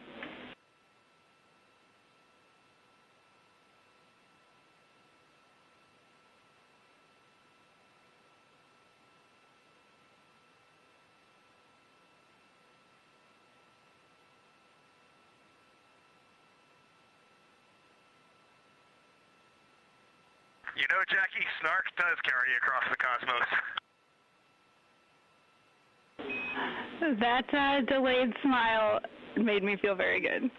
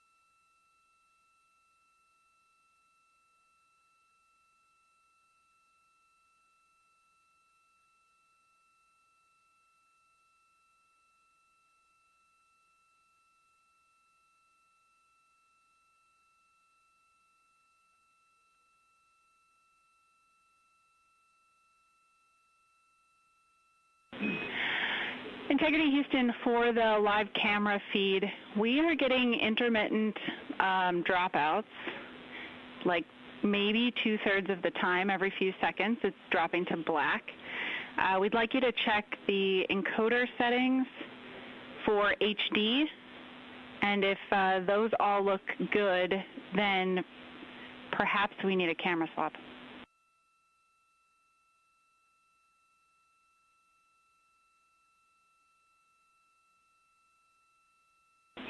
Copy, thumbs up.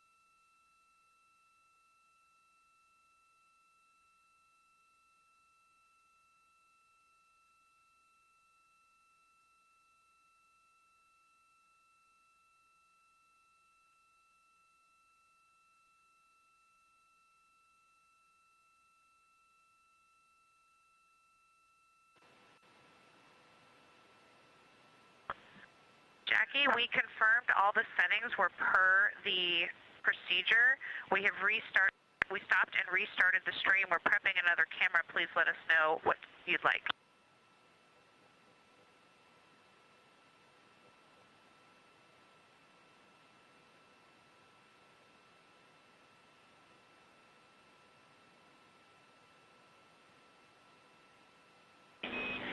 It does not seem to have helped the situation. We'd like to try the camera swap.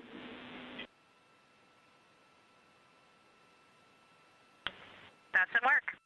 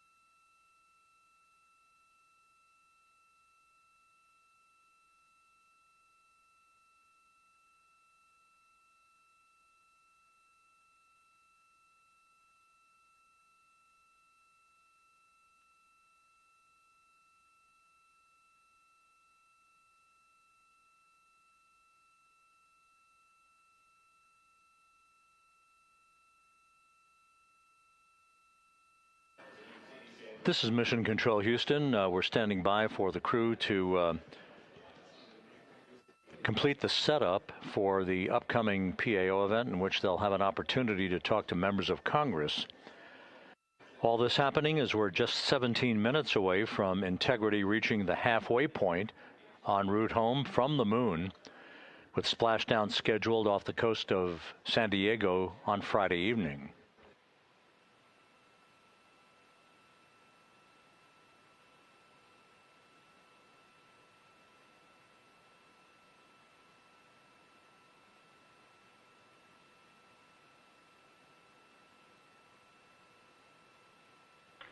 Jackie, new camera in place and wired up. How's it look?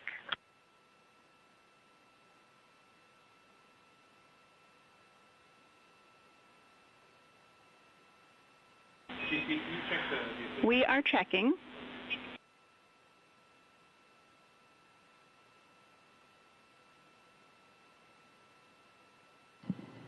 Wireless mic audio check. 3, 2, 1.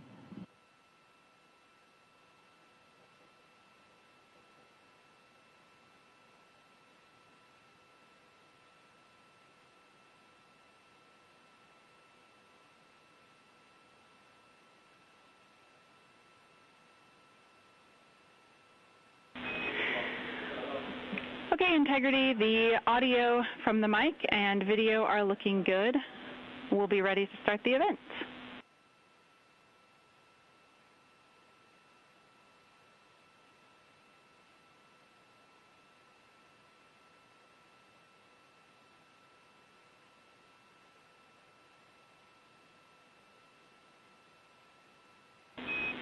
Integrity, this is Houston. Are you ready for the event?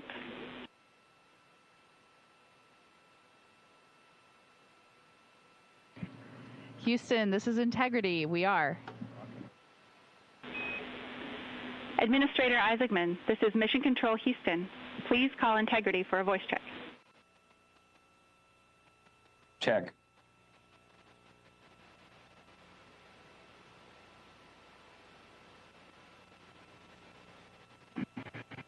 Integrity had a check, loud and clear. How do you have us? Integrity, Jared, you're about 5x3 right now, but it's looking like it's stabilizing. It's great to chat with you again. And good evening, Artemis II crew. As you all approach your final day on this historic journey around the moon, the people of Earth remain inspired by your mission. They are energized by space exploration, and most importantly, they're eager to have you all home very soon.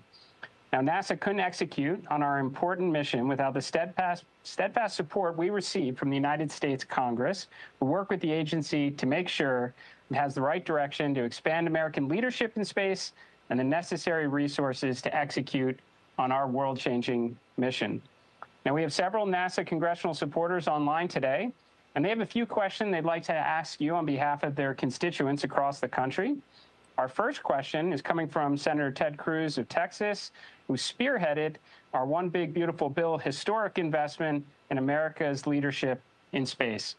The chairman is with me now at Johnson Space Center, and over to you, Mr. Chairman. Well, thank you, Jared. Integrity, this is Ted, comms check. It is, I feel very official now. I will say I feel particularly profound. This is the first and only time in my life when I've stood next to someone who is speaking on behalf of the people of Earth. That's a heck of a statement, and I know that you guys are. I can only imagine the awe and wonderment you feel, but I want to just start by saying thank you. You are inspiring. That is not hyperbole when Jared speaks about the people of Earth across the planet.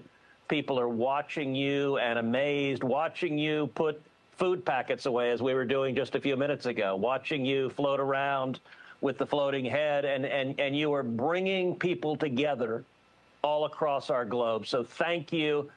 Thank you for your good cheer. Thank you for your eloquence. Thank you for inspiring people. I have two questions. Number one, if you could go back in time and talk to yourself at age 10, what would you tell yourself about going to the moon?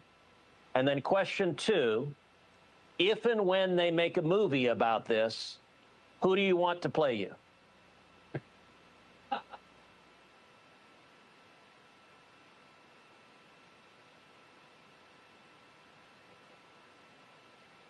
Well, sir, it's an honor to be with all of you, and please say hello to all of our colleagues there at Johnson Space Center. We can't wait to be back. My 10-year-old self, I recently found some photos of myself on a family vacation at Kennedy Space Center, and we were posing in front of the Saturn V rocket with my siblings and my parents. And if I could have told that little girl who took home a picture of Earthrise and hung it in her room that she would eventually launch from that same place to see that same view, I'm pretty sure she would not believe it. But even though I still can't believe it, and she certainly wouldn't believe it, she chased that dream, and it ended up happening. It's such an honor to hear that we've inspired. That's truly one of the top things that we ever wanted to do. And I am definitely not answering the movie question. That's going to be for Reed. Senator Cruz, it's great to talk to you, and thank you for visiting our friends and family there at the Johnson Space Center. That is fantastic. We've thought a little bit about the movie, and I think that's way out of our pay grade. So we don't know who's going to play us. That's up to whoever decides. But one thing we do know for certain is this guy is going to be played by Buzz Lightyear, 100%, no doubt. Thank you so much, Senator Cruz. Our next question comes from Senator Maria Cantwell of Washington. Hi, congratulations to NASA and the Artemis team. I want you to know I spoke to Ann McLean earlier today, and she said the 8 balls are all incredibly proud of you. This mission is a major investment in science and a testament to human achievement. The Orion thrusters were built here in the state of Washington, and I invite you all to come and see the innovation and the people that you've inspired. My question is, as Americans who've traveled the farthest and seen direct observations that are proving so invaluable, once we go back and land humans on the moon, what are we going to learn from the human eye that the moon rovers couldn't tell us?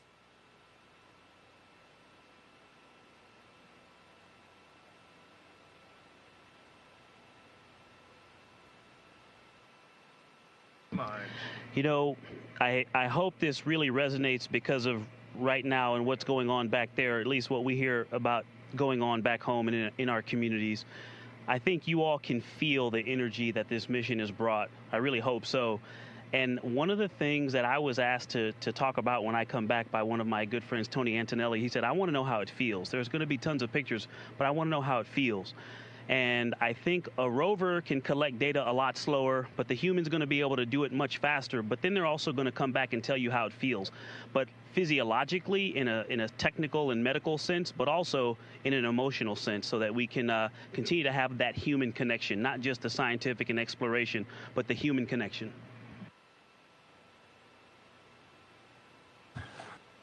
Our next question comes from Senator Jerry Moran of Kansas. Good evening to all of you. On Monday, Administrator Isaacman and I visited the Cosmosphere in Hutchinson, Kansas. Commander, it's the place you told me was the best space museum in the world. I've repeated that many times. I'd like to extend an invitation to each of you to come visit us in Hutchinson and be my guest. But I also want you to tell me how you can see the Artemis II mission as well as the Cosmosphere, inspiring the next generation for the well-being of the world.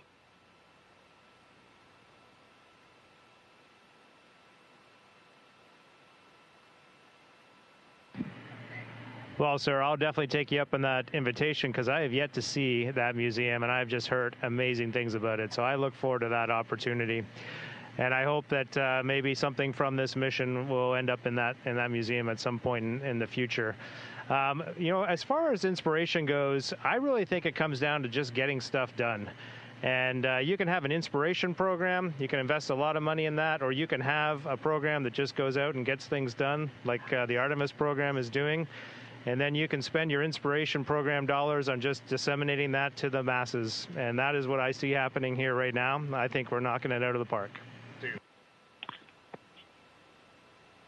Thank you, sir. Our next question is for Reed. Comes from Senator Chris Van Hollen of Maryland. Well, greetings to all of you. Reed, I had a special question for you because of your old alma mater. What would you say to a student attending your old high school, Delaney High School in Baltimore County, or to any other student in America who aspires to follow in your footsteps as an astronaut?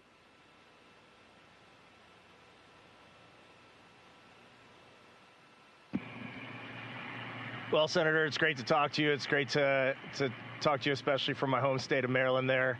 Lots of love. And I mean, this could be a huge answer, but most simply, I think that the students of today, they've got to be willing to fail. They've got to be willing to take some risk in their school. Straight A's, that might be important to some, but really expanding your horizons, going out and doing things that are difficult, things that scare you, things that you might have to try a few times before you get them right. That's all well and good, and that's a huge part of the learning process. And one of my biggest takeaways from life is it's not how well you succeed, it's how well you fail. And when you have a tough spot, you got to get up and get back on the horse and keep on going. And I think that's so critical for the youth across the nation and across the world today. Just keep driving and keep trying and keep innovating. Thank you. Good advice. Thank you.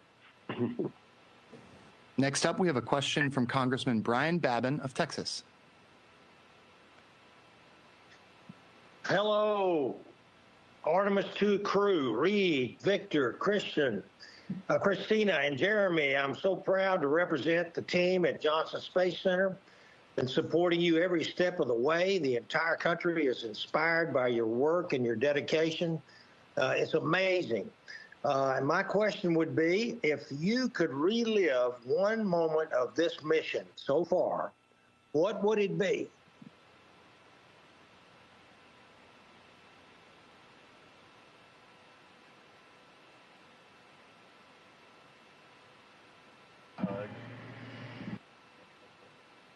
Wow, we are all brainstorming, and it would be a lot easier if you had said a list of 5, but I'm actually going to go way back because the big contenders are the eclipsed moon, which was one of the most surreal things any of us have ever seen, and it literally rendered us speechless. But I'm going to go all the way back to launch, because when we launched, it is such a quick experience. Our entire powered flight on the rocket was shorter than what we've done in this press conference so far.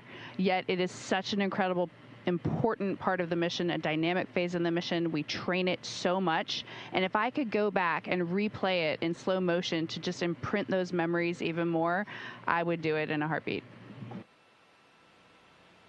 Outstanding. Thank you. Our next question comes from... Our next up, we have Congresswoman Zoe Lofgren of California.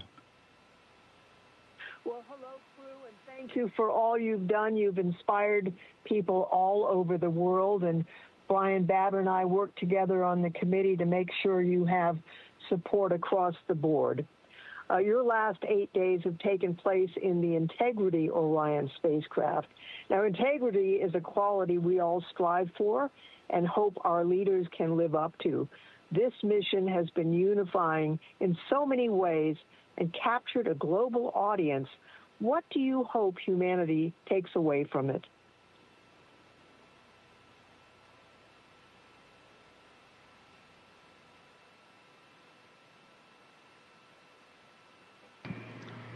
Thank you for that question, and hello to everyone in California. I hope that we connect back to when we went to the moon the first time and we started calling big things that humanity accomplished moonshots, and we take ownership of this moonshot and realize that we can do it. And then we also think about the future and that this is just the beginning, and that there's nothing that we can't accomplish when we pull all of our differences together, not in spite of them, but when we pull them together and we work on something big for the good of everyone. All right, next we have a question from Congressman Hal Rogers of Kentucky. We're proud of you and proud of the tracking that's being done of your event at Morehead State University in eastern Kentucky. After emerging from the far side of the moon and seeing the entirety of the Earth through that small window, how has all of this impacted your determination for what America can accomplish in space?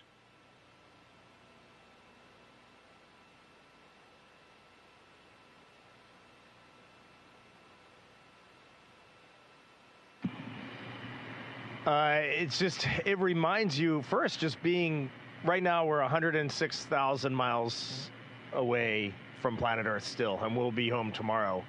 Part of this is just scale. It is unbelievable to think that we could build a international team led by the United States of America and set our sights out on a sustained presence on the moon and onto Mars, and then we can go and achieve it. And I know we did this in Apollo, and it was absolutely amazing, but I will tell you, having been there, the four of us having been there just now, this is nothing short of a miracle. It is incredible that we can go out and do this, that we can play with gravity, that we can target around the moon, that we can send 4 humans in a spaceship 250,000 miles from home and bring them back.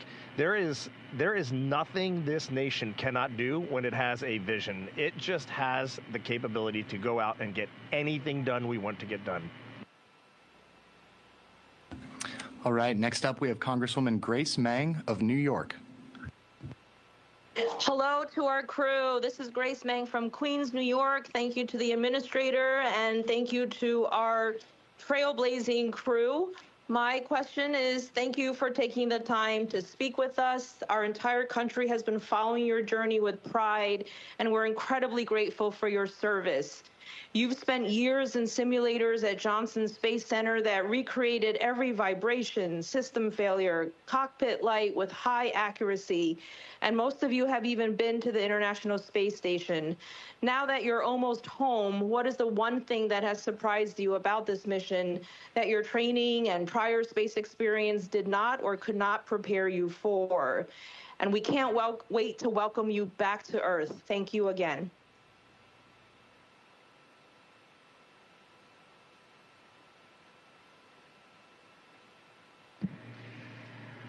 Well, it's going to be a 2-for-1 deal because I definitely have to call out what Christina was talking about, seeing the far side of the moon, but eclipsed. And when it's eclipsed the sun was, I know you saw some pictures, and the pictures look pretty close to what we saw, but it really was something. But the other thing, kind of your question made me think about when you're talking about all the simulations.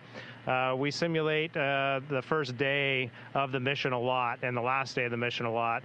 And near the end of the first day, we separate from the upper stage of the rocket, and then that's when we did the proximity ops where we flew around the upper stage as if we were docking to it. And in the simulator, you watch and you have all these things you're checking to see if you have actually separated from the vehicle. And if you haven't, you have a bunch of things you need to do because that's not good. And in space, it's nothing like that. We essentially got ejected off the top of that thing. We were all sitting in here waiting for that moment, and all of a sudden we're all pinned to the floor. Like, well, I guess we separated. All right, next we have a question from Senator Mark Kelly of Arizona. Hey guys, I know you're busy, so I don't want to take up much of your time here, but very proud of you. World's looking up because of you. You've reminded millions of people what a crew and a mission and a shared purpose can really do. So thank you for taking and carrying the hopes of a nation beyond the horizon. I think we really needed this at this point in our history. I really appreciate it. And Victor, since I'm in John McCain's Senate seat and you are a McCain alum, so this question is for you. Just curious, how fast are you going at EI? What kind of G profile are you going to be on? And how sporty of a ride do you expect it to be when those chutes open?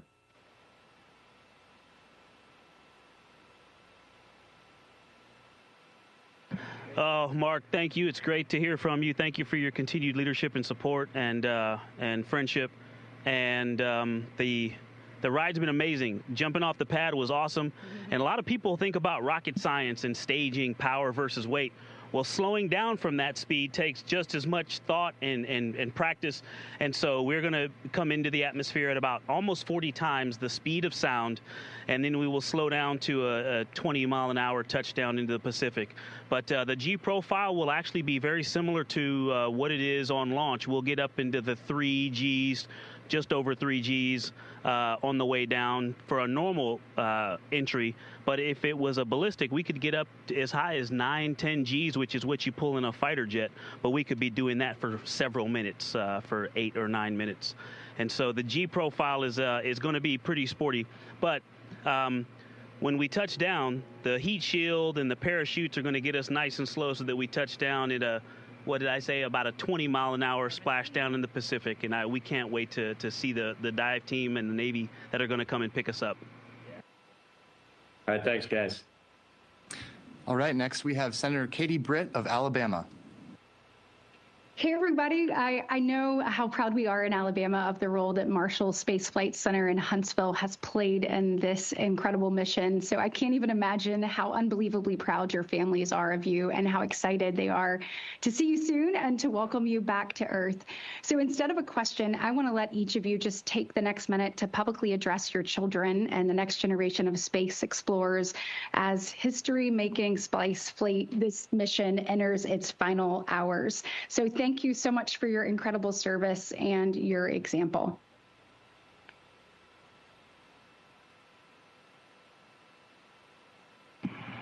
Thank you very much for this question. We are in a maneuver right now, so I hope we don't lose the signal briefly, but we just heard the thrusters firing on the service module to reorient us. We have a return trajectory correction burn number 2 coming up in just a little while. But I just want to look at my daughters, Ellie and Katie, and just say I love you, and their support has been unbelievable. I don't think they knew what this mission really meant when we launched, but they have learned through the outpouring of public support, their friends' support, and family support.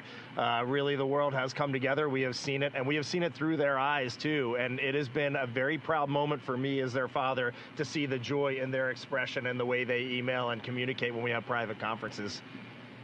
It's still on. For my 3 children, Devin, Ashley, and Caitlin, I think it's worth pointing out, I learn as much, maybe more from you than you learn from me. But the one thing I'd remind you, and I think is worth reminding ourselves and other youth, is that all you have to do on any given day is just get up and do your best and try to find joy in your day and try to contribute in a meaningful and positive way. And that's it. And I think we as humans, we put too much pressure on ourselves looking for perfection. And if you look at what we're doing out here, it is far from perfection, but we are getting it done. Wait, that's us. The music. Genesis, Maya, Joya, and Corinne, as we are on our way back from this dream of a mission, your mom and I look forward to supporting you, chasing and catching your own dreams. We spent years coaching you, but we are very much in that transition to being cheerleaders and just rooting for you in life.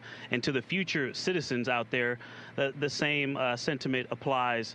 I hope this mission is giving you something that you can take and put in your pocket or in your heart and mind that you keep with you. But it's not because we want you to see what we've tried to show you. It's because we want you to take this and build a vocabulary to explain the world to us. Wow. Wow, Victor. Why do I ever answer questions around you guys? That was incredible. That was incredible. I'll take this second to say something to my 9 nieces and nephews, which is, I love you, and thank you for the amazing letters you wrote me, the amazing pictures you drew me. You had beautiful Earths and rockets, and they truly touched my mission, and I feel like you're here with me. All right, next is Congressman Mike Herodopoulos of Florida. Hi, crew. This is Congressman Mike Herodopoulos, and I represent Kennedy Space Center in Congress. And what a thrill to have watched you take off from Kennedy Space Center. It truly unified America. I have a question from one of our local voters here in Indian River County. Her name is Renee, and she said, what were you thinking when you were going around the moon, the furthest ever from Earth, on the dark side of the moon? We'd love to hear your thoughts as you made your way around the moon out of radio contact.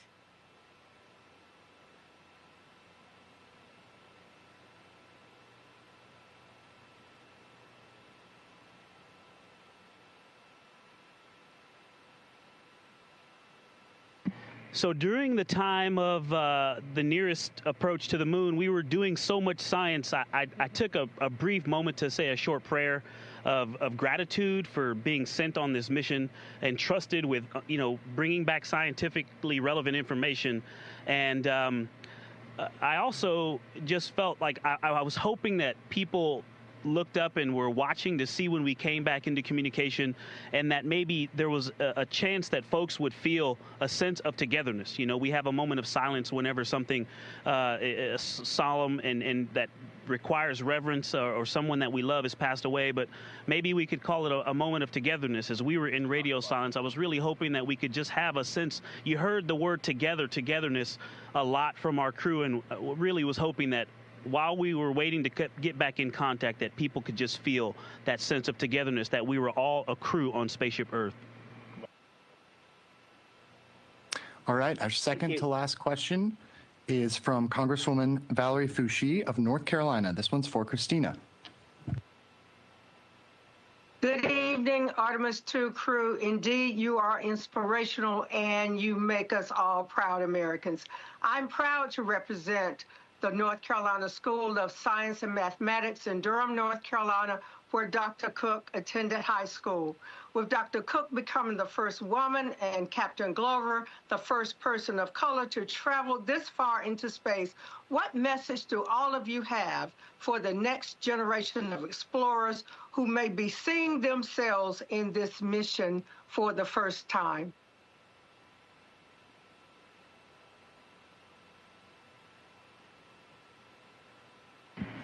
Well, it's such an honor to speak with you and that you represent Durham. All of my family lives there, and they're all flying to Houston right now, hopefully to watch our splashdown. So Durham is very near and dear to my heart.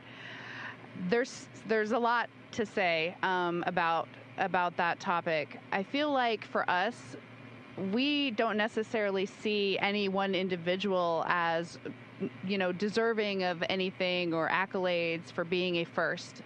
What we see is something to celebrate, that we are in a time when everyone who has a dream has to work equally and gets to work equally hard to achieve that dream. And so my message to those people is, yes, it is wonderful to feel inspiration because you see yourself in someone. I had that growing up. You had that growing up. I think that the message, the takeaway would be, you don't have to focus on just being there. Focus on excellence. Focus on being the best that you can be in any team, in any mission, contributing to any endeavor, and that will get you not only the fulfillment and meaning of your life, but you'll contribute the most to the world. Dude. All right, and we have time for one final question. We'll send it over to Senator Ashley Moody of Florida. Thank you so much. And I know we started with Senator Cruz from Texas, and I love that we're ending with Florida Senator. It's such an honor where you launched.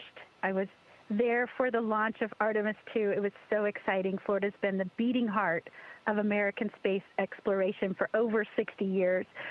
What would you say to the kids from Florida who were there that day watching the launch, really kids from Pensacola to Miami, who may want to follow in your footsteps one day as astronauts, or maybe work for NASA, or even in the space industry?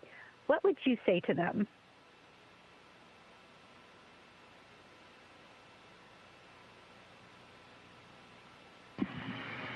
I would say we are in the golden age of space exploration right now, thanks to the leadership of Jared Isaacman and our political leaders, many of whom are gathered here right now.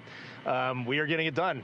We have our sights set on the moon. We have our sights set on Mars. We have probes going out across the solar system, robotic precursor missions, the moon, Mars, moons of planets around our solar system. There's just limitless potential here.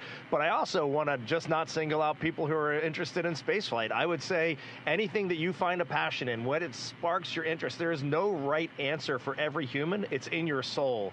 So Jeremy likes to say every one of us has a gift, and we need to share our gifts to be happy. And so if you want to be a veterinarian. If you want to help people, be a nurse or a school teacher or a public servant, a police officer. There are so many things out there. And when you find that fire in your soul and you know what you're meant to do, just lean all in and go for it. And if some of you end up going and walking on Mars, the four of us, myself, Victor, Christina, and Jeremy, we will be in the front row cheering you on loud and clear.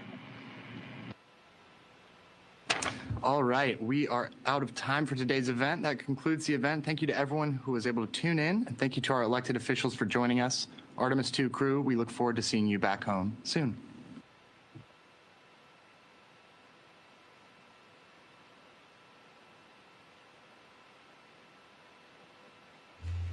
Integrity, this is Houston ACR. That concludes the event. Thank you.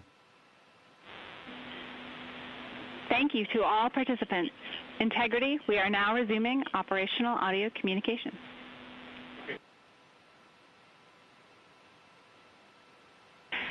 And Integrity, just over 10 minutes ago, as you were having that event, you passed the halfway home mark.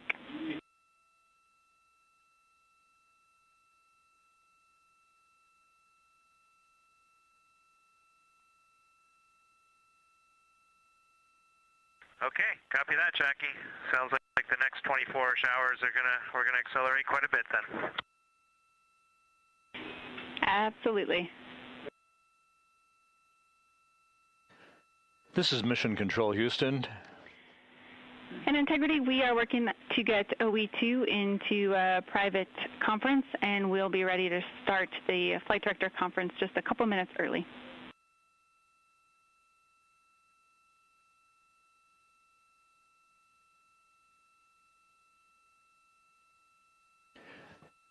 Again, this is Mission Control Houston at a mission elapsed time of 8 days, 1 hour, 45 minutes into the flight of Integrity on the Artemis II mission. We just wrapped up that final public affairs event where members of Congress had an opportunity to talk to the crew members on board. Commander Reed Wiseman, pilot Victor Glover, and mission specialists Christina Cook and Jeremy Hansen. About 15 minutes ago, they passed the halfway mark on the flight home from the moon and their lunar flyby of Earth's closest celestial neighbor. They will begin to accelerate quite a bit over the next 24 hours, as you just heard, as they prepare for splashdown in the Pacific on Friday night at 7:07 p.m. Central Time, 5:07 p.m. Pacific Time. A shift handover has just been completed here in Mission Control, where the Orbit 2 team of flight controllers is taking over. They will be led by Flight Director Fiona Antkowiak, taking over from Entry Flight Director Rick Henfling. Integrity, we think we copied the RHC as set up, but can you confirm?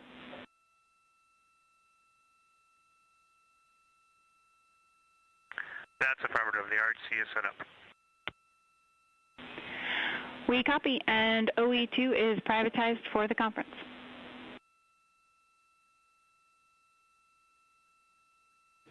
Entry Flight Director Rick Henfling and his team of entry flight controllers will be back on console tomorrow morning, and that will be the ultimate day of this mission, the final chapter in the Artemis II flight, and that will be entry and splashdown. Entry and splashdown, the crew spent the day configuring the crew cabin, reviewing entry procedures, and preparing for their high-speed return back to Earth that will culminate in a splashdown in the Pacific 2.5 hours before sunset at 5:07 p.m. Pacific Time. We'll be here all night, throughout the course of the night, and all day tomorrow to bring you every aspect of the entry, splashdown, and the recovery of the crew as they return from an historic lunar flyby and the completion of the Artemis II mission. This is Mission Control Houston.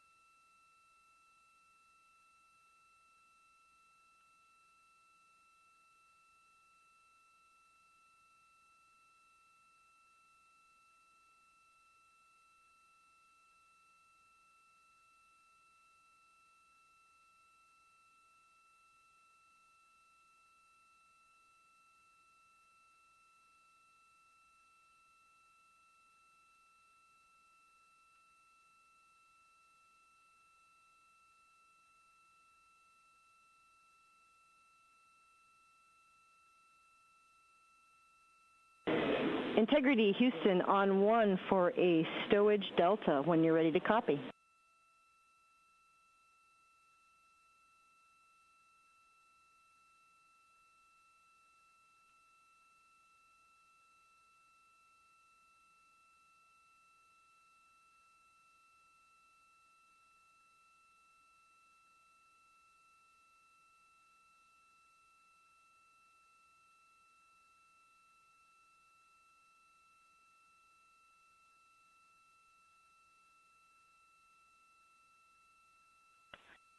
Go ahead, Houston.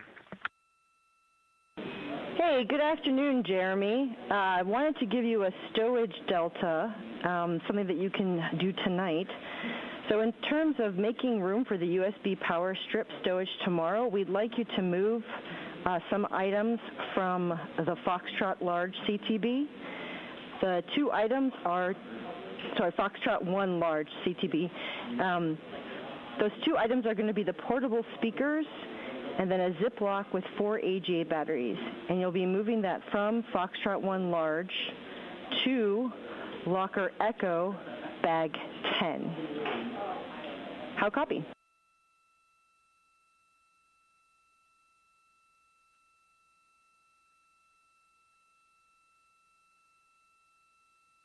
Okay, speaker and AGA batteries to bag 10. And I suspect I'll need a new AGA battery for tomorrow, so maybe I'll just leave one out.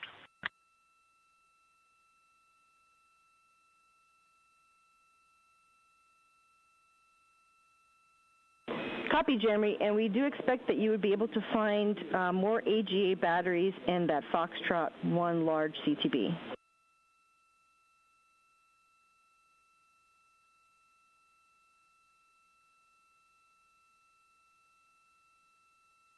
Okay, I guess I misunderstood you. I thought I was taking all the AJ batteries out of Fox 1 and putting them in bag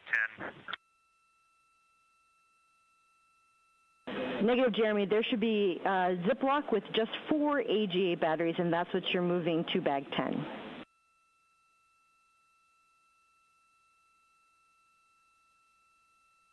Okay, thanks for clarifying. I'll move the one with 4, and that will leave me 2. I got them in my hand. Perfect. We copy.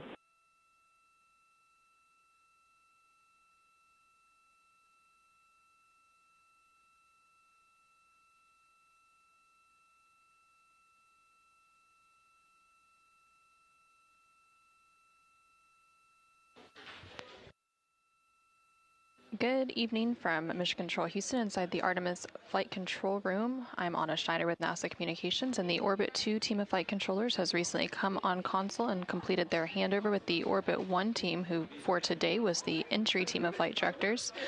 The Orbit 2 team today will be led by Flight Director Fiona Ankoviak, and the Capcom, or Capsule Communicator, will be Amy Dill.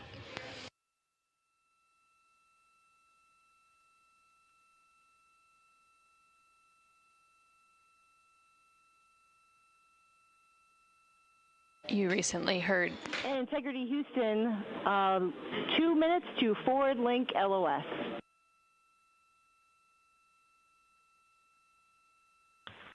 Okay, copy that, 2 minutes. If you have time before then, and this is not important, but we'll store the D&E locker nets. If you tell me where they're going, I'll put them away. And just FYI, we never use the DE locker nets. You just don't need them up here.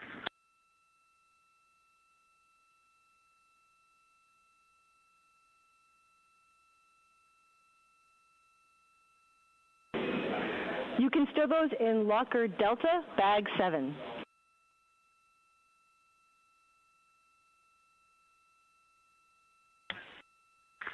Okay, bag 7. Actually, we'll take another location for those after the LOS, because 7 is for the trash and the food, and it's already pretty full.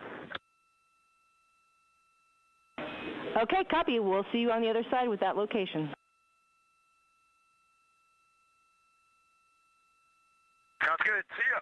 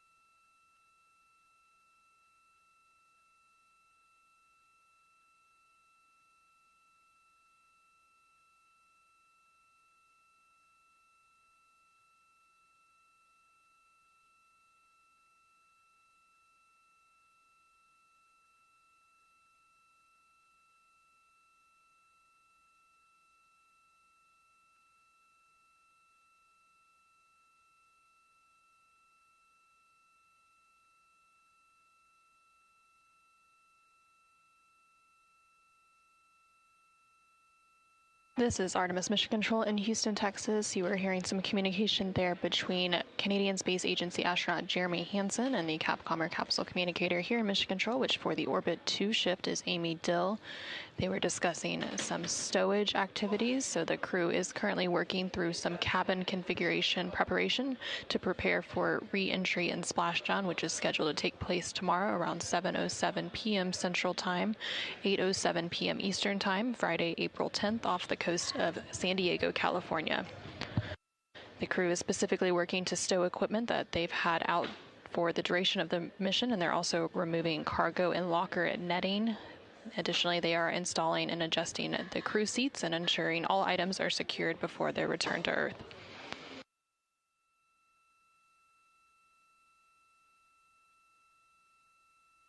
You also heard that we were entering a forward link LOS. That is a forward link loss of signal, which means that the crew can communicate down here to Mission Control, but the teams here at Mission Control will be unable to communicate back during that loss of signal.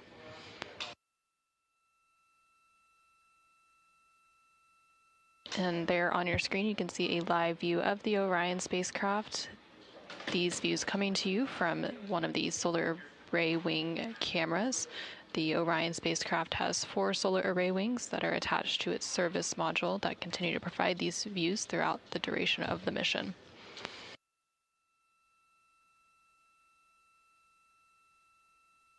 Coming up in about 2 hours and 13 minutes, we do expect to have the second return trajectory correction burn, or RTC2 burn. This will be a short burn to further fine-tune the Orion spacecraft's trajectory as it continues on its journey to Earth and prepare it for that re-entry and splashdown tomorrow on Friday, April 10th.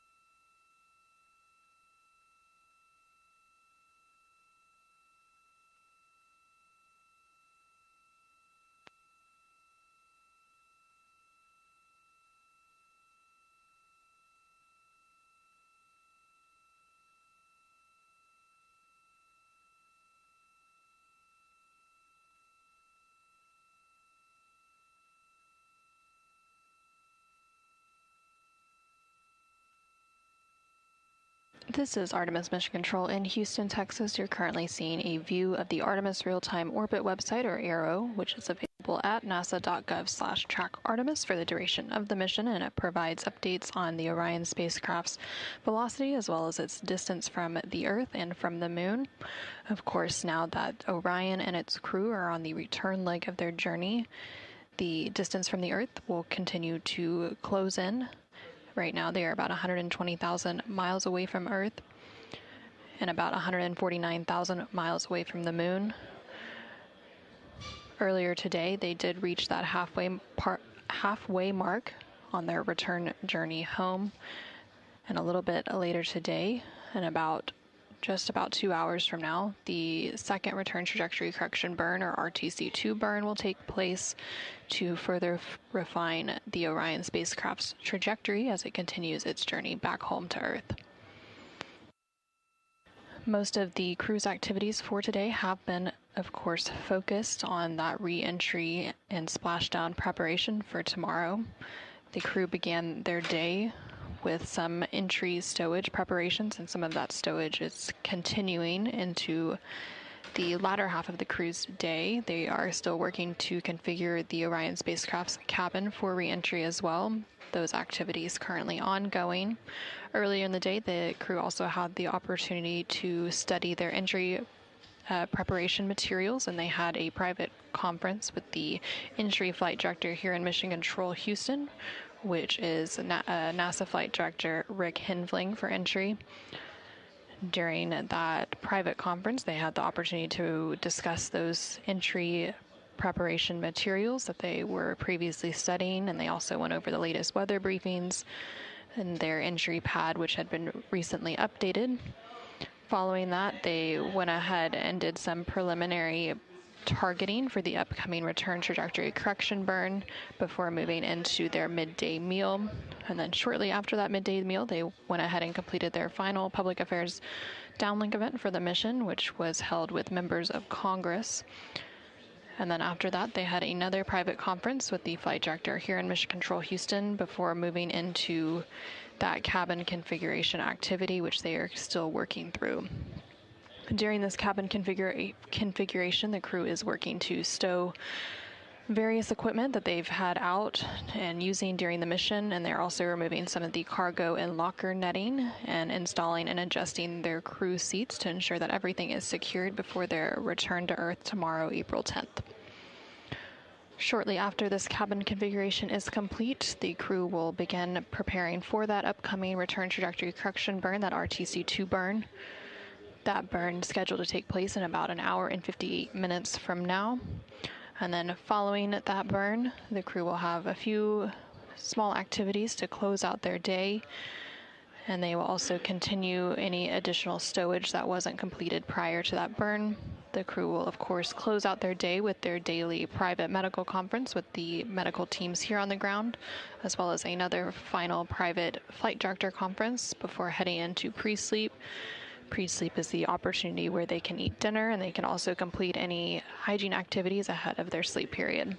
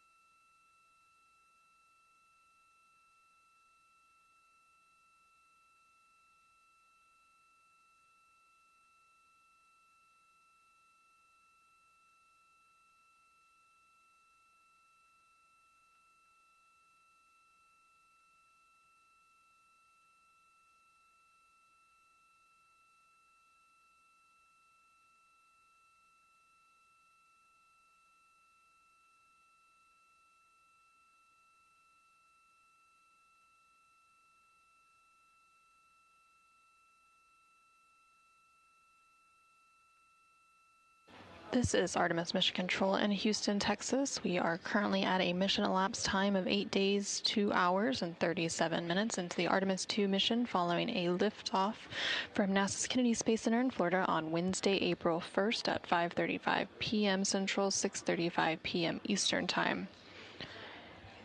The crew is currently continuing to work through some cabin configuration activities in preparation for re-entry, which will take place tomorrow, April 10th.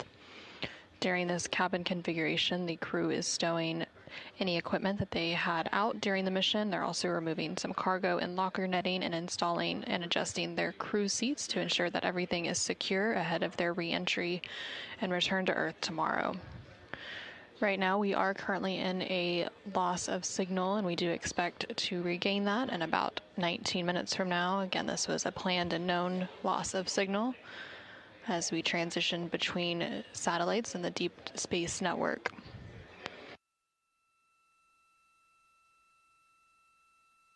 Looking ahead to re-entry tomorrow, there will be a final return trajectory correction burn. This will be the third and final of those trio of burns, about 5 hours before entry interface.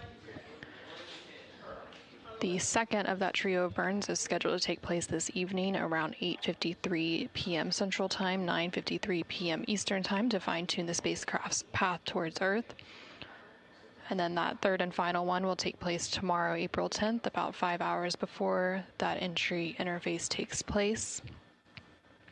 During the re-entry process, the service module of the Orion spacecraft will separate around 6:33 p.m. Central Time, 7:33 p.m. Eastern Time, about 20 minutes before Orion reaches the upper atmosphere southeast of Hawaii.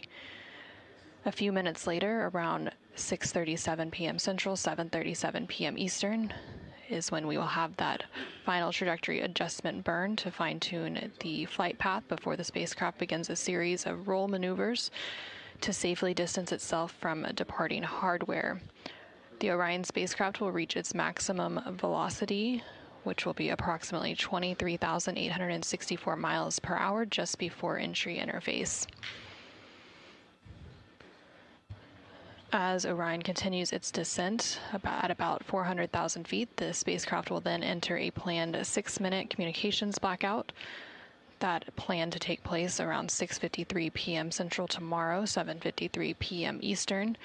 And this is due to plasma buildup around the capsule during peak heating of re-entry.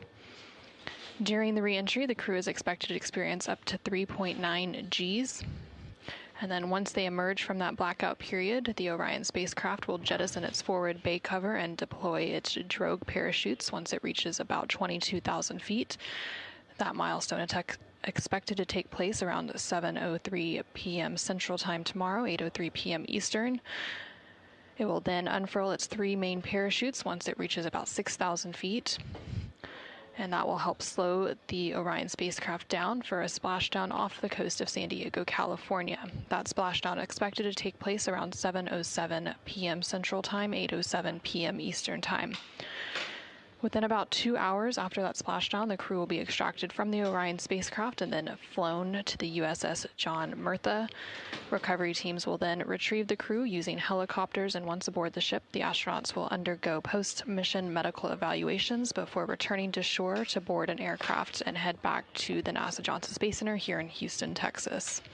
Again, all of that coming up tomorrow on Friday, April 10th, as the Artemis II crew prepares to complete their mission around the moon and back.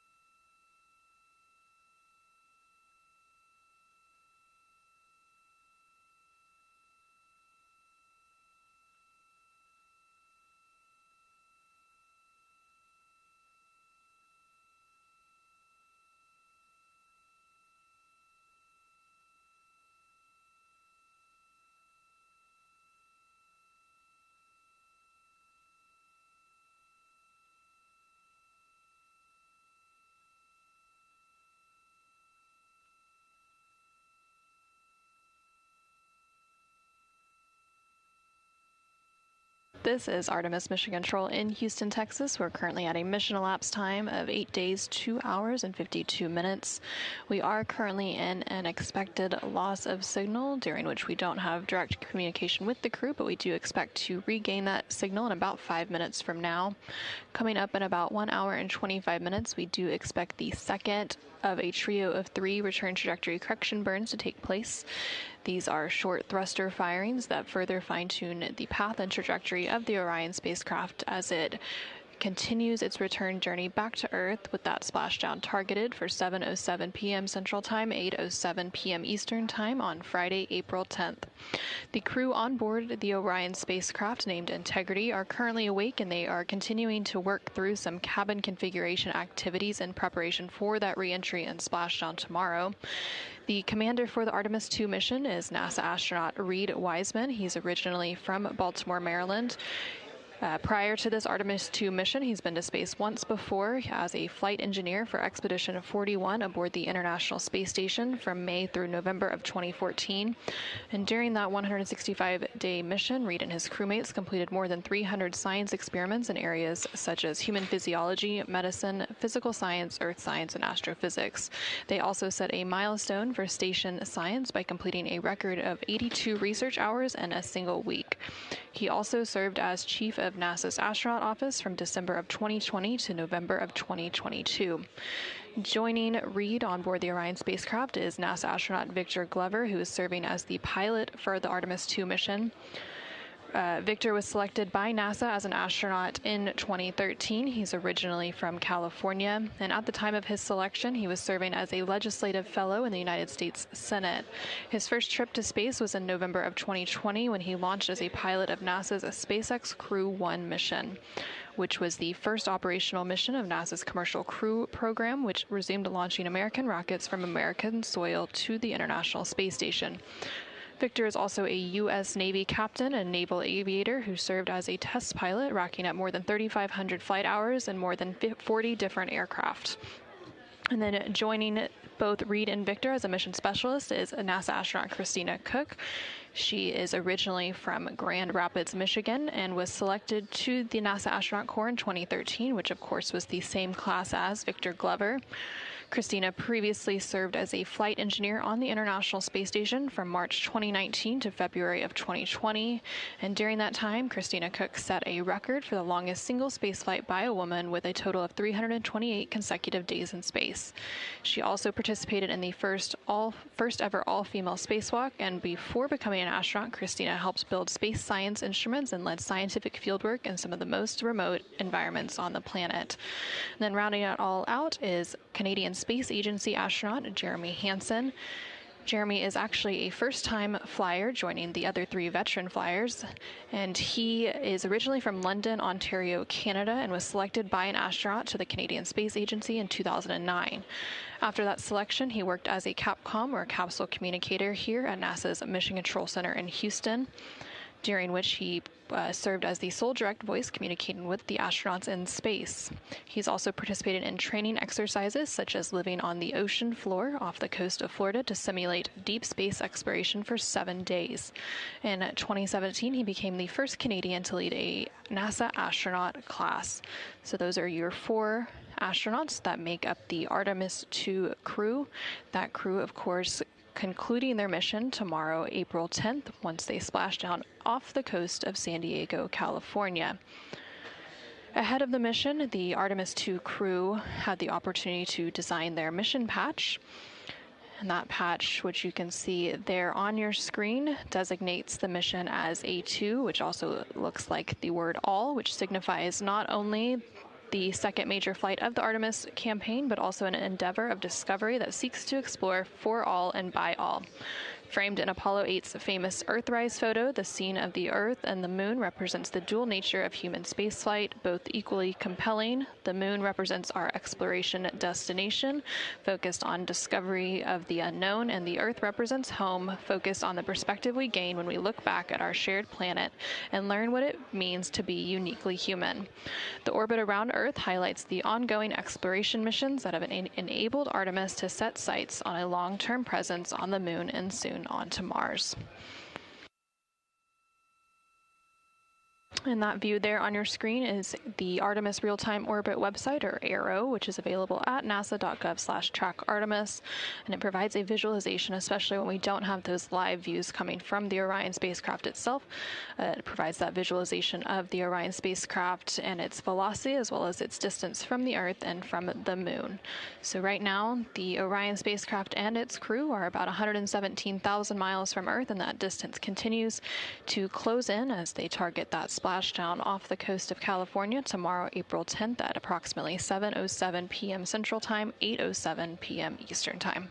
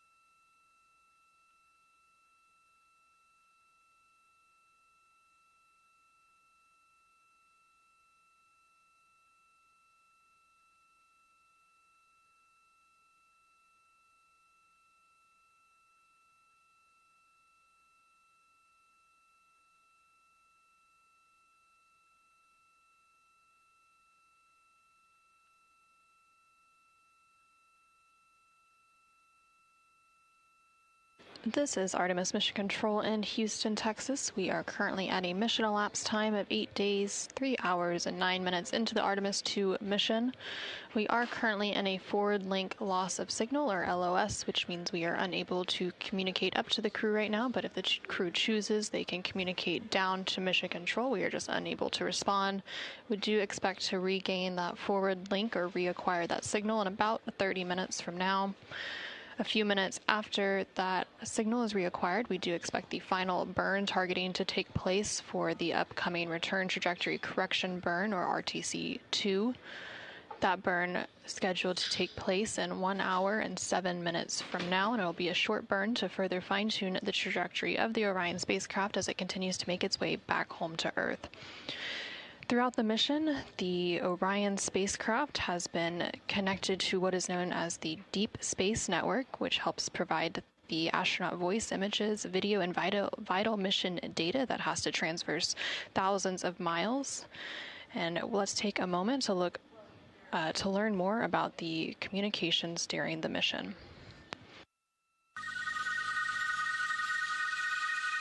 NASA's Artemis II will send 4 astronauts around the moon, preparing humanity for a long-term lunar presence and future journeys to Mars. Enabling communication and navigation for this test flight are NASA's Near Space Network and Deep Space Network.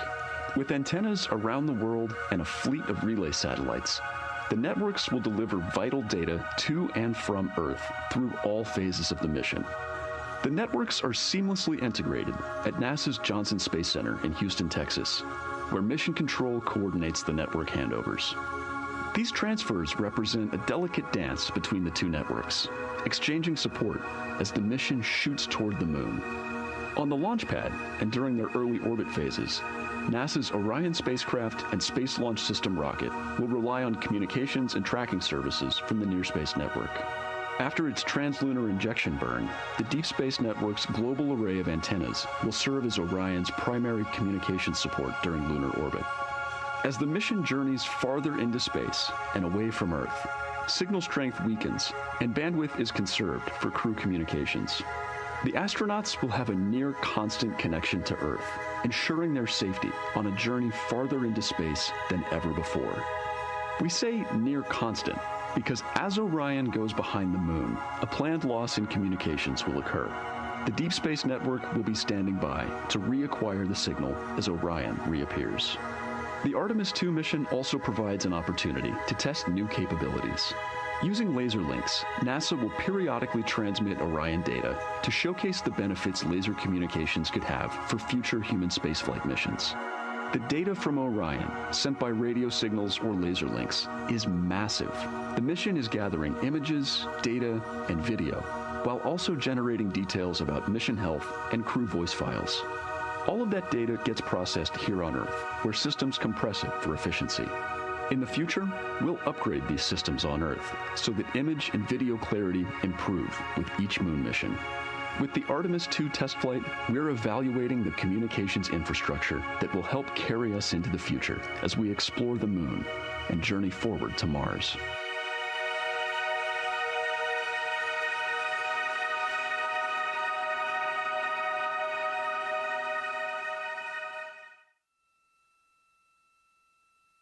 This is Artemis Mission Control. You're once again seeing a view of the Artemis Real-Time Orbit website, or ARO, which provides updates on the Orion spacecraft's velocity as well as its distance from Earth and to the moon, especially when we don't have those live views coming from the Orion spacecraft itself.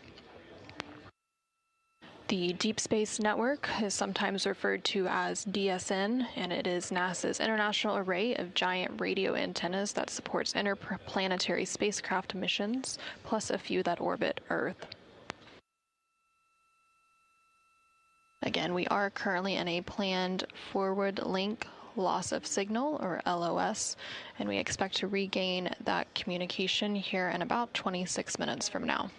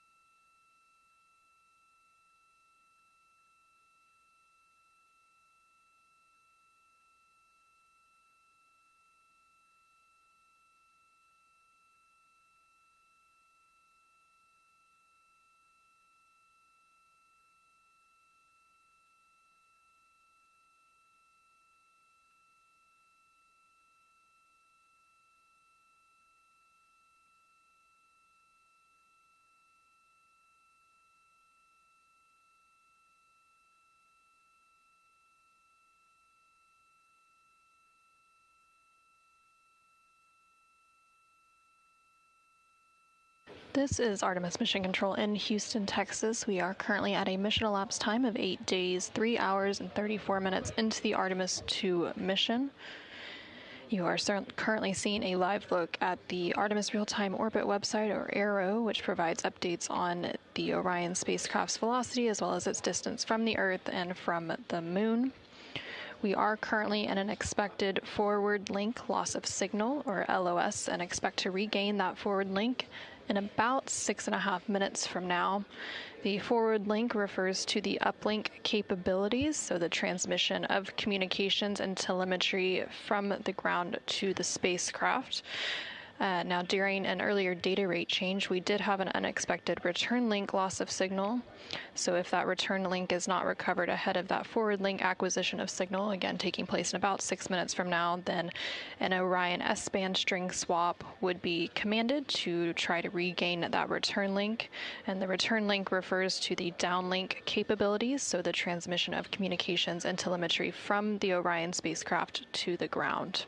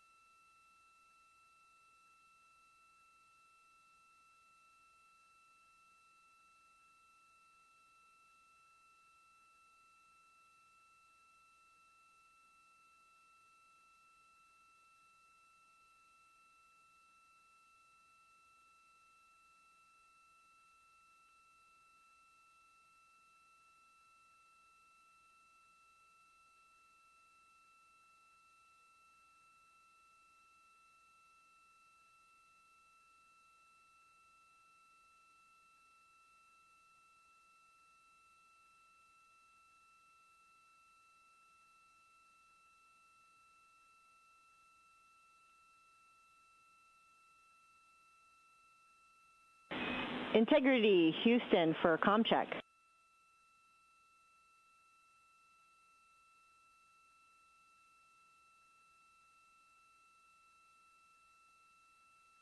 Amy, Integrity has you loud and clear. Good afternoon, Christina. I have you loud and clear as well. Just a heads up that we did lose the return link sooner than we expected, but we have regained good forward and return. We're glad to be back in comm with you.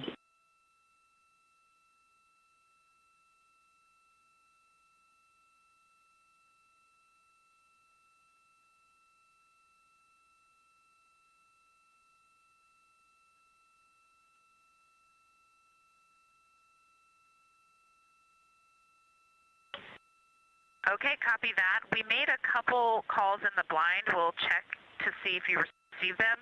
One was about the docking hatch, and one was about a food bob. Did you get either of those? Negative. Please repeat them.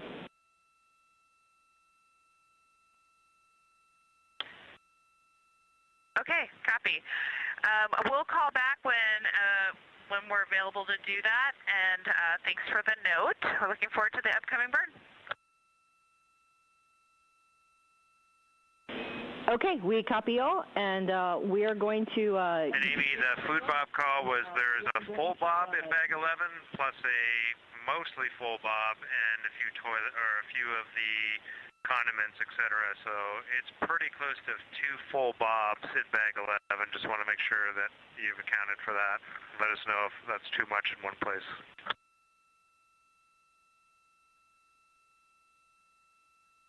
Thanks for the report, Jeremy, and we're good with that.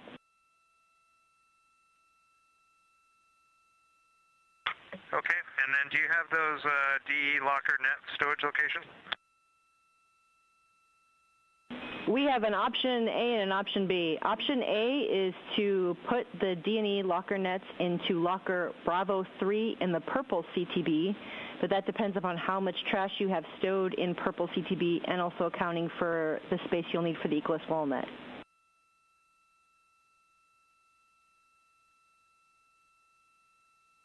Okay, that makes sense. What about option B?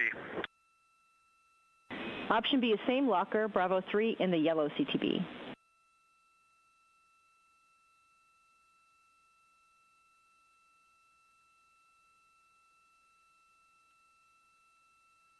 Okay, we'll get those nets in Bravo 3. And do you want to know which bag it's specifically in? Is that important for you?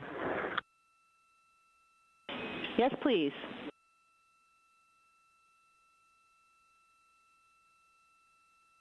Okay, we'll aim for purple. I'm sure they'll fit now, and then something else might not fit later, so we'll put them in purple for now. Copy, aiming for purple.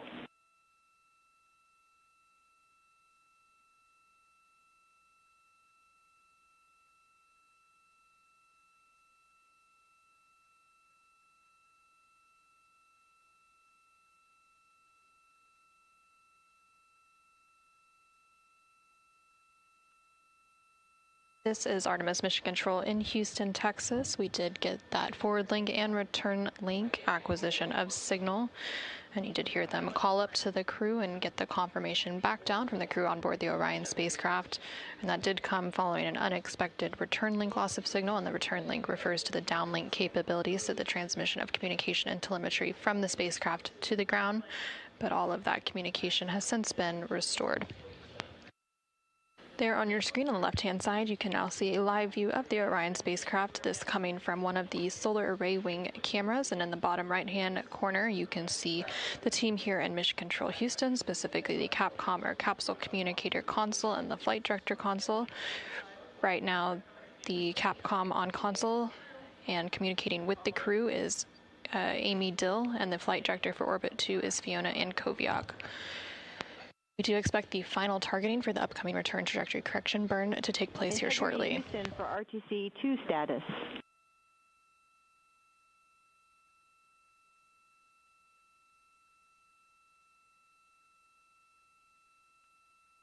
Go ahead. During the long LOS, there were a few items that we were working that are nominal for RTC2. First, X-flange heaters are on and prop avionics are configured. SM prop helium isolation valves are configured and the starfield maneuvers are complete.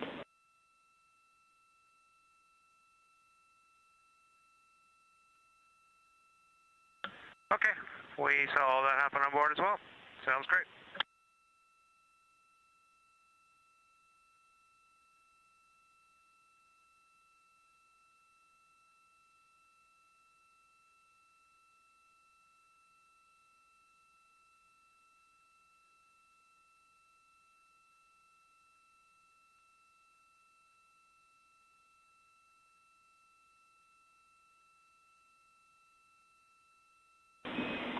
Integrity Houston, confirmed TLT and orb guide converged. Houston is assessing the onboard solution.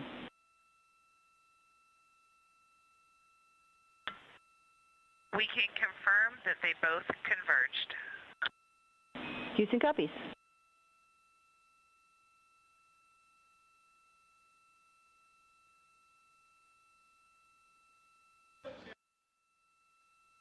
This is Artemis Mission Control in Houston, Texas. The final targeting for the upcoming return trajectory correction burn, or RTC2 burn, has been completed, and we do expect that RTC burn to take place in about 29 minutes from now. As of right now, it's expected to be a 5.37 foot per second delta velocity burn and approximately a 9-second burn. This will be using the 8 auxiliary PulseX thrusters on the Orion spacecraft.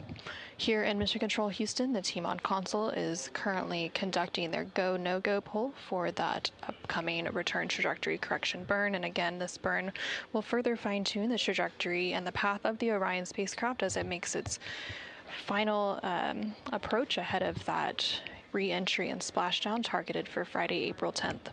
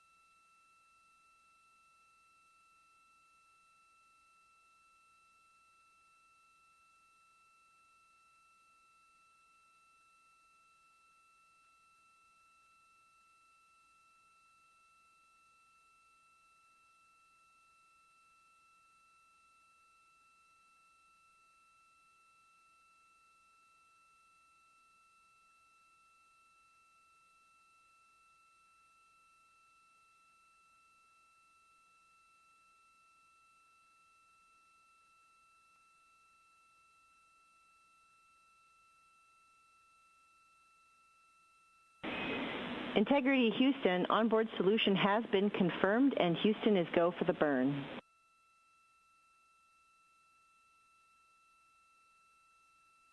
Copy, Houston is go. We're continuing. This is Artemis Mission Control in Houston, Texas. We just heard confirmation that the team here in Mission Control has pulled go for that upcoming return trajectory correction burn, or that RTC-2 burn. That burn is now expected to take place in about 24 minutes from now, and it will be a short thruster firing using those auxiliary thrusters to further fine-tune the spacecraft's path on its return journey back towards Earth.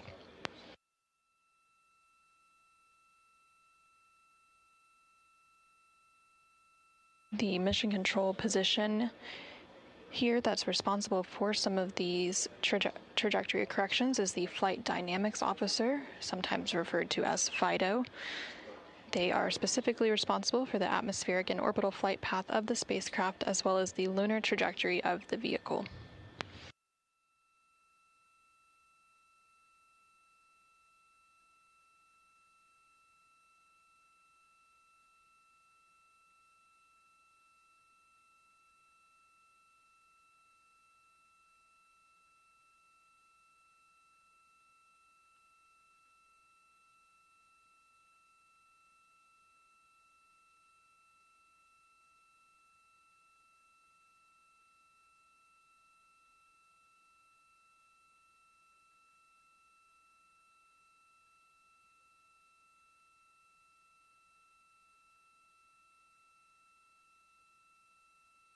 Coming up ahead of the burn, in about 2 minutes, we do expect the solar array wing positions to be moved and confirmed that they are in position for this upcoming burn.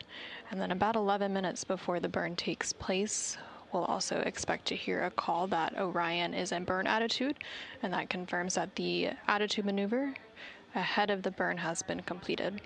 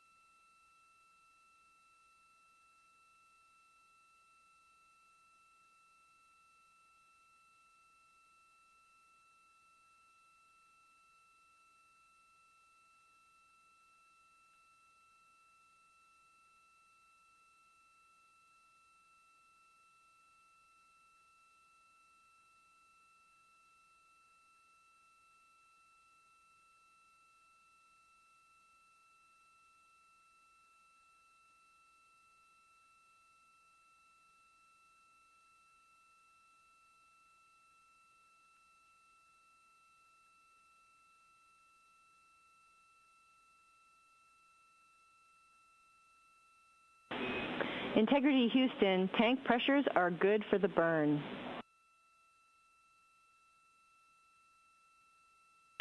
Integrity copies.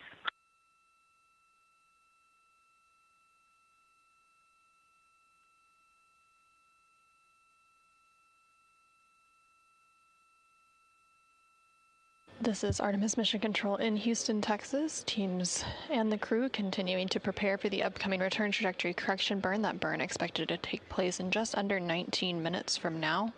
We did just hear confirmation that the prop pressurization tanks are good for the burn. That confirmation coming from the prop here in Mission Control, which is the propulsion officer, and they are responsible for monitoring the vehicle propellants in order to complete these burns required for mission objectives and trajectory purposes. Coming up in about a minute, we should also hear confirmation that the solar arrays are in position for the burn. The Orion spacecraft has 4 solar array wings. Each of those wings is made up of 3 panels, and each panel is approximately 6.5 feet by 6.5 feet, and the total length of each wing is 23 feet long. So these solar array wings do have to be put in position ahead of any burn. These solar array wings are managed by the Mechanical and Power Officer here in Mission Control, which is the MPO, and they're responsible for the electrical power generation, as well as the solar arrays and the ray rotation mechanisms and power distribution systems.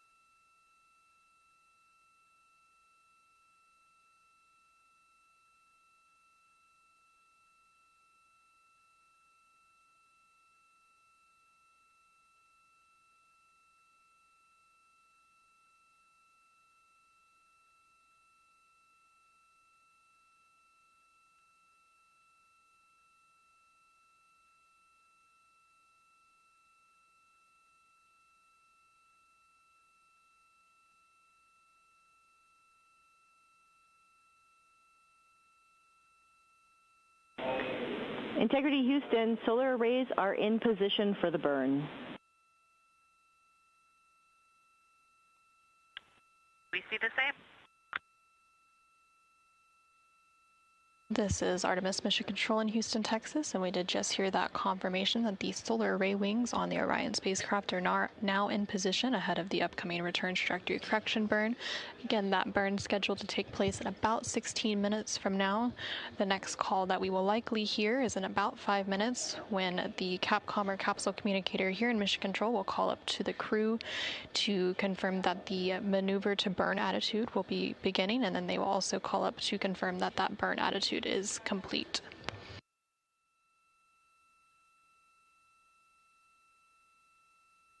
And ahead of that attitude maneuver, the mission control position responsible for those attitude maneuvers is GNC, which stands for Guidance, Navigation, and Control Officer.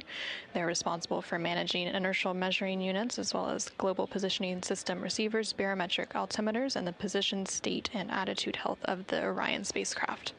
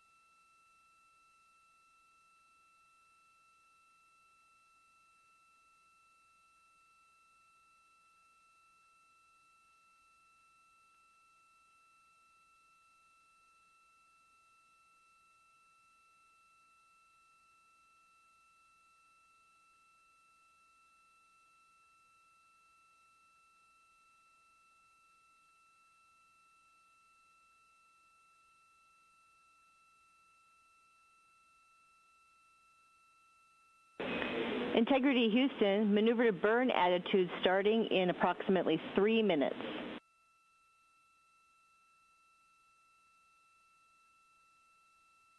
We're expecting the same. Thanks, Amy.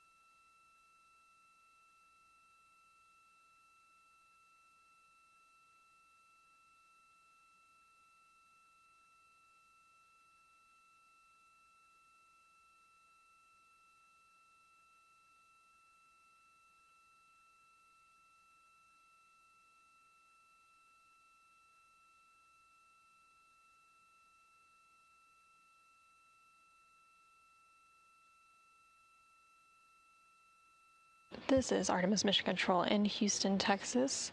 We are currently about 10 minutes away from the start of the Return Trajectory Correction 2 burn, or RTC2.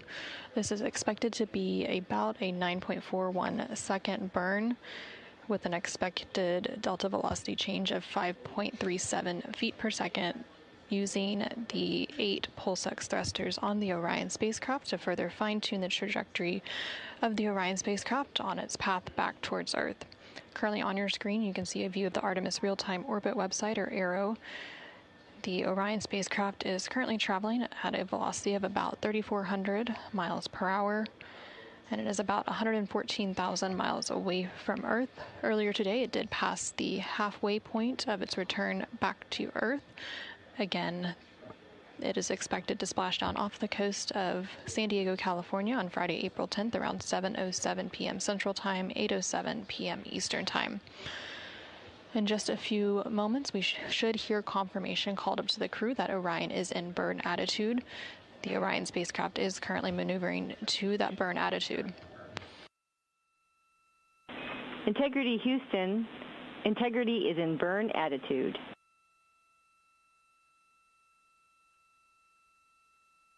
We see the same.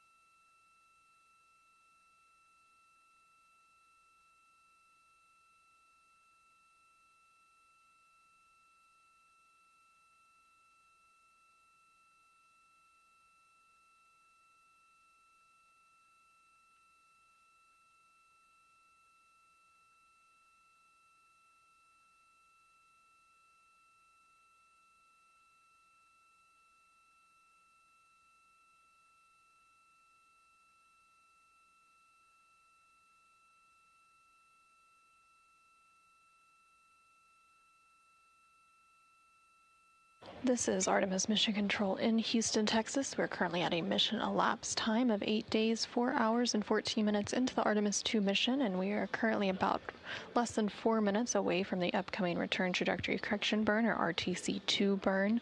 This is the second in a trio of burns for that Return Trajectory Correction. The first RTC burn was completed on flight day 7, and then this burn coming up is the second of those 3 burns, and the final Return Trajectory Correction burn will be completed on flight day 10, about 5 hours prior to entry interface.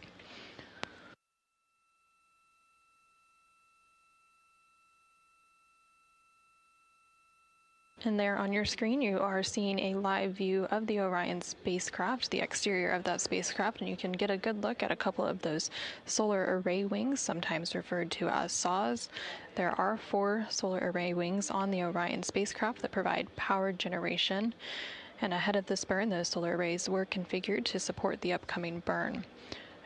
About 10 minutes ago, the Orion spacecraft also completed an attitude maneuver to prepare for the upcoming burn. Following the completion of this Return Trajectory Correction burn, the spacecraft will complete another attitude maneuver to return to the bias tail to sun attitude.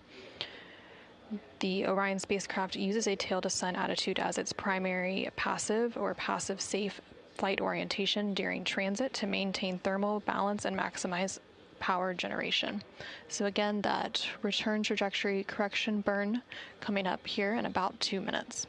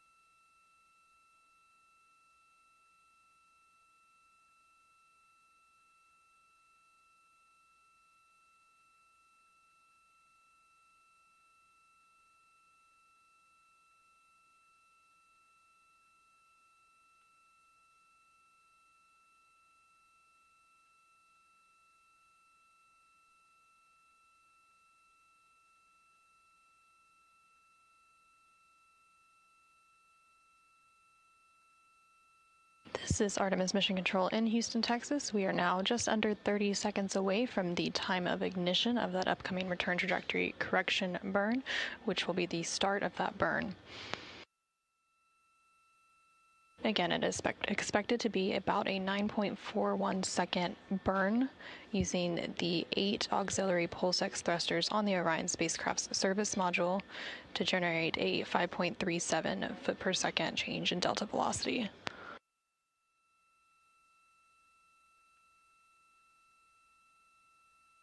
And we do have confirmation that the Return Trajectory Correction burn has started, that taking place at 9:53 p.m. Central Time, 10:53 p.m. Eastern Time. And we also now have confirmation that the burn has completed, again, that taking place at 9:53 p.m. Central Time, 10:53 p.m. Eastern Time.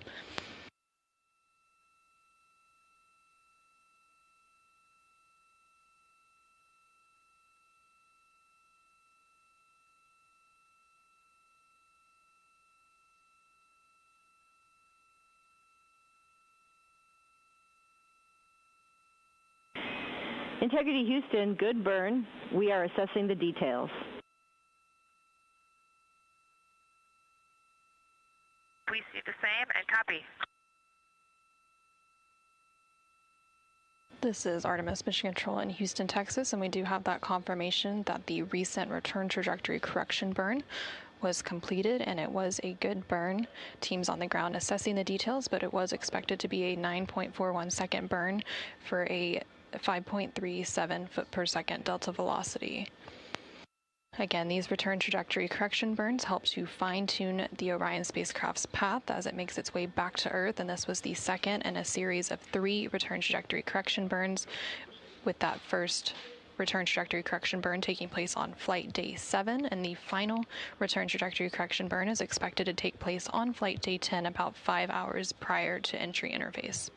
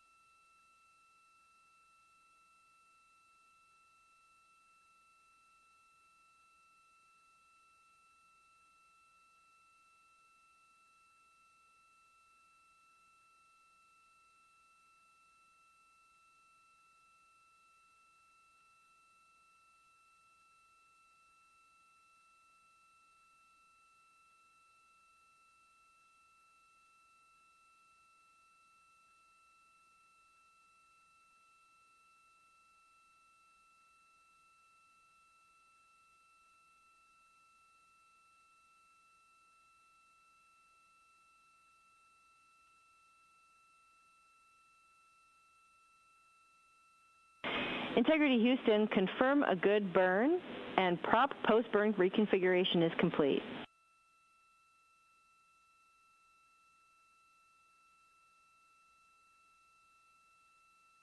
We copy all, and we have a gorgeous view of you out window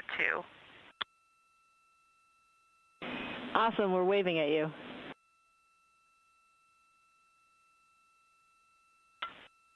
We are too.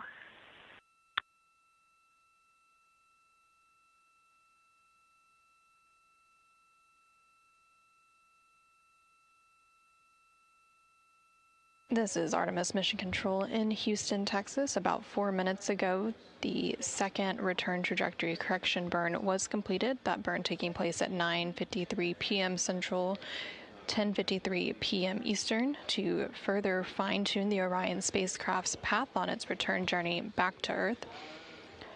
We did get confirmation that it was a good burn. Again, this burn was executed using the 8 auxiliary pulse-X thrusters on the Orion spacecraft's service module. Now that the burn is completed, the Orion spacecraft will conduct another attitude maneuver to return it to the bias tail-to-sun attitude.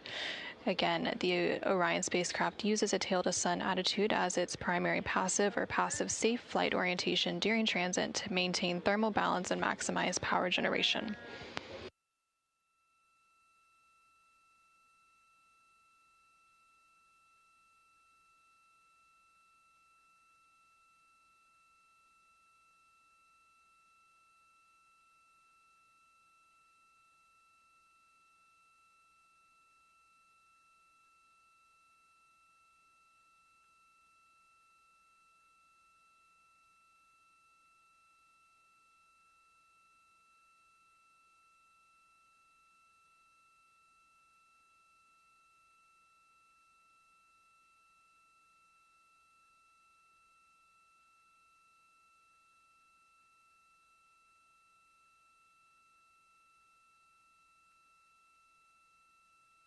This is Artemis Mission Control in Houston, Texas. You're currently seeing a view of the Artemis Real-Time Orbit website, or ARO, which is available at nasa.gov/track-Artemis, and it provides updates on the Orion spacecraft velocity as well as its distance from the Earth and from the Moon. Now the Orion spacecraft and its crew, again on their return leg of their journey, expected to splash down off the coast of San Diego, California tomorrow on April 10th. Now that the return trajectory correction burn 2 is complete, the crew will move into some final activities for their day. They will continue to complete some cabin configurations to prepare for tomorrow's re-entry. And then also on the timeline, NASA astronaut Christina Koch and Canadian Space Agency astronaut Jeremy Hansen will complete an off-nominal waste management system developmental flight test objective, during which they will perform a fit check of the system before putting on their Orion Crew Survival System, or OCS suits.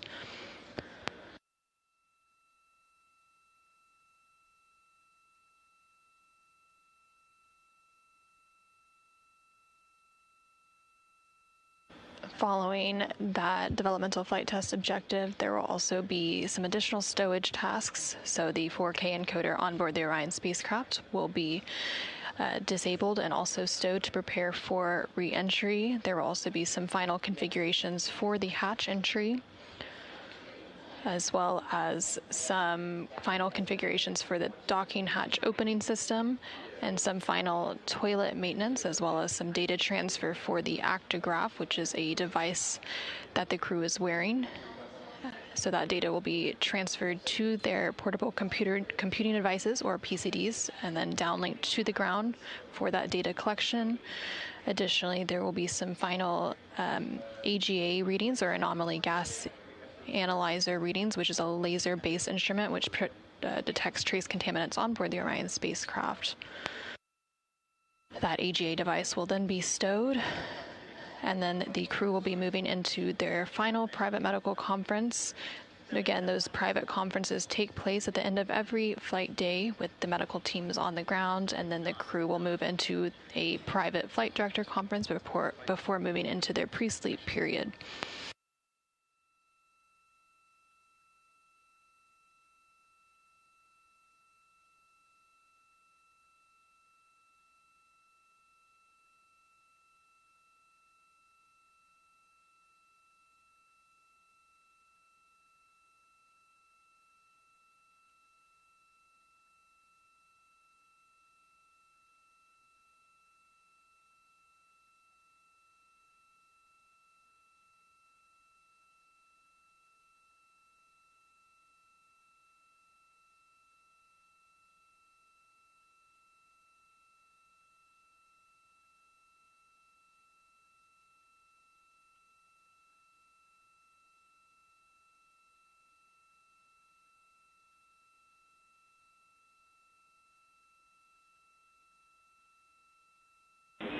Integrity Houston for Delta to ONWMS DFTO procedure.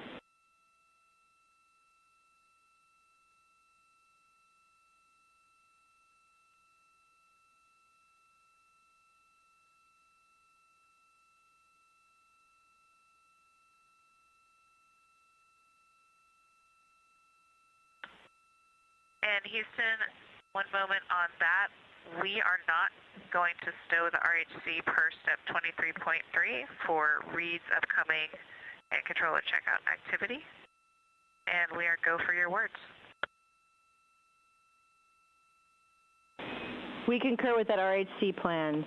So Christina, for you and Jeremy, in step 1.1.2, do not don the adhesive materials or the barrier cream.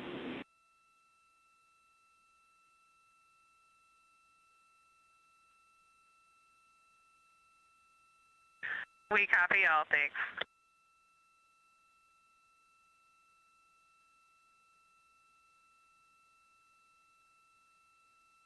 This is Artemis Mission Control in Houston, Texas. That call coming to the crew on board the Orion spacecraft, specifically NASA astronaut Christina Koch, in regards to some upcoming steps related to their off-nominal waste management system developmental flight test objective, during which NASA astronaut Christina Cook and Canadian Space Agency astronaut Jeremy Hansen are going to be performing a fit check of the off-nominal waste management system prior to donning their Orange Orion crew survival system suits. There's also a call made regarding an RHC, which stands for rotational hand controller.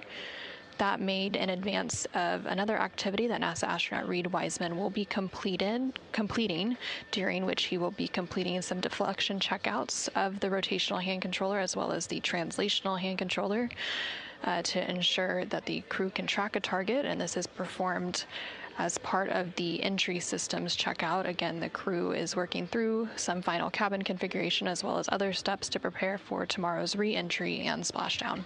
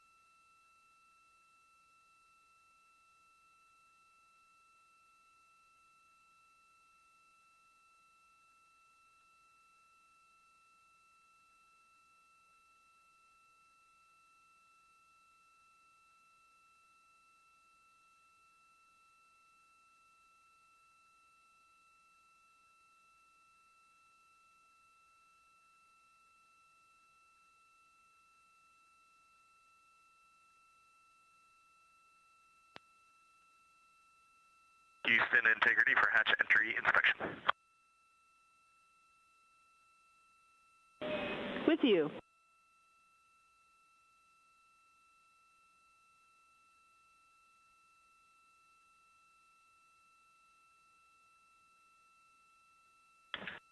Okay, Amy, on the docking hatch, the fabric hinges, I see the two fabric hinges. One is by dog 3 and one is by dog 4.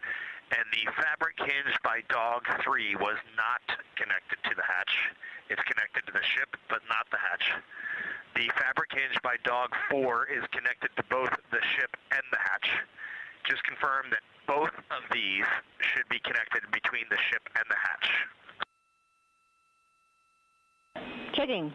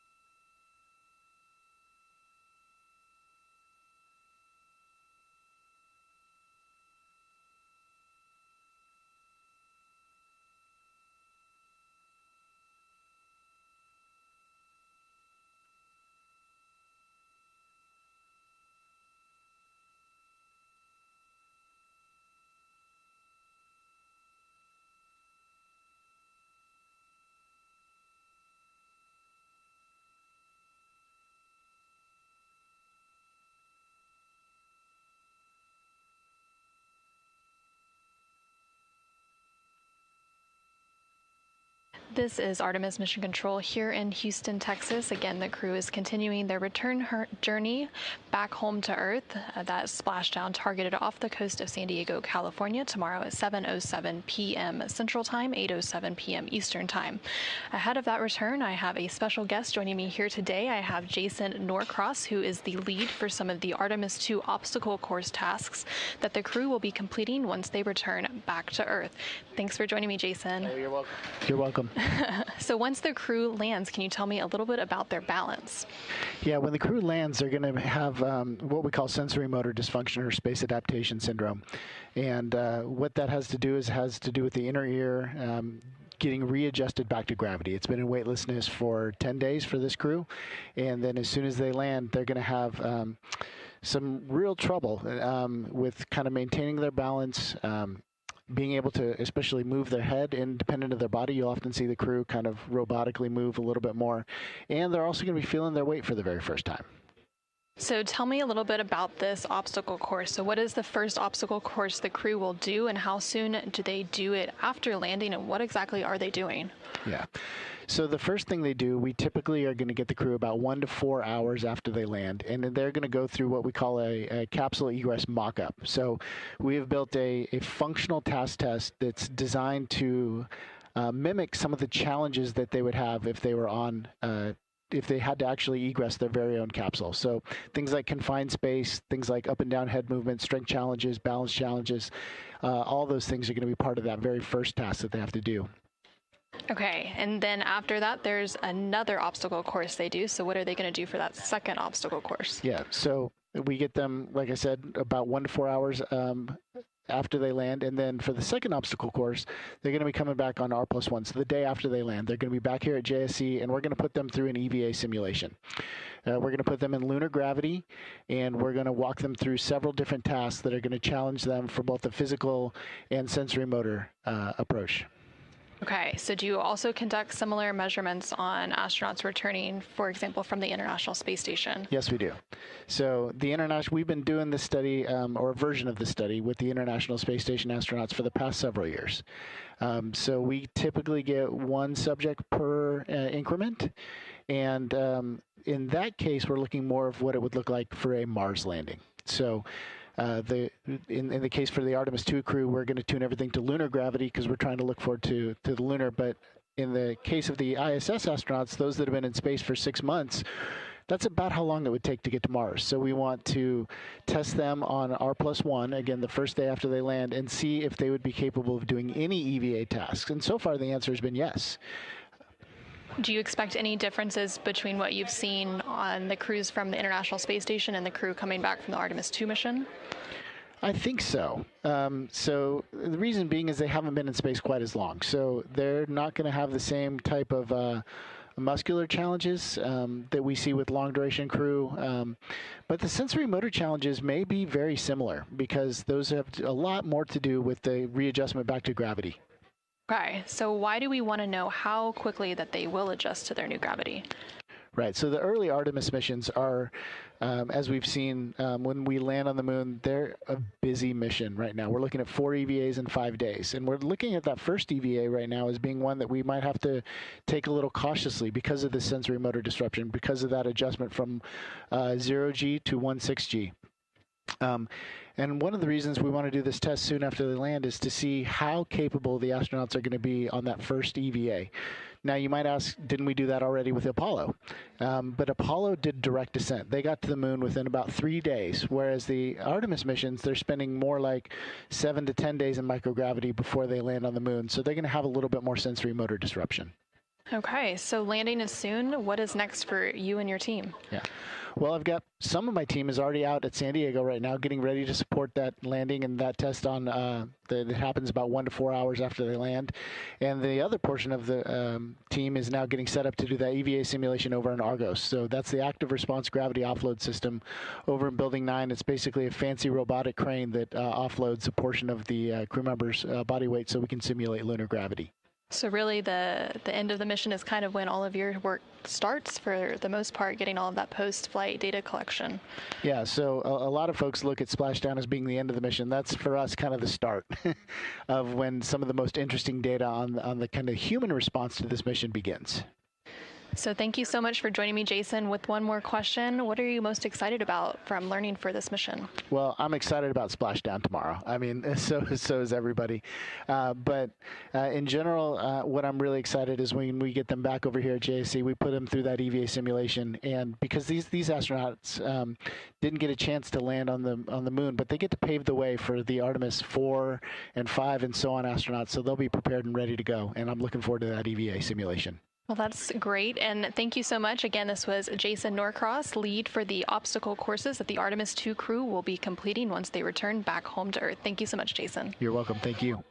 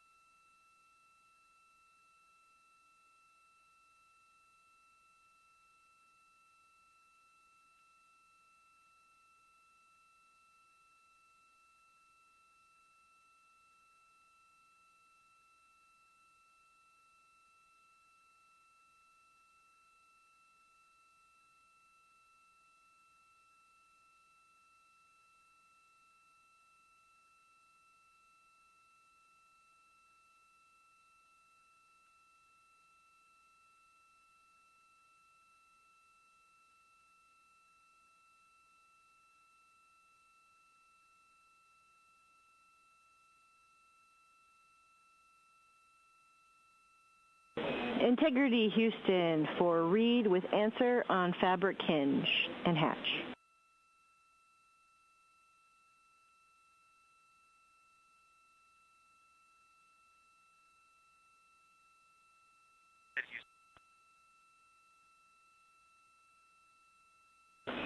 And you're coming in a little bit low. Hopefully you can hear me fine. So the fabric hinge on the docking hatch should be attached to both the hatch and the ship. And we're interested for the fabric hinge that was not connected to the hatch near Dog 3. Was it not connected to the carabiner? We'll take words on what wasn't connected.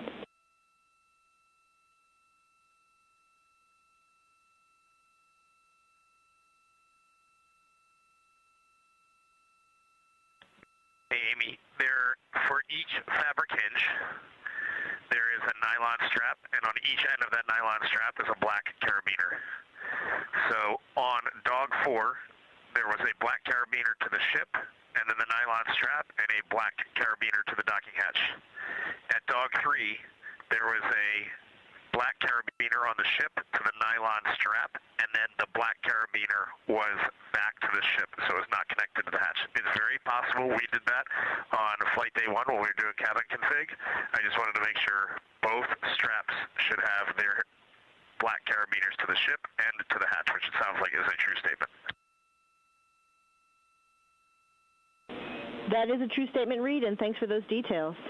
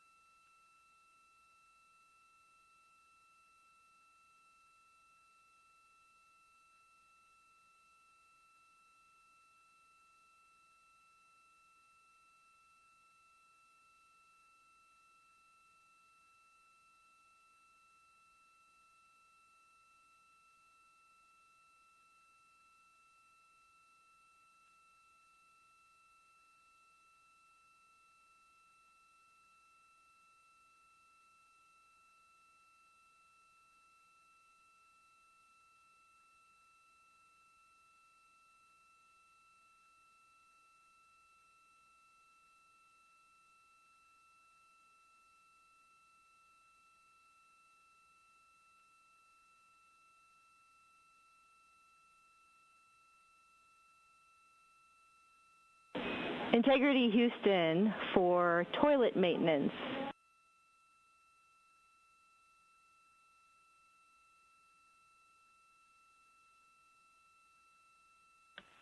Go ahead.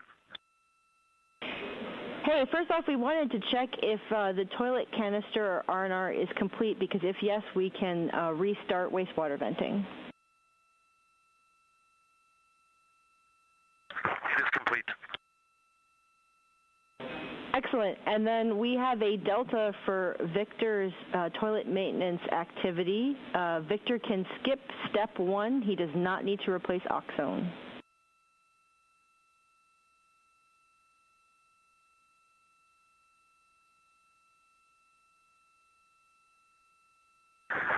Okay, that's a bit of a surprise to us. We asked that question yesterday, so we did have to change it. So if we do not have to change it, we will go ahead and stow the oxone that we had time stowed. Copy all. Yeah, we'd had some significant discussion about that down here. In the end, we want to preserve the system in its current state to better understand post-flight how the system was with regards to the slow wastewater vents.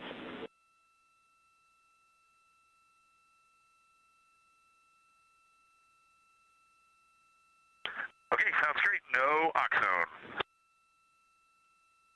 Thank you.